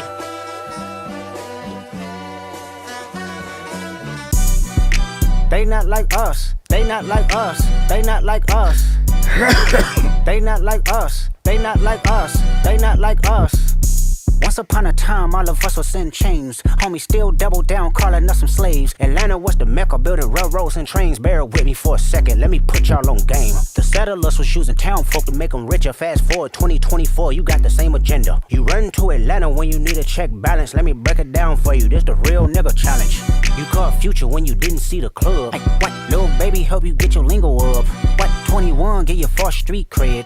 Thug make you feel like you a slime in your head. Hey, what? Quavo said you can be from Northside. What? 2 Chainz say you good, but he lied. You run to Atlanta when you need a few dollars. No, you not a colleague, you a fucking colonizer. Oh my god. The family matter and the truth of the matter. Here was God's plan to show y'all the liar. He a fan, fan, he a fan. He a fan, he a fan, he a freaky ass nigga, he a 69 God. Freaky ass nigga, he a 69 God. Hey, hey, hey, hey, run for your life. Hey, hey, hey, hey, run for your life. You know he was dancing to that. Nigga, he a 69 God. Freaky ass nigga, he a 69 God. Hey, hey, hey, hey, run for your life. Hey, freaky hey, ass hey, nigga, hey, that's what you let me know. hear you say OV ho. OV ho. Say OV ho. OV ho. Then step this way, step that way, then step this way, step that way. Hey, my friend, my friend, are we locked in? Are we locked in? Then step this way, step that way, then step this way, step that way. Hey.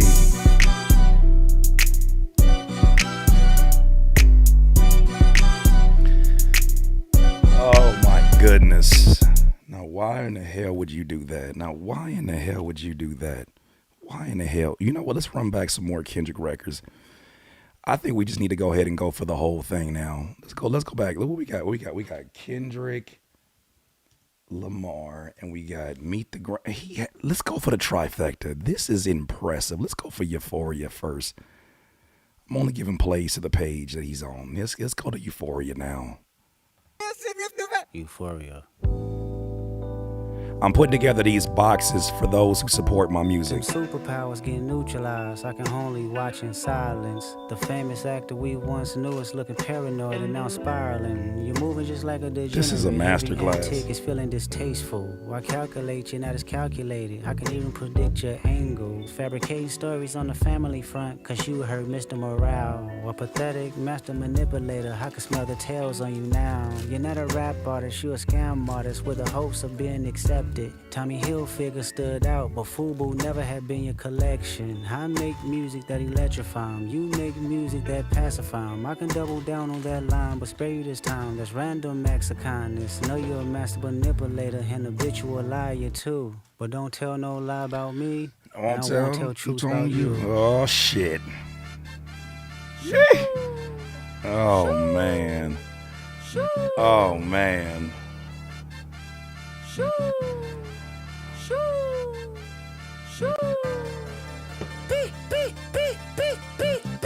Yeah, I'm out the way, yeah, I'm low, okay. Yeah, the island right here is remote, okay. I ain't thinking about no reaper, nigga, I'm reaping what I sow, okay. Got a Benjamin and a Jackson all in my house, like I'm Joe, okay. Hellcat, made his own boys and no type gosh. They solo, okay. Everybody wanna be demon till they get chipped by your throwaway. And I might do a show a day. Once a lame, always a lame. Oh, you thought the money, the power of fame will make you go away? Have you ever played? Have you ever? Okay, nigga, let's play. Have you ever walked your enemy down like with a poker face? Have you ever paid $500,000 like to an open case? Well, I have, and I failed at both, but I came out straight. I hate when I rap or talk about guns, then somebody die, they turn into nuns, then I hop online like pray for my city. He faking for likes and digital hugs. His daddy a killer, he wanna be Junior. They must have forgot the shit that they done. Dementia must run in his family, but let it get shaky.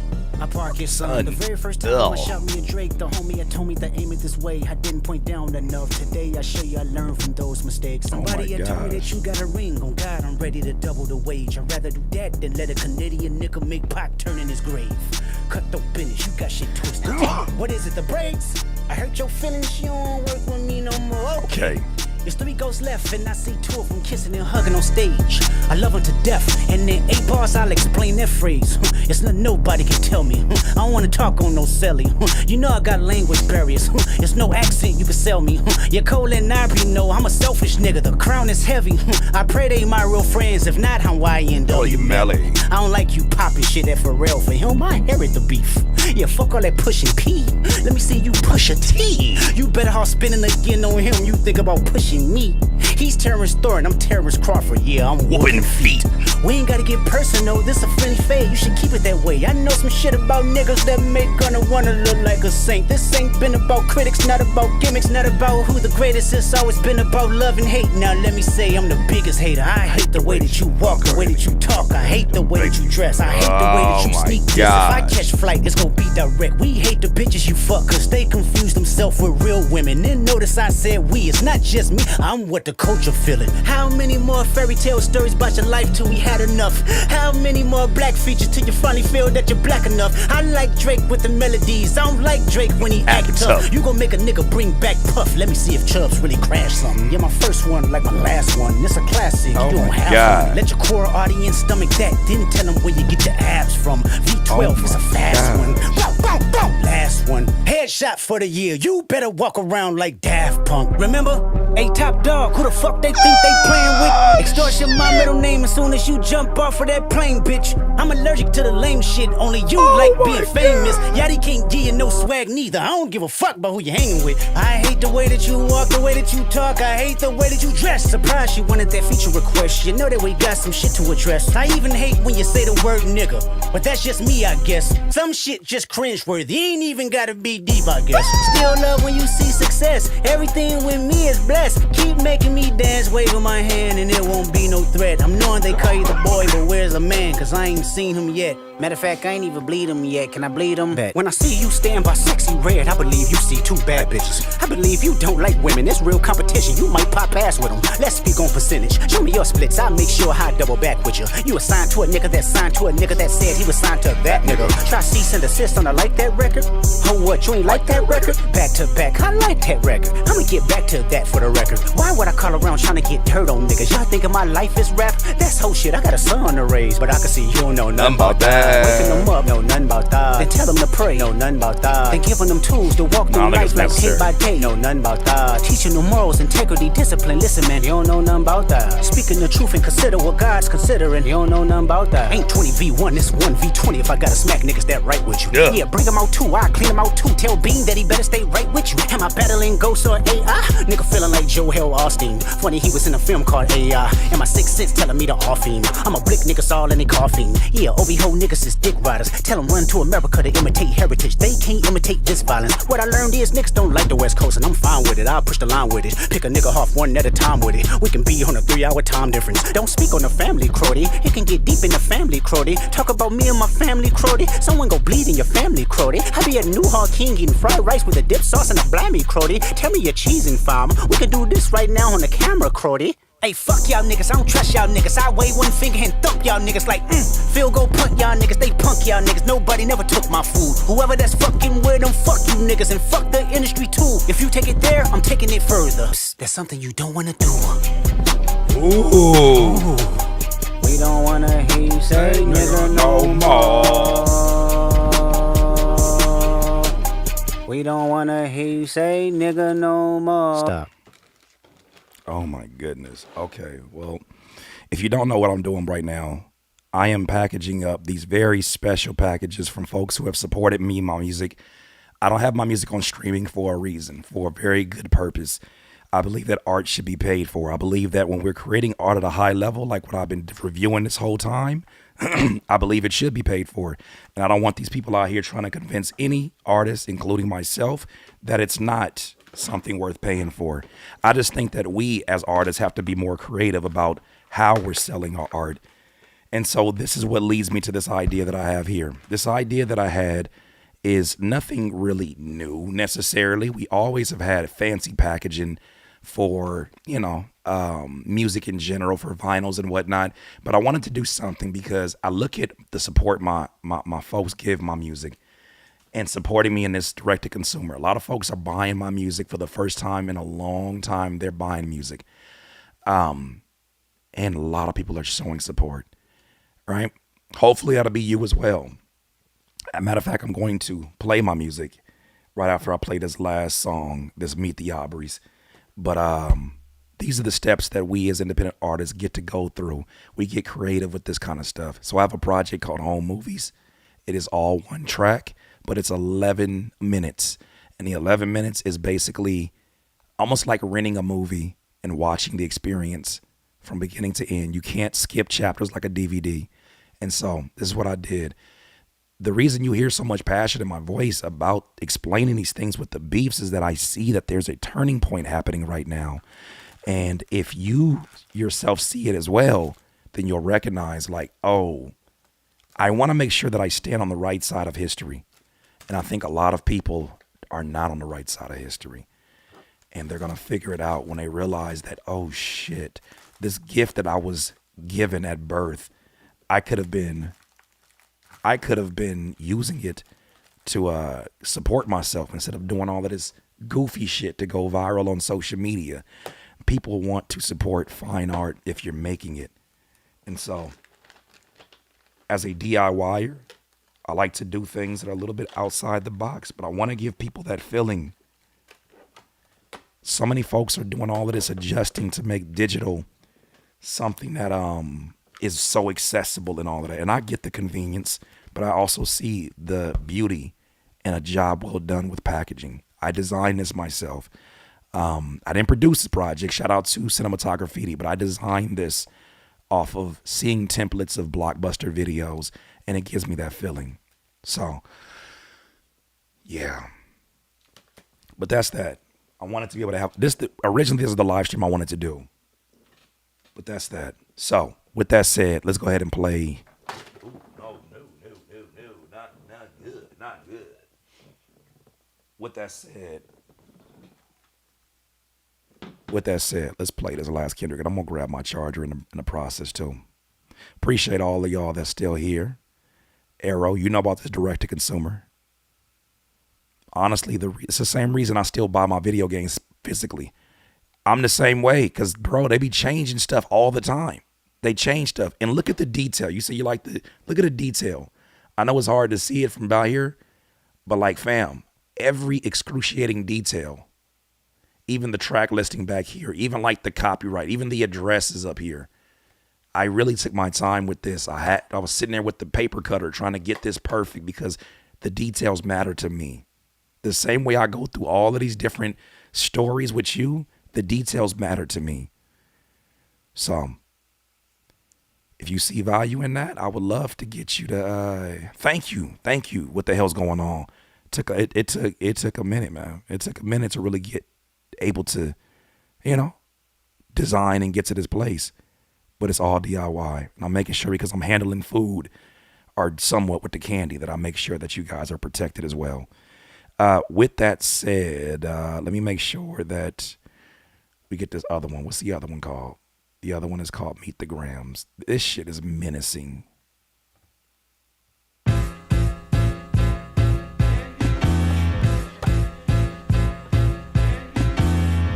Dear Adonis, I'm sorry that man is your father. Let me be honest. It takes a man to be a man. Your dad is not responsive. I look at him and wish your grandpa would a world condom. I'm sorry that you gotta grow up and then stand behind him. Life is hard, I know. The challenges always go beat us home. Sometimes our parents make mistakes that affect us until we grown. Hey, you're a good kid that need good leadership. Let me be your mentor, since your daddy don't teach you shit. Never let a man piss on your leg, son. Either you die right there or pop that man in the head, son. Never fall in the escort business, that's bad religion. Please remember, you could be a bitch even if you got bitches. Never code switch, whether right or wrong. You're a black man, even if it don't benefit your goals. Do some push-ups, get some discipline. Don't cut them corners like your daddy did. Fuck what Ozempic did. Don't pay to play with them Brazilians. Get a gym membership. Understand, no throwing rocks and hiding hands, that's law. Don't be ashamed about who you with, that's how he treats your moms. Don't have a kid to hide again, be sure. 5% will comprehend, but 95 is lost. Be proud of who you are. Your strength come from within. A lot of superstars, that's real, but your daddy ain't one of them. And you nothing like him. You'll carry yourself as king. Can't understand me right now. Just play this when you 18. Sheesh.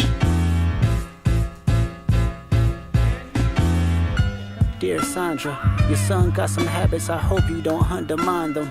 Especially with other girls that's hurt inside this climate. You're a woman, so you know how it feels to be in alignment with emotions, hoping a man can see you and not be blinded. Dear Dennis, you gave birth to a master manipulator.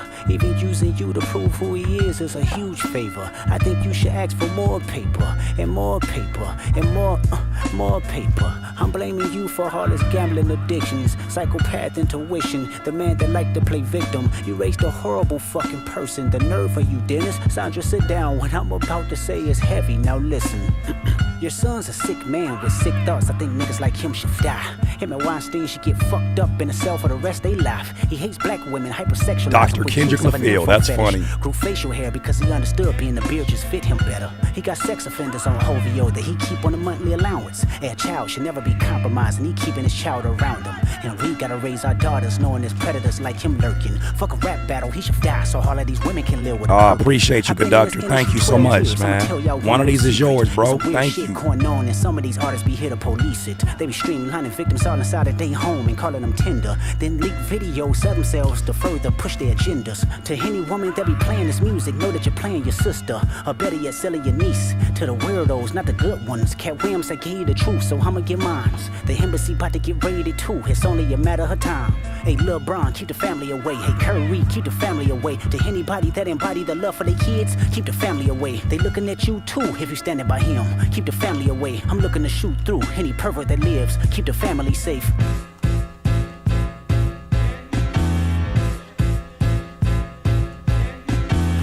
Dear baby girl, I'm sorry that your father not active inside your world.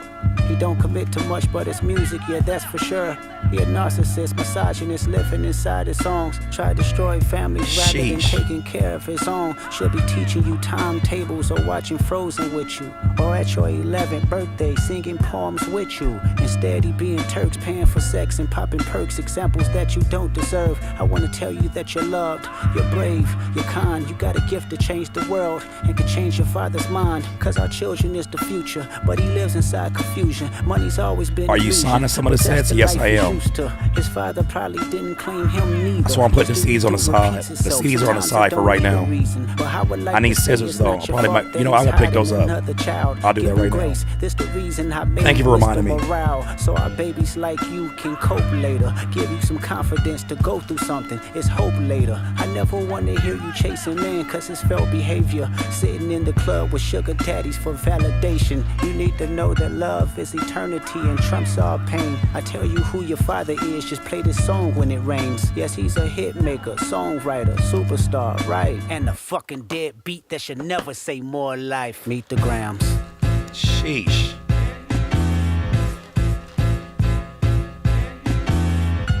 Dear Hybrid, I know you probably thinking I wanted to crash your party, but truthfully I don't have a hating bone in my body. It's supposed to be a good exhibition within the game, but you fucked up the moment you called out my family's name. Why you had to stoop so low to discredit some decent people? Guess integrity is lost when the metaphors doesn't reach you. And I like to understand cause your house was never a home. 37 but you showing up as a 7-year-old. You got gambling problems, drinking problems, pill popping and spending problems. Bad with money, whorehouse, soliciting women problems. Therapy's a lovely start, but I suggest some ayahuasca. Strip the ego from the bottom.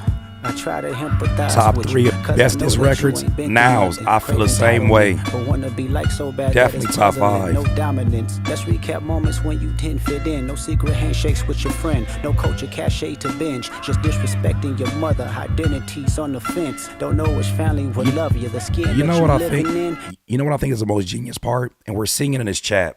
The most genius part about songs like this is the hit dogs that holler. If nothing of this holds any weight, why does something that's dissing someone that is not you make you feel so uncomfortable? Can we have a real discussion? Could it be that he's saying things about the very same person that you aspire to be like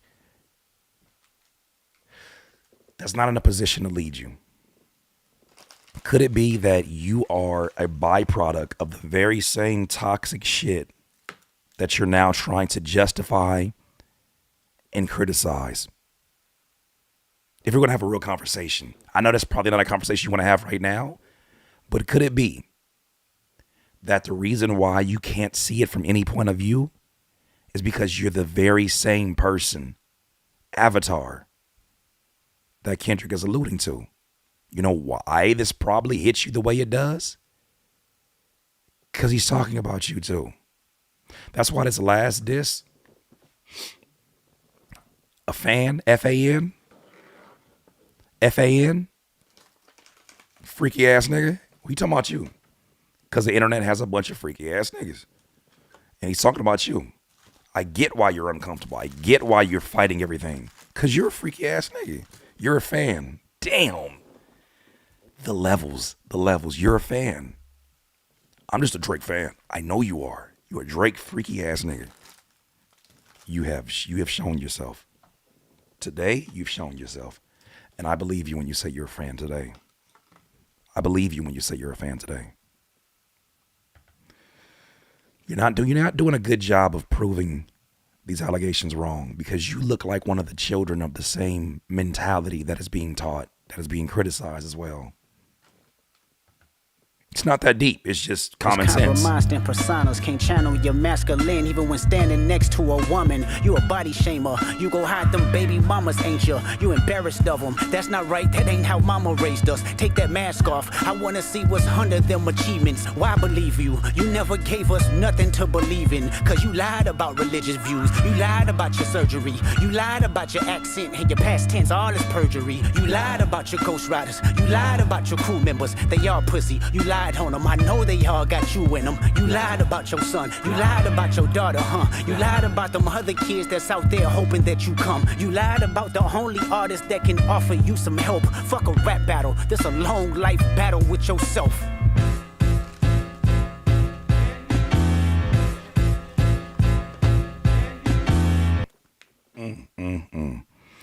All right, I'm gonna play my music. And I'm going to go grab my charger. I'm gonna grab my charger, and then I'm gonna also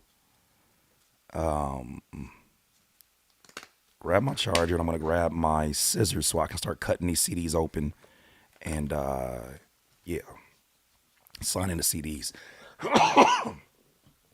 My allergies are kicking my ass today. All right, here we goes. Where you at?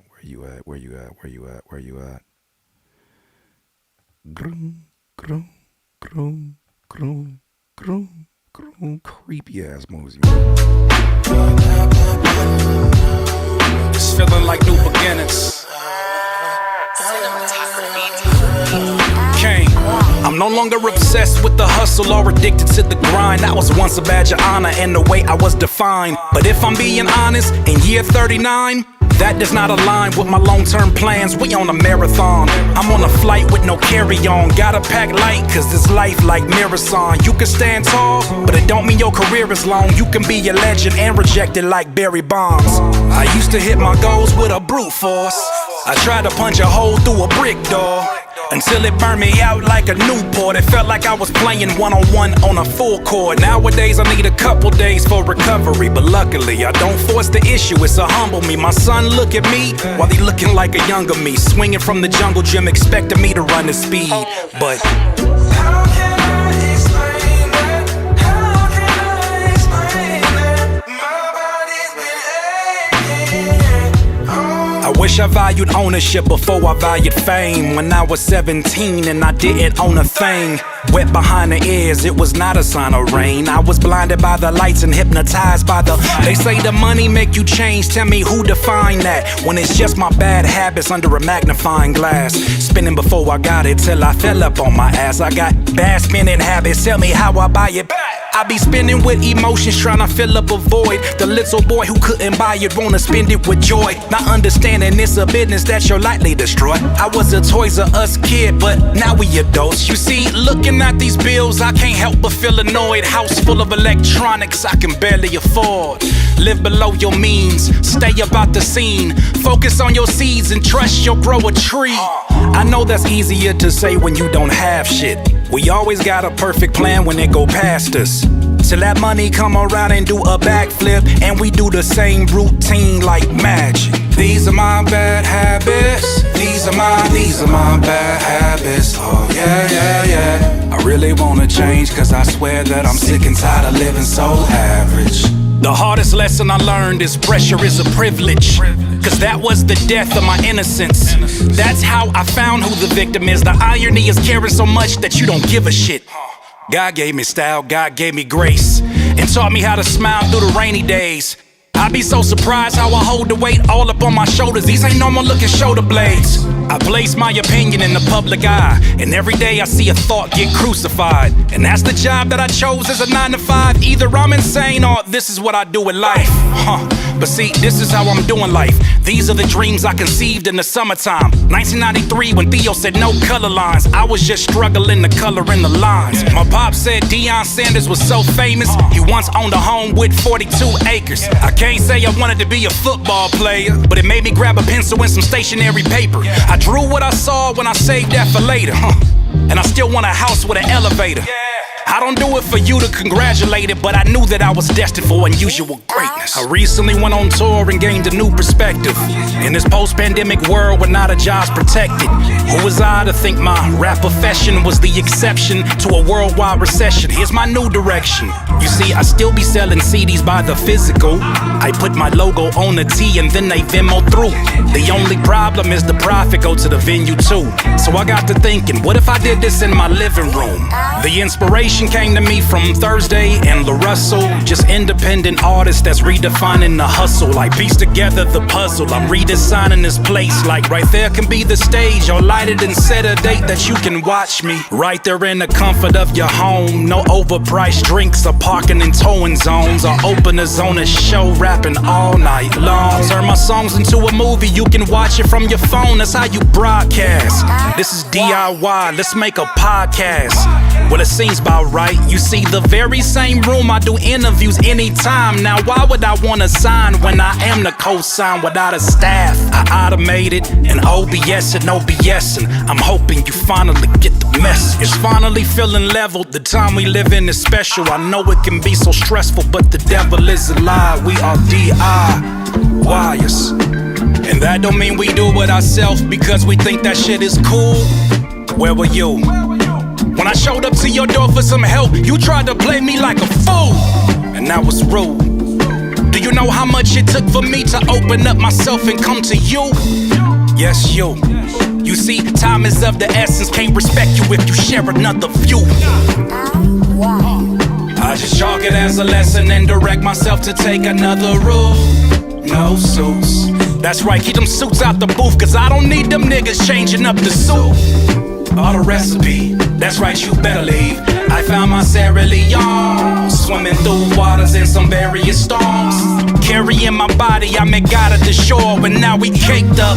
Y'all better wake up. My story got so many plot twists, AI and I could never make this up. It's too sensational, but bitch, it's hella facts. I'm selling music out the house, trick hella fast. Following the motto of loud mouths that sound bad. I can only tell you how many times that held me back. But there ain't nothing left to do but laugh. Can't be mad at nobody else except my stupid ass. I mean, God is funny like that. He's Praise funny. God. He rips your heart out and he makes you believe. Praise, yeah. Praise God, yell it out like Don Staley. In the final four, a Human Torch couldn't flame me. Sipping on my tea to the tunes of Miles Davis. Fighting for my music and views like Miles Davis. All I said was buy my art, they called me crazy.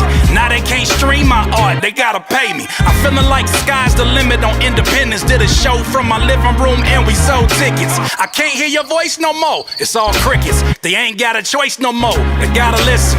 Maybe I was wrong or a little too early, but I was in a hurry for the wave like Hurley. To shoot from my logo like Steph Curry. It almost burned me out, but now it's no mercy. Rome wasn't built in a day, I should've listened. Worked my body to its limit and now I'm out of commission. I be out walking in waters that I should fish in. Stuck inside my head like, boy, pay attention. That's easier said than done, it gets a hold of me. When ideas fall from the sky, it's like a dopamine. I wanna pay a visit to the older me. Swinging in the rocking chair happy, well hopefully. In a mansion full of trophies, a house full of love, I want it all and above. Let me know the work that I'm doing is all worth it. Cause I know I wasn't perfect. He said I know I wasn't perfect. What's the verdict? Home movies. I'm still alive. I'm still alive. You gon' tell your lie. How Now you got the formula for me, for success you never achieve, or swings you never took, or dreams you never seen. I'm drawing a new blueprint. I couldn't walk in your shoes, cause homie, you quit. So bring the troops in. Read between the lines and I lined it with glue. So I am not surprised why I got you confused. The man with the vision is burdened with intuition. The people that said I couldn't now see me as a magician. Oh yeah, you niggas thought I forgot. Oh yeah, now all that talking can stop.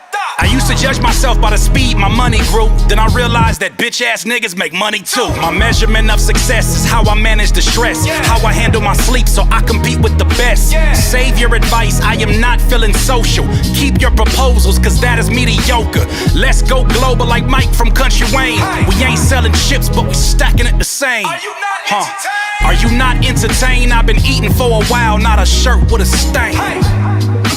I'm still alive. I'm still alive. You gonna tell your lie, but don't you blame my pride. I'm still alive.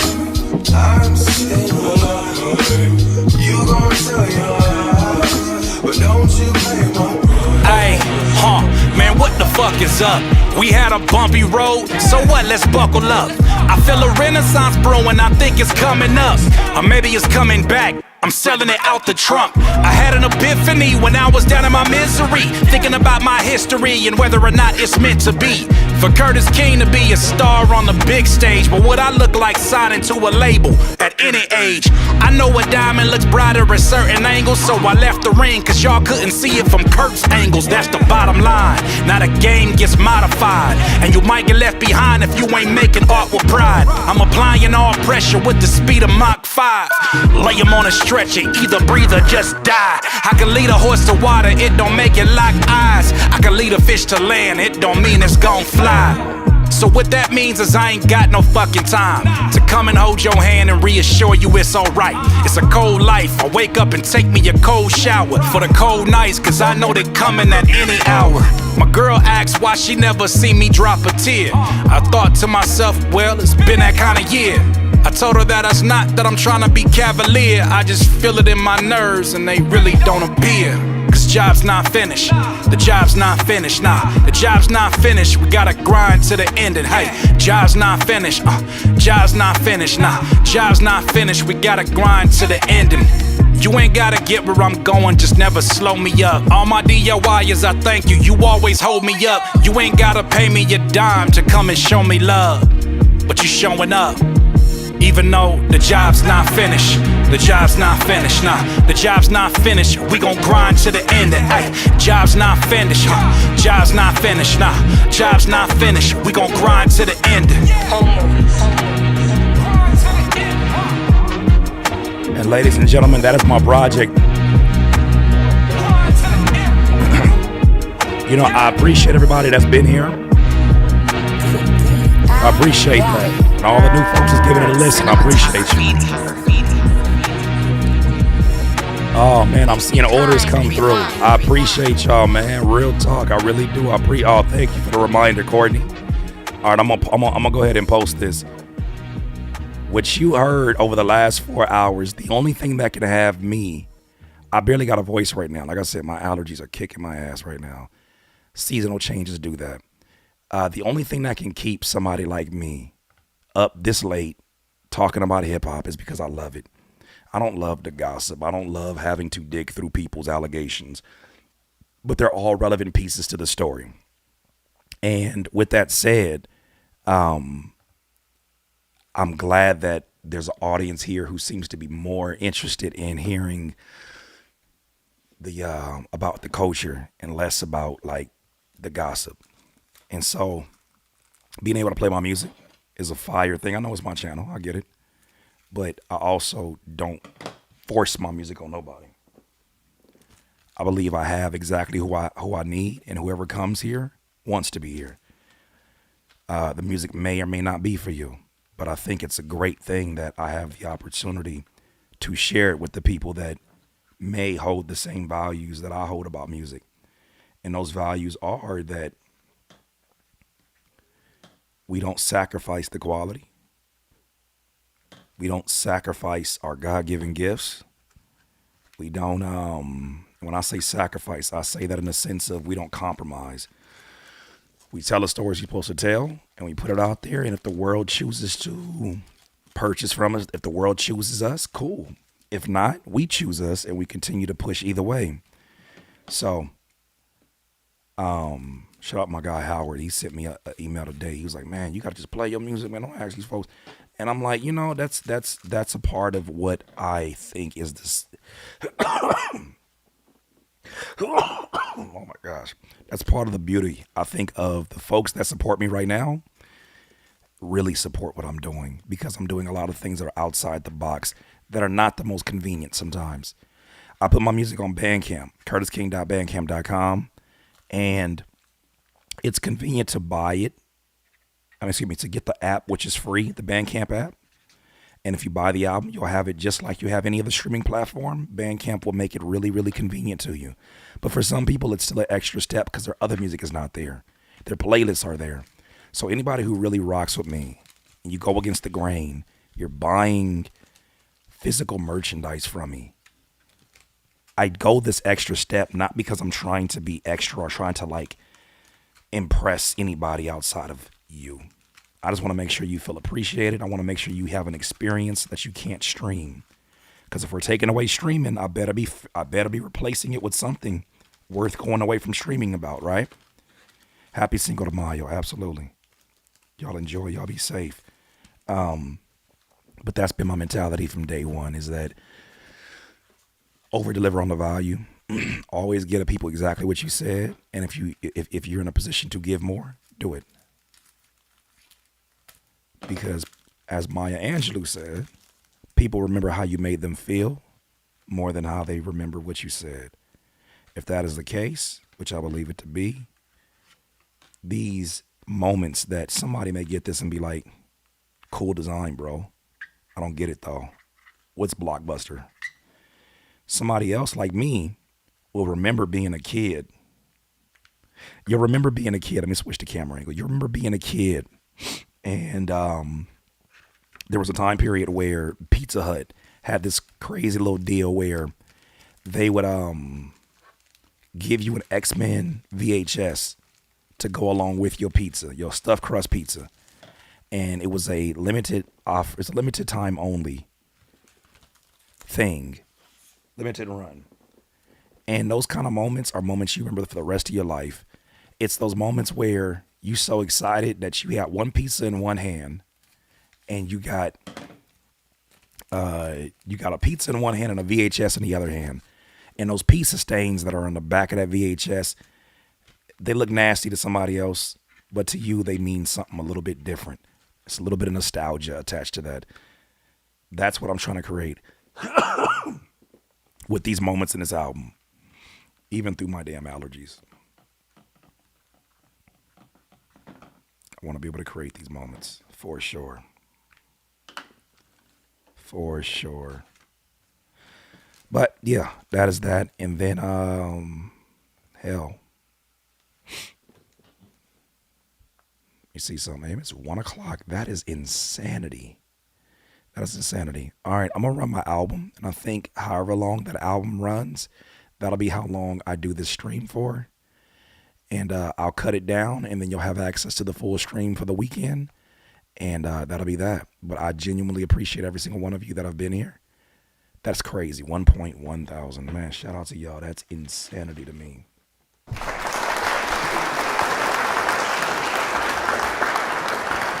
All right, well, I'm gonna go ahead and play this album real quick, just because that's the mood that I'm in. Actually, no. I'm gonna let my DIYers decide. Should we play Storm Symphony or should we play Extended Warranty? I'm gonna put it to a vote real quick, and we'll talk hip hop in the process. Because I think hip hop is in an amazing place. And I think that what's going on here helps a lot of folks. I'm going to put a poll up here. I'm going to let y'all decide. And if you don't know the title, just pick the one you think is more intriguing. Storm Symphony. I stand by both of these. And these are both projects I've done within the last few months. What should we play next? But shout out to y'all. I was talking to Courtney about it. I'm like, it's crazy that even just a few months ago, especially for those of you that are on your YouTube grind, a few months ago, you know, we had our very small community, but it was it's high quality. I think it still looks like it's really high quality. There's some weirdos that come in here. But the dope thing is that these are folks that genuinely just love music, love hip hop. And because of that, we get to have different conversations. Dr. Kesha, thank you for the breakdown. All good. Thank you for being here. That part. What's it looking like? Split down the middle? Oh my goodness. I'm gonna play Storm Symphony. I think that's I need to be reminded of that project. We'll play that one. Let's play that one. I haven't heard this in a minute. Oh man.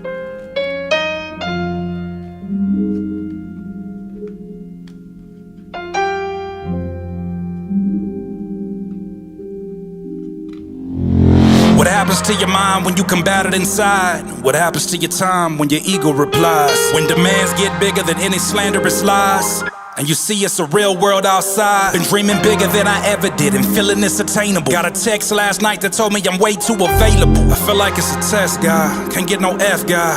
I feel like you asking me for my best now. It's feeling like a fabulous assist. And I for one will not be the one to ever miss. It's not the time to make amends or new friends. See my mama getting chemo, ain't slept a wink since. And I don't say that for no sympathy. Don't know what's getting into me, but I feel like it's sending me to a hemisphere I've never seen. I solemnly promise I'ma protect my energy. I solemnly promise I'ma protect my energy. I solemnly promise I'ma protect my energy. Speak life, or become another distant memory. We still care about rapping out here. We still give a damn about rapping out here. I solemnly promise I'ma protect my energy. I solemnly promise I'ma protect my energy. Speak life. Let's continue to focus that energy. In the name of protecting my name, I said the most. But that was in the past, now I'm passing through the coast. Life gon' tell a couple jokes if you don't know. Better be ready for the punchline and drum roll. I look into my son's eyes and know that I'm on borrowed time. I gotta be a panther for him. Word to Caroline, shift another paradigm. This life ain't never been fair with I. Not complaining cause I still see my paradise. See, I must be the one that needs to elevate. I know that I've been chosen, holding the ropes like a heavyweight. Bobbing and weaving, it ain't abrasion on my face. I'm waiting for the future, need to see you like a blind date. Walk into the room like, excuse me ma'am, am I late? I'm just a DIY, trial and error was my highway. Stubborn as a steel-toe boot on the Timberland. I lose 1,000,000 times, I'ma win again. I solemnly promise I'ma protect my energy. I promise you I will. I'll get some energy. I solemnly promise I'ma protect my energy. I solemnly promise I'ma protect my energy. Speak life, or become another distant memory. And I solemnly promise I'ma protect my energy. I solemnly promise I'ma protect my energy. Ginger Road Sea Moss, I will. I'll get into that.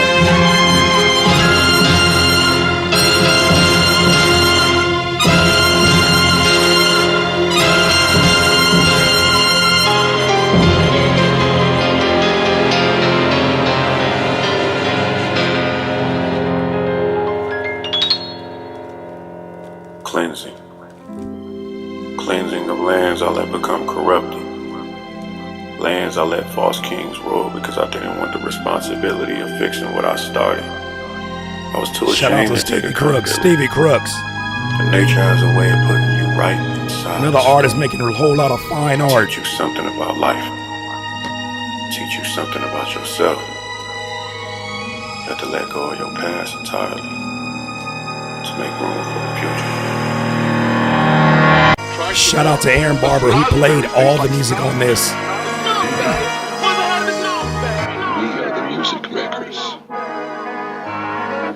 We are the dreamers of dreams.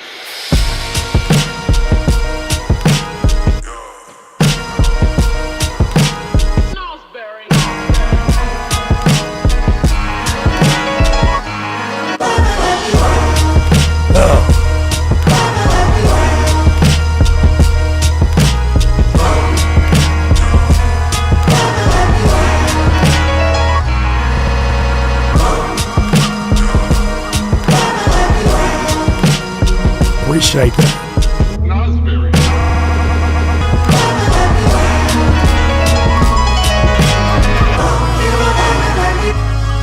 So I produce as well if you didn't know.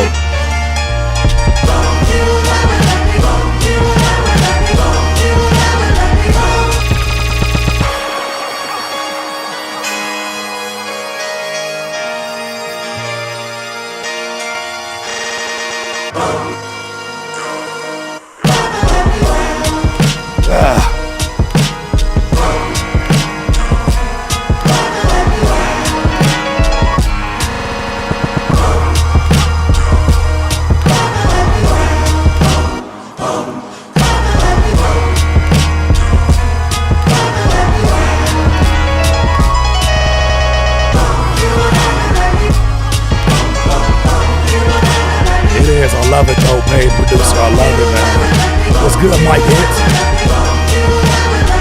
Fuck it, I appreciate that. This was such a new project for us. Hold on, let me talk over this shit.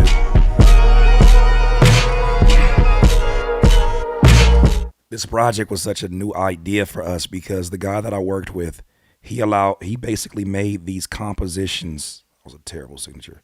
He made these compositions that sounded like samples. And his name is Aaron Barber, and he's such a genius. Great sound designer, all that good stuff. Amazing musician, all that. He made these sounds as compositions and just basically gave me the freedom to sample them. And then after I sampled them, added drums to them. He then took the sounds and combined the whole project so that it plays as one continuous motion. And then when it gets to the end, the chord progressions lead right back to the beginning of the project. So it feels like one continuous cycle. So the idea of the project was to create what it feels like when you're in life and you go through a storm. People talk about go through storms all the time.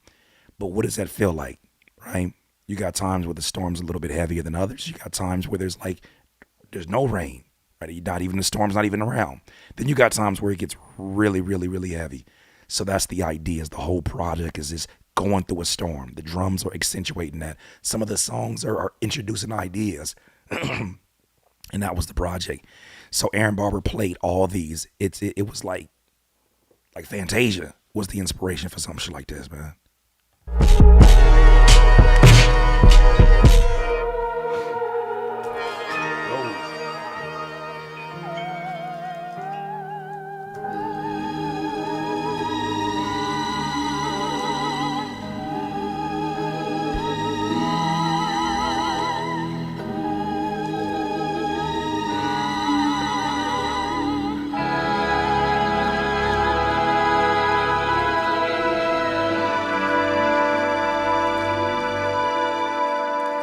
My mother never raised me to follow.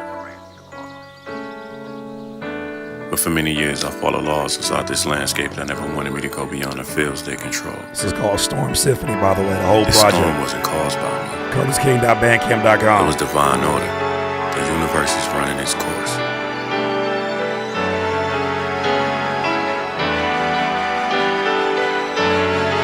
Poetry of the earth is never made.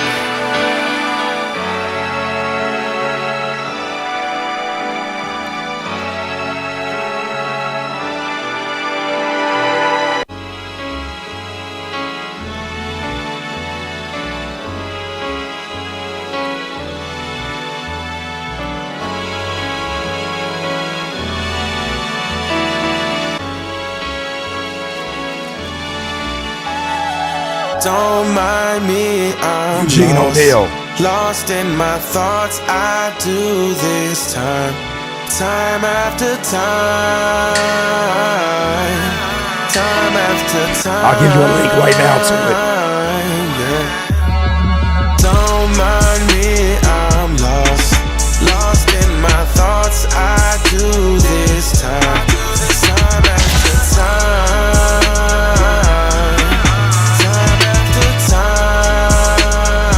Sir, there's no amount of money you can pay me to pay your Kendrick Lamar diss. I'm not gonna be a platform for that. What you got to do with this diss? What you got to do with this? It's a real war going on right now. I am not about to. What do I look like? Taking money from you to play your Kendrick Lamar diss? I'm sorry. That sounds goofy. I'm not doing that shit. I hope you're trolling. That sounds goofy as fuck. All right. Here's this. Storm Symphony, which you're listening right now, because you're not gonna find it on streaming, and that's because we took everything down from streaming. Here's it is right here. If you're interested in this project, it's right here. If you're interested in what I'm working on right now with this package, that's in there too. He's not reading the room. The internet doesn't do a good job, Arrow, of doing that. I've noticed. We covered that, Burrito Boy. We covered that.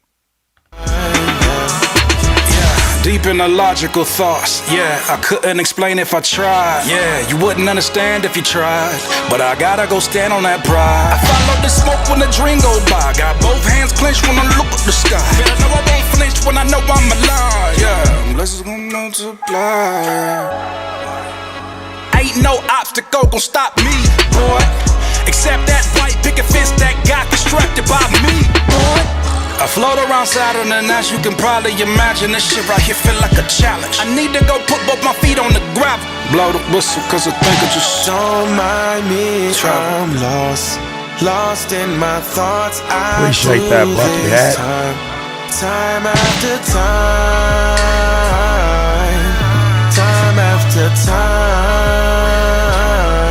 yeah. Don't mind me, I'm lost in my thoughts. I do this time after time after time, yeah.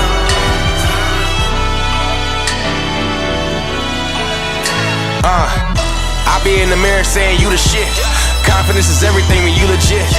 People really scared when they see a proud nigga on the grind trying to get it. And what they mad at, live a life with no ambition. That's some sad ass shit, really all up in they feelings. I be out here laughing at you folks, wasting energy. Get them all mad while I'm sipping on this Pinot Gris. Focus on my goals, can't no bullshit get to me. Simple concept and I don't know if you can Somebody brought my whole see, I got dreams and nightmares. Never big meek shit, the journey is so clear. I don't fear falling cause grace is right here and right. Yo, don't make me tear up in here. Somebody bought my whole discography right now.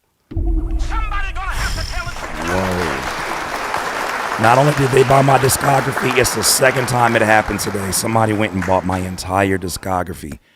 That is one of the greatest compliments you can pay somebody who does this and loves this. For you to show that gesture of love means everything. So thank you so much. I don't want to put your information here on blast, but thank you for ever do that. Now, whoever also bought the project, our art deserves to be paid for it. I don't listen to nobody out here talking about art should be free, music should be free. Cap. So thank you. Now I'm on pace to light years, beyond infinity. Success is instinct, and I never stop till I get my everything. I be in my thoughts, yeah, I map out new schemes for new things. Niggas gon' regret when Eugene connects with D King. I know you see me, I hope you not late. You blink, I'm out, peace.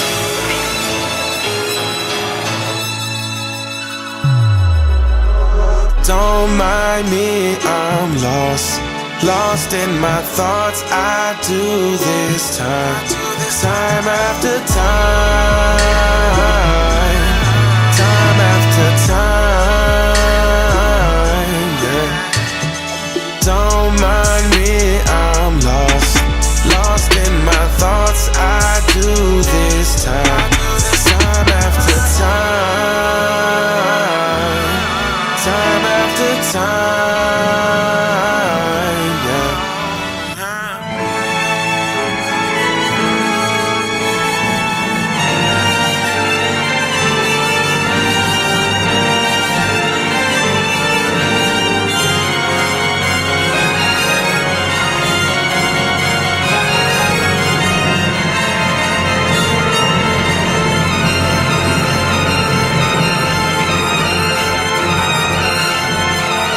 Is that it? Oh,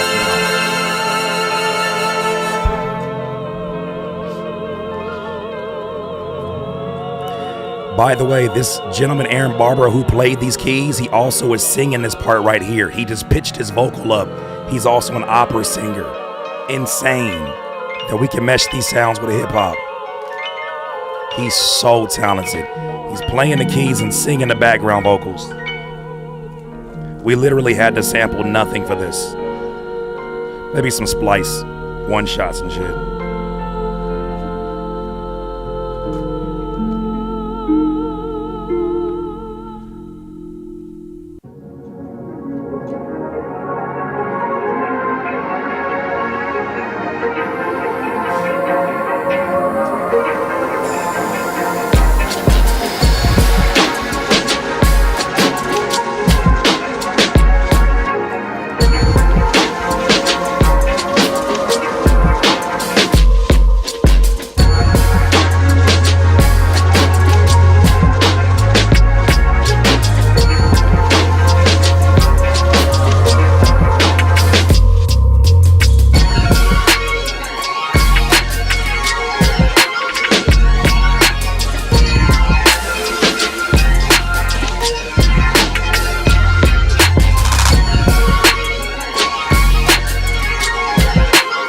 I appreciate you, man. Said, have a good night, my friend.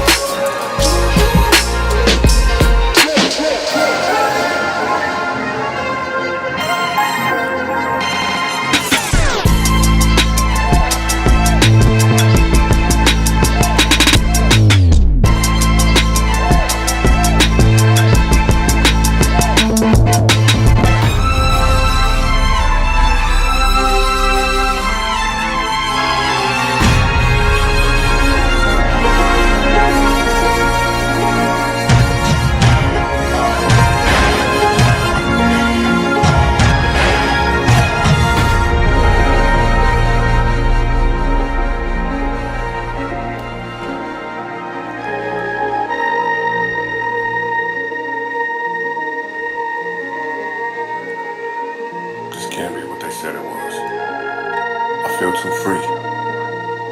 But at the same time, I'm walking inside a storm. Surprisingly, in this chaotic space, I understand my destiny clear as day. The rain now is only water for these wounds.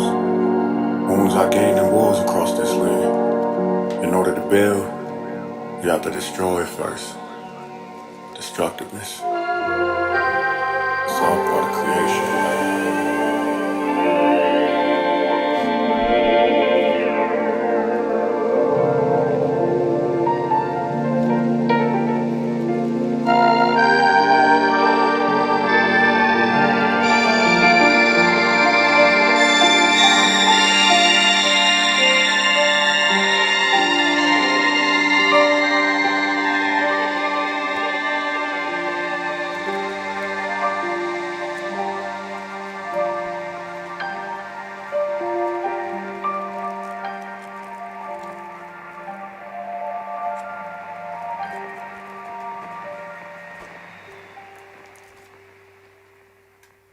We meet in places made for awkward greetings, handshakes and promised future meetings. There's a strange phenomenon when a human tries to convince another human that they're more human than the other. I'm convinced we are all still growing up, playing grown up on playgrounds, made to make us look like we're all just showing up. The blessing and curse of perception. The curse is perceived as a blessing. When you're not ready for the light or the mirror, we're just testing, we're just lessons. Yeah, I guess all that knowing my own feelings is brand new. Some things can't be fixed by copping trips to Cancun. Sometimes to do the work, you gotta clean your own room. Sometimes you gotta hold a mirror to see your fears clearer. With a swisher, wasn't jonesing for to hold my own, I own my wrongs. Or knew sooner that the things I was looking for was just under the surface. When love calls your bluff, y'all searching the circuit for shortcuts to show that you're tough, but keep it a buck to build trust. I know you worried about us. I know these combos get rough. I know this season got us questioning our methods and second guessing our registry. But honestly, I marvel at your reverie. I be hiding the best of me, probably cause I don't trust me. Mostly I'll assume that most the problem is you. I suppose I'm evolving too. Both of us growing patience, not drawing conclusion or painting with blanket statements like I just wanna be honest, but I don't trust you.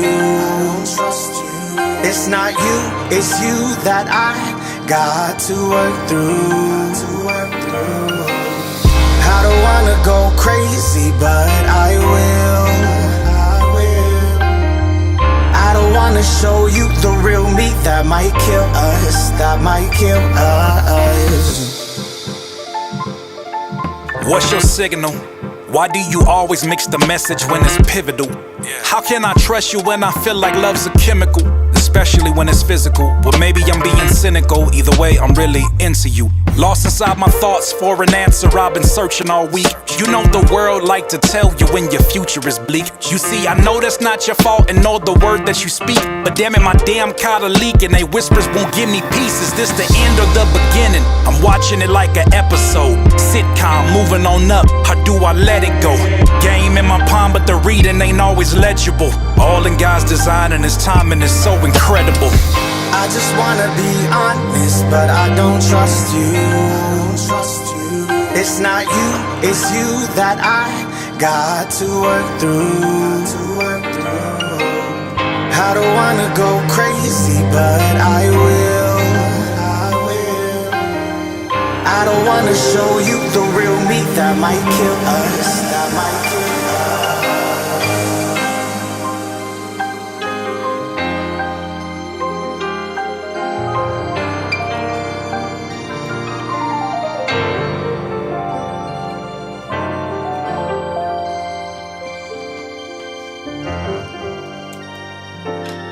Jaded. I thought all I had would satisfy the emptiness. All it did was push me further away from who I am. The storm was inevitable. The monster I created decided to make itself known, so I could know myself again.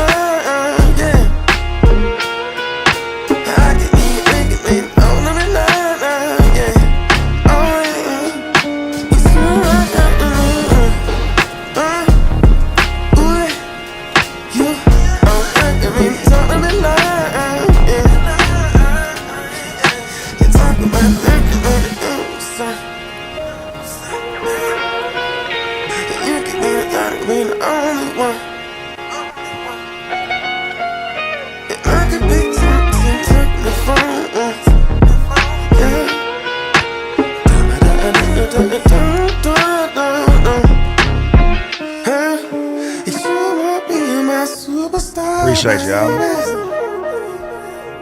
It's your girl, you're the one for me. I'm just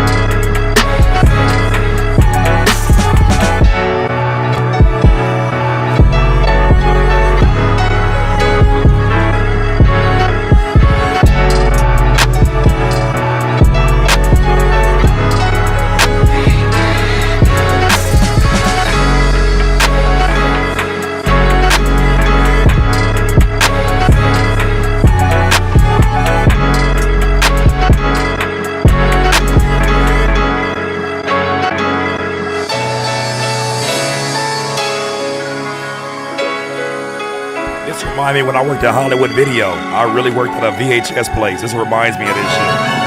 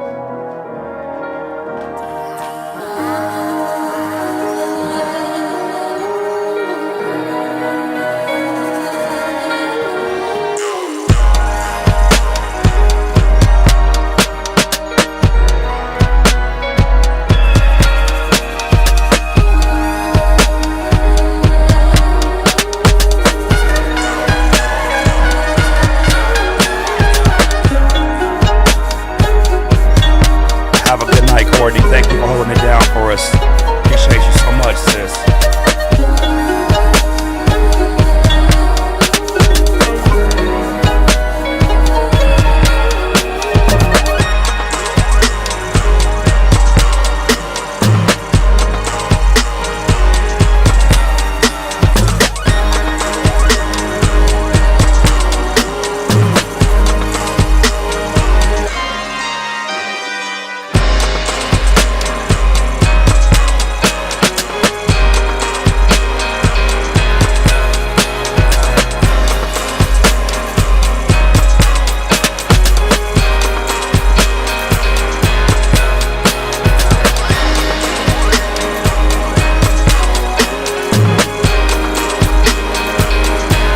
Thank you, Chris.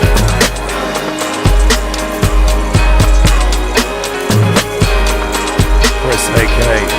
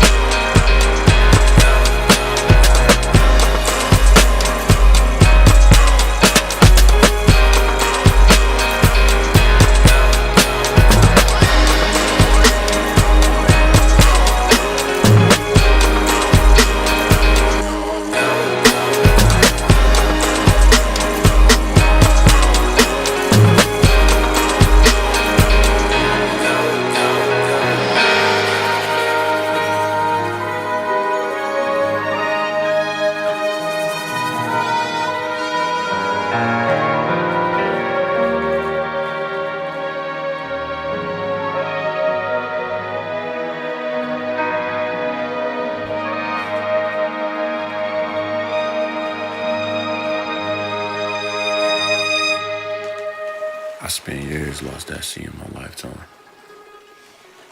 The boat was made to stay on surface. That's all I knew until I became fearless.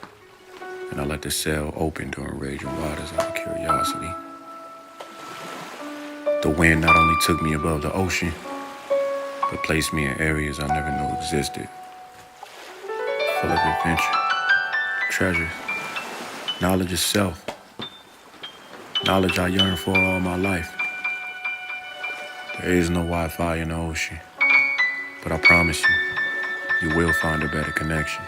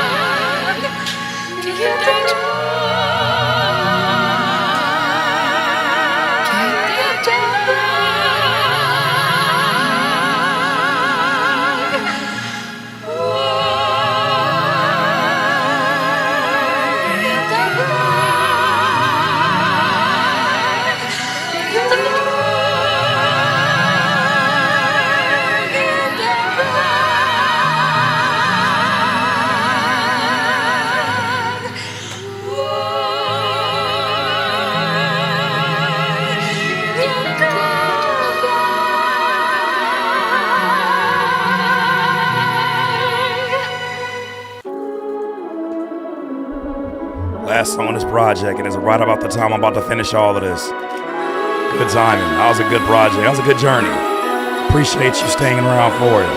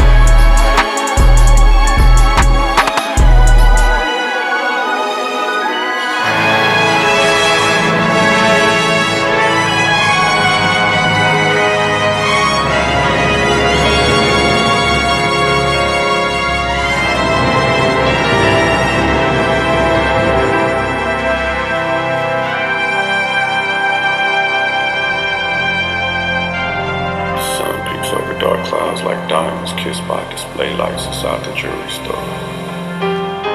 A sign of hope. The indication that change will come.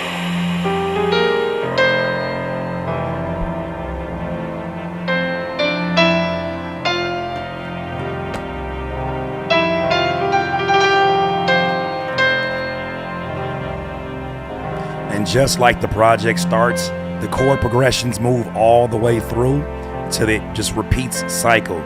Because every time you go through a storm, you know that you're going to end up going back through a storm again. So the project works so that it serves as a reminder that another storm is coming and you'll get through it. That's exactly what the idea was for this. It just leads right back to the beginning. And it will be this. So that's the beginning of the album. Crazy, right? Crazy. I'm gonna do this because I'm almost done. I'm gonna play a few songs from a friend of mine, phenomenal artist. It goes by Stevie Crooks. I'm gonna play a few of his records right here. This project's called The Invisible Man Project.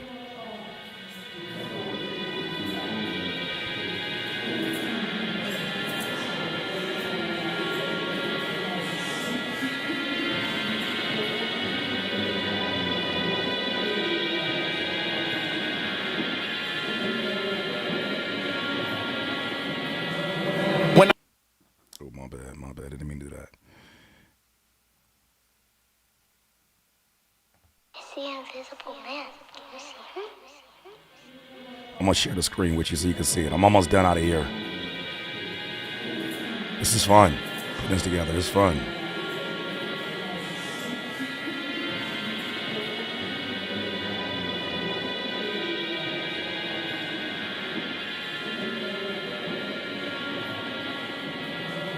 When I die, I put my brain in a museum in a glass display with the word brilliance written on a gold plate. The sky's blue, but my robe's gray. On the balcony with tea smoke dancing up on my face. Vibing, writing rhymes, looking at horizons behind them. A diamond providing all my desires. I was tired, now I can't sleep. Cause that's the cousin of death. But death called me and asked for one of my beats. In a game where you can't cheat. Cause the streets talk. And where the real live at, the fake can't be. Time on freeze, mind finally at ease. These nights like dreams, I'm no longer in need. Growing trees, no more prolonging the seeds. The forest of the foresight is flourishing because of me. I see the future, Lamborghinis and leaves. Blowing in the wind, down the road to be king. Crowned by the crooks and thieves across 7 seas. Forever love for my legacy. Jealousy is seized when the weapon squeeze over melodies. Dressing like I'm selling keys. Green sweater, yellow sleeves. Tell us these. Don't even tell them step with ease. I be stepping where the steppers be. Cartier lenses in the kitchen, cooking up a recipe. Fogging up the glasses, cooking up salmon with sesame. I gave rap in a wedding ring. Eloped on stage and made a promise that I never leave. I impress the Almost best done. cause I express impressively.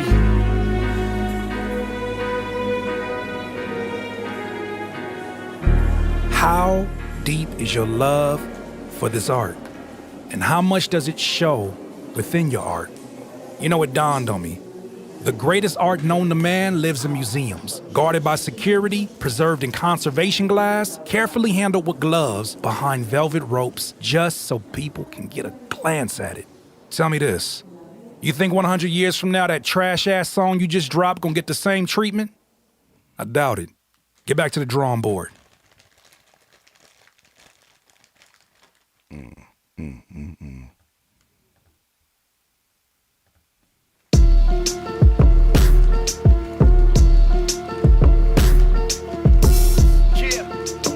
The most electrifying. RJ, what up? It's still fuck, y'all. I can feel the hate when we speak. I'm not stupid, you ain't think that I peep. Jump off, both of my NUTs. Niggas still in swag, wanna be me. It's only one, dawn. Damn sure can't be you. You tryna be somebody else every week. I will hunt, y'all. Nobody get in the way. Hitman, I've been waiting for weeks. Welcome to the display of an artistry lost because of glamour. It's all about brand and fuck if you have talent. Well, fuck it, it's my planet. And if I wanna rap like I love, then I will. And keep dropping these classics. Double gold chain with an angel doing dance moves. My soul cut deep, poured Henny on the stab wounds. A whole week, I was crying in the bathroom. Them tears turned me in the top tier on these rap tunes. Deep inside, found gold and rubies. It was me writing scripts, composing movies. It was me writing shit, exposing goofies. Little niggas don't move till you told to do it. Little work ass nigga, you berg ass nigga. You ain't the boss, you need a boss, you serve ass nigga. Give for the glass slipper, you know life's a bitch. So at least I make it smile, cause the shoe gon' fit. Two-tone kid, wallabies walking on College Street. Shopping spree, cause I remember shopping at Dollar Tree. I'm living art, I gotta be Picasso piece, hanging in the booth. The truth, that's the truth, Tony AFX. There's no guarantees with this, but I don't need guarantees, man. I gotta make, I have to create, I have to create, I have to create. I don't know no other way. I can feel the hate when we speak. I'm not stupid, you ain't think that I peep. Jump off, both of my NUTs. Niggas still in swag, wanna be me. It's only one, dawn. Damn sure can't be you. You tryna be somebody else every week. I will hunt, y'all. Nobody get in the way. Hitman, I've been waiting for weeks. Is that it? I think that's it.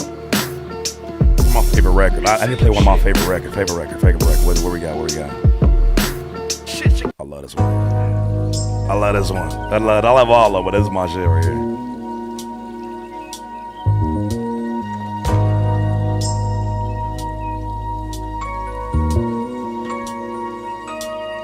All right, DIYers. After this, we're going to end the stream. I just want to say thank you once again. This was fun. Thank you for allowing me to get my work done. I got my reactions off. All that good stuff. Yeah, life's a bitch, so you treat her like she don't exist and fall in love with everything she not until you get rich. The cards not dealt for us, wasn't no help for us. Can't trust the race of people who never felt for us. They made a hell for us. We turn that to heaven, turn the pain into power, the past to a weapon. We made art for the earth to feel. Now they stressing, cause they kids wanna be like us. We electric. She took a Teflon, bought the Tesla. Seen the breast inside the sundressed and I undressed her. What I hear now is unimpressive. Just fake stars and subpar bars about cars with a double letter.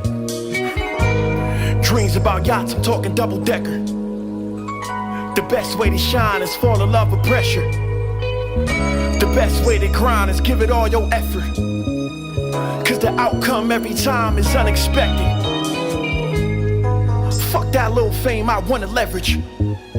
So I can levitate the Lambo by thumb pressing. I grew up selling out the trunk with it. My algorithm was the barbershop with thugs in it. Come to my show, give me 1 minute. You'll see the eyes of a killer with some love in them. Ironic. I made Fioravanti, that shit is iconic. I made the beats too, and I had your dime nodding. Yeah. Same friend since the beginning, and all my guys solid. Bada, what up? Mega, what up? Millie, what up? Zenero, what up? CM, what up? Dilla, what up? Shelf, what up? Ellie, what up? Snaz, what up? Sosa, what up? Yeah, Quinn, what up? Iconic.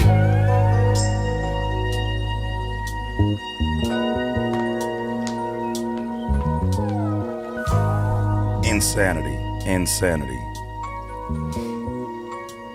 Insanity, insanity. I appreciate y'all. I gotta still be up though. But outside of that, I want to say I appreciate you. Consider please subscribing to the channel. If you enjoy this content, this is all independent music and content, but we have been talking a lot about this back and forth, which I hope it's now officially over. If not, we're going to get some more amazing Kendrick records, because that's all I'm looking forward to. Everything else just feels like everything else. Hope the dissection of the culture made so much sense. Almost 6 hours streaming, crazy of just talking. But nonetheless, important dialogue. With that said, I will see y'all soon.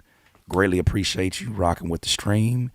And until the next time, DIYers, be safe, be productive, and yeah, try not to get too caught up in this crazy stuff. All right? We need the bars. That's damn right. What's up, Lotus Black? Viral Beats was good. Been a second. Man, all right? We're going to get out of here. We're going to get out of here. All right? Appreciate y'all once again. Have a good night.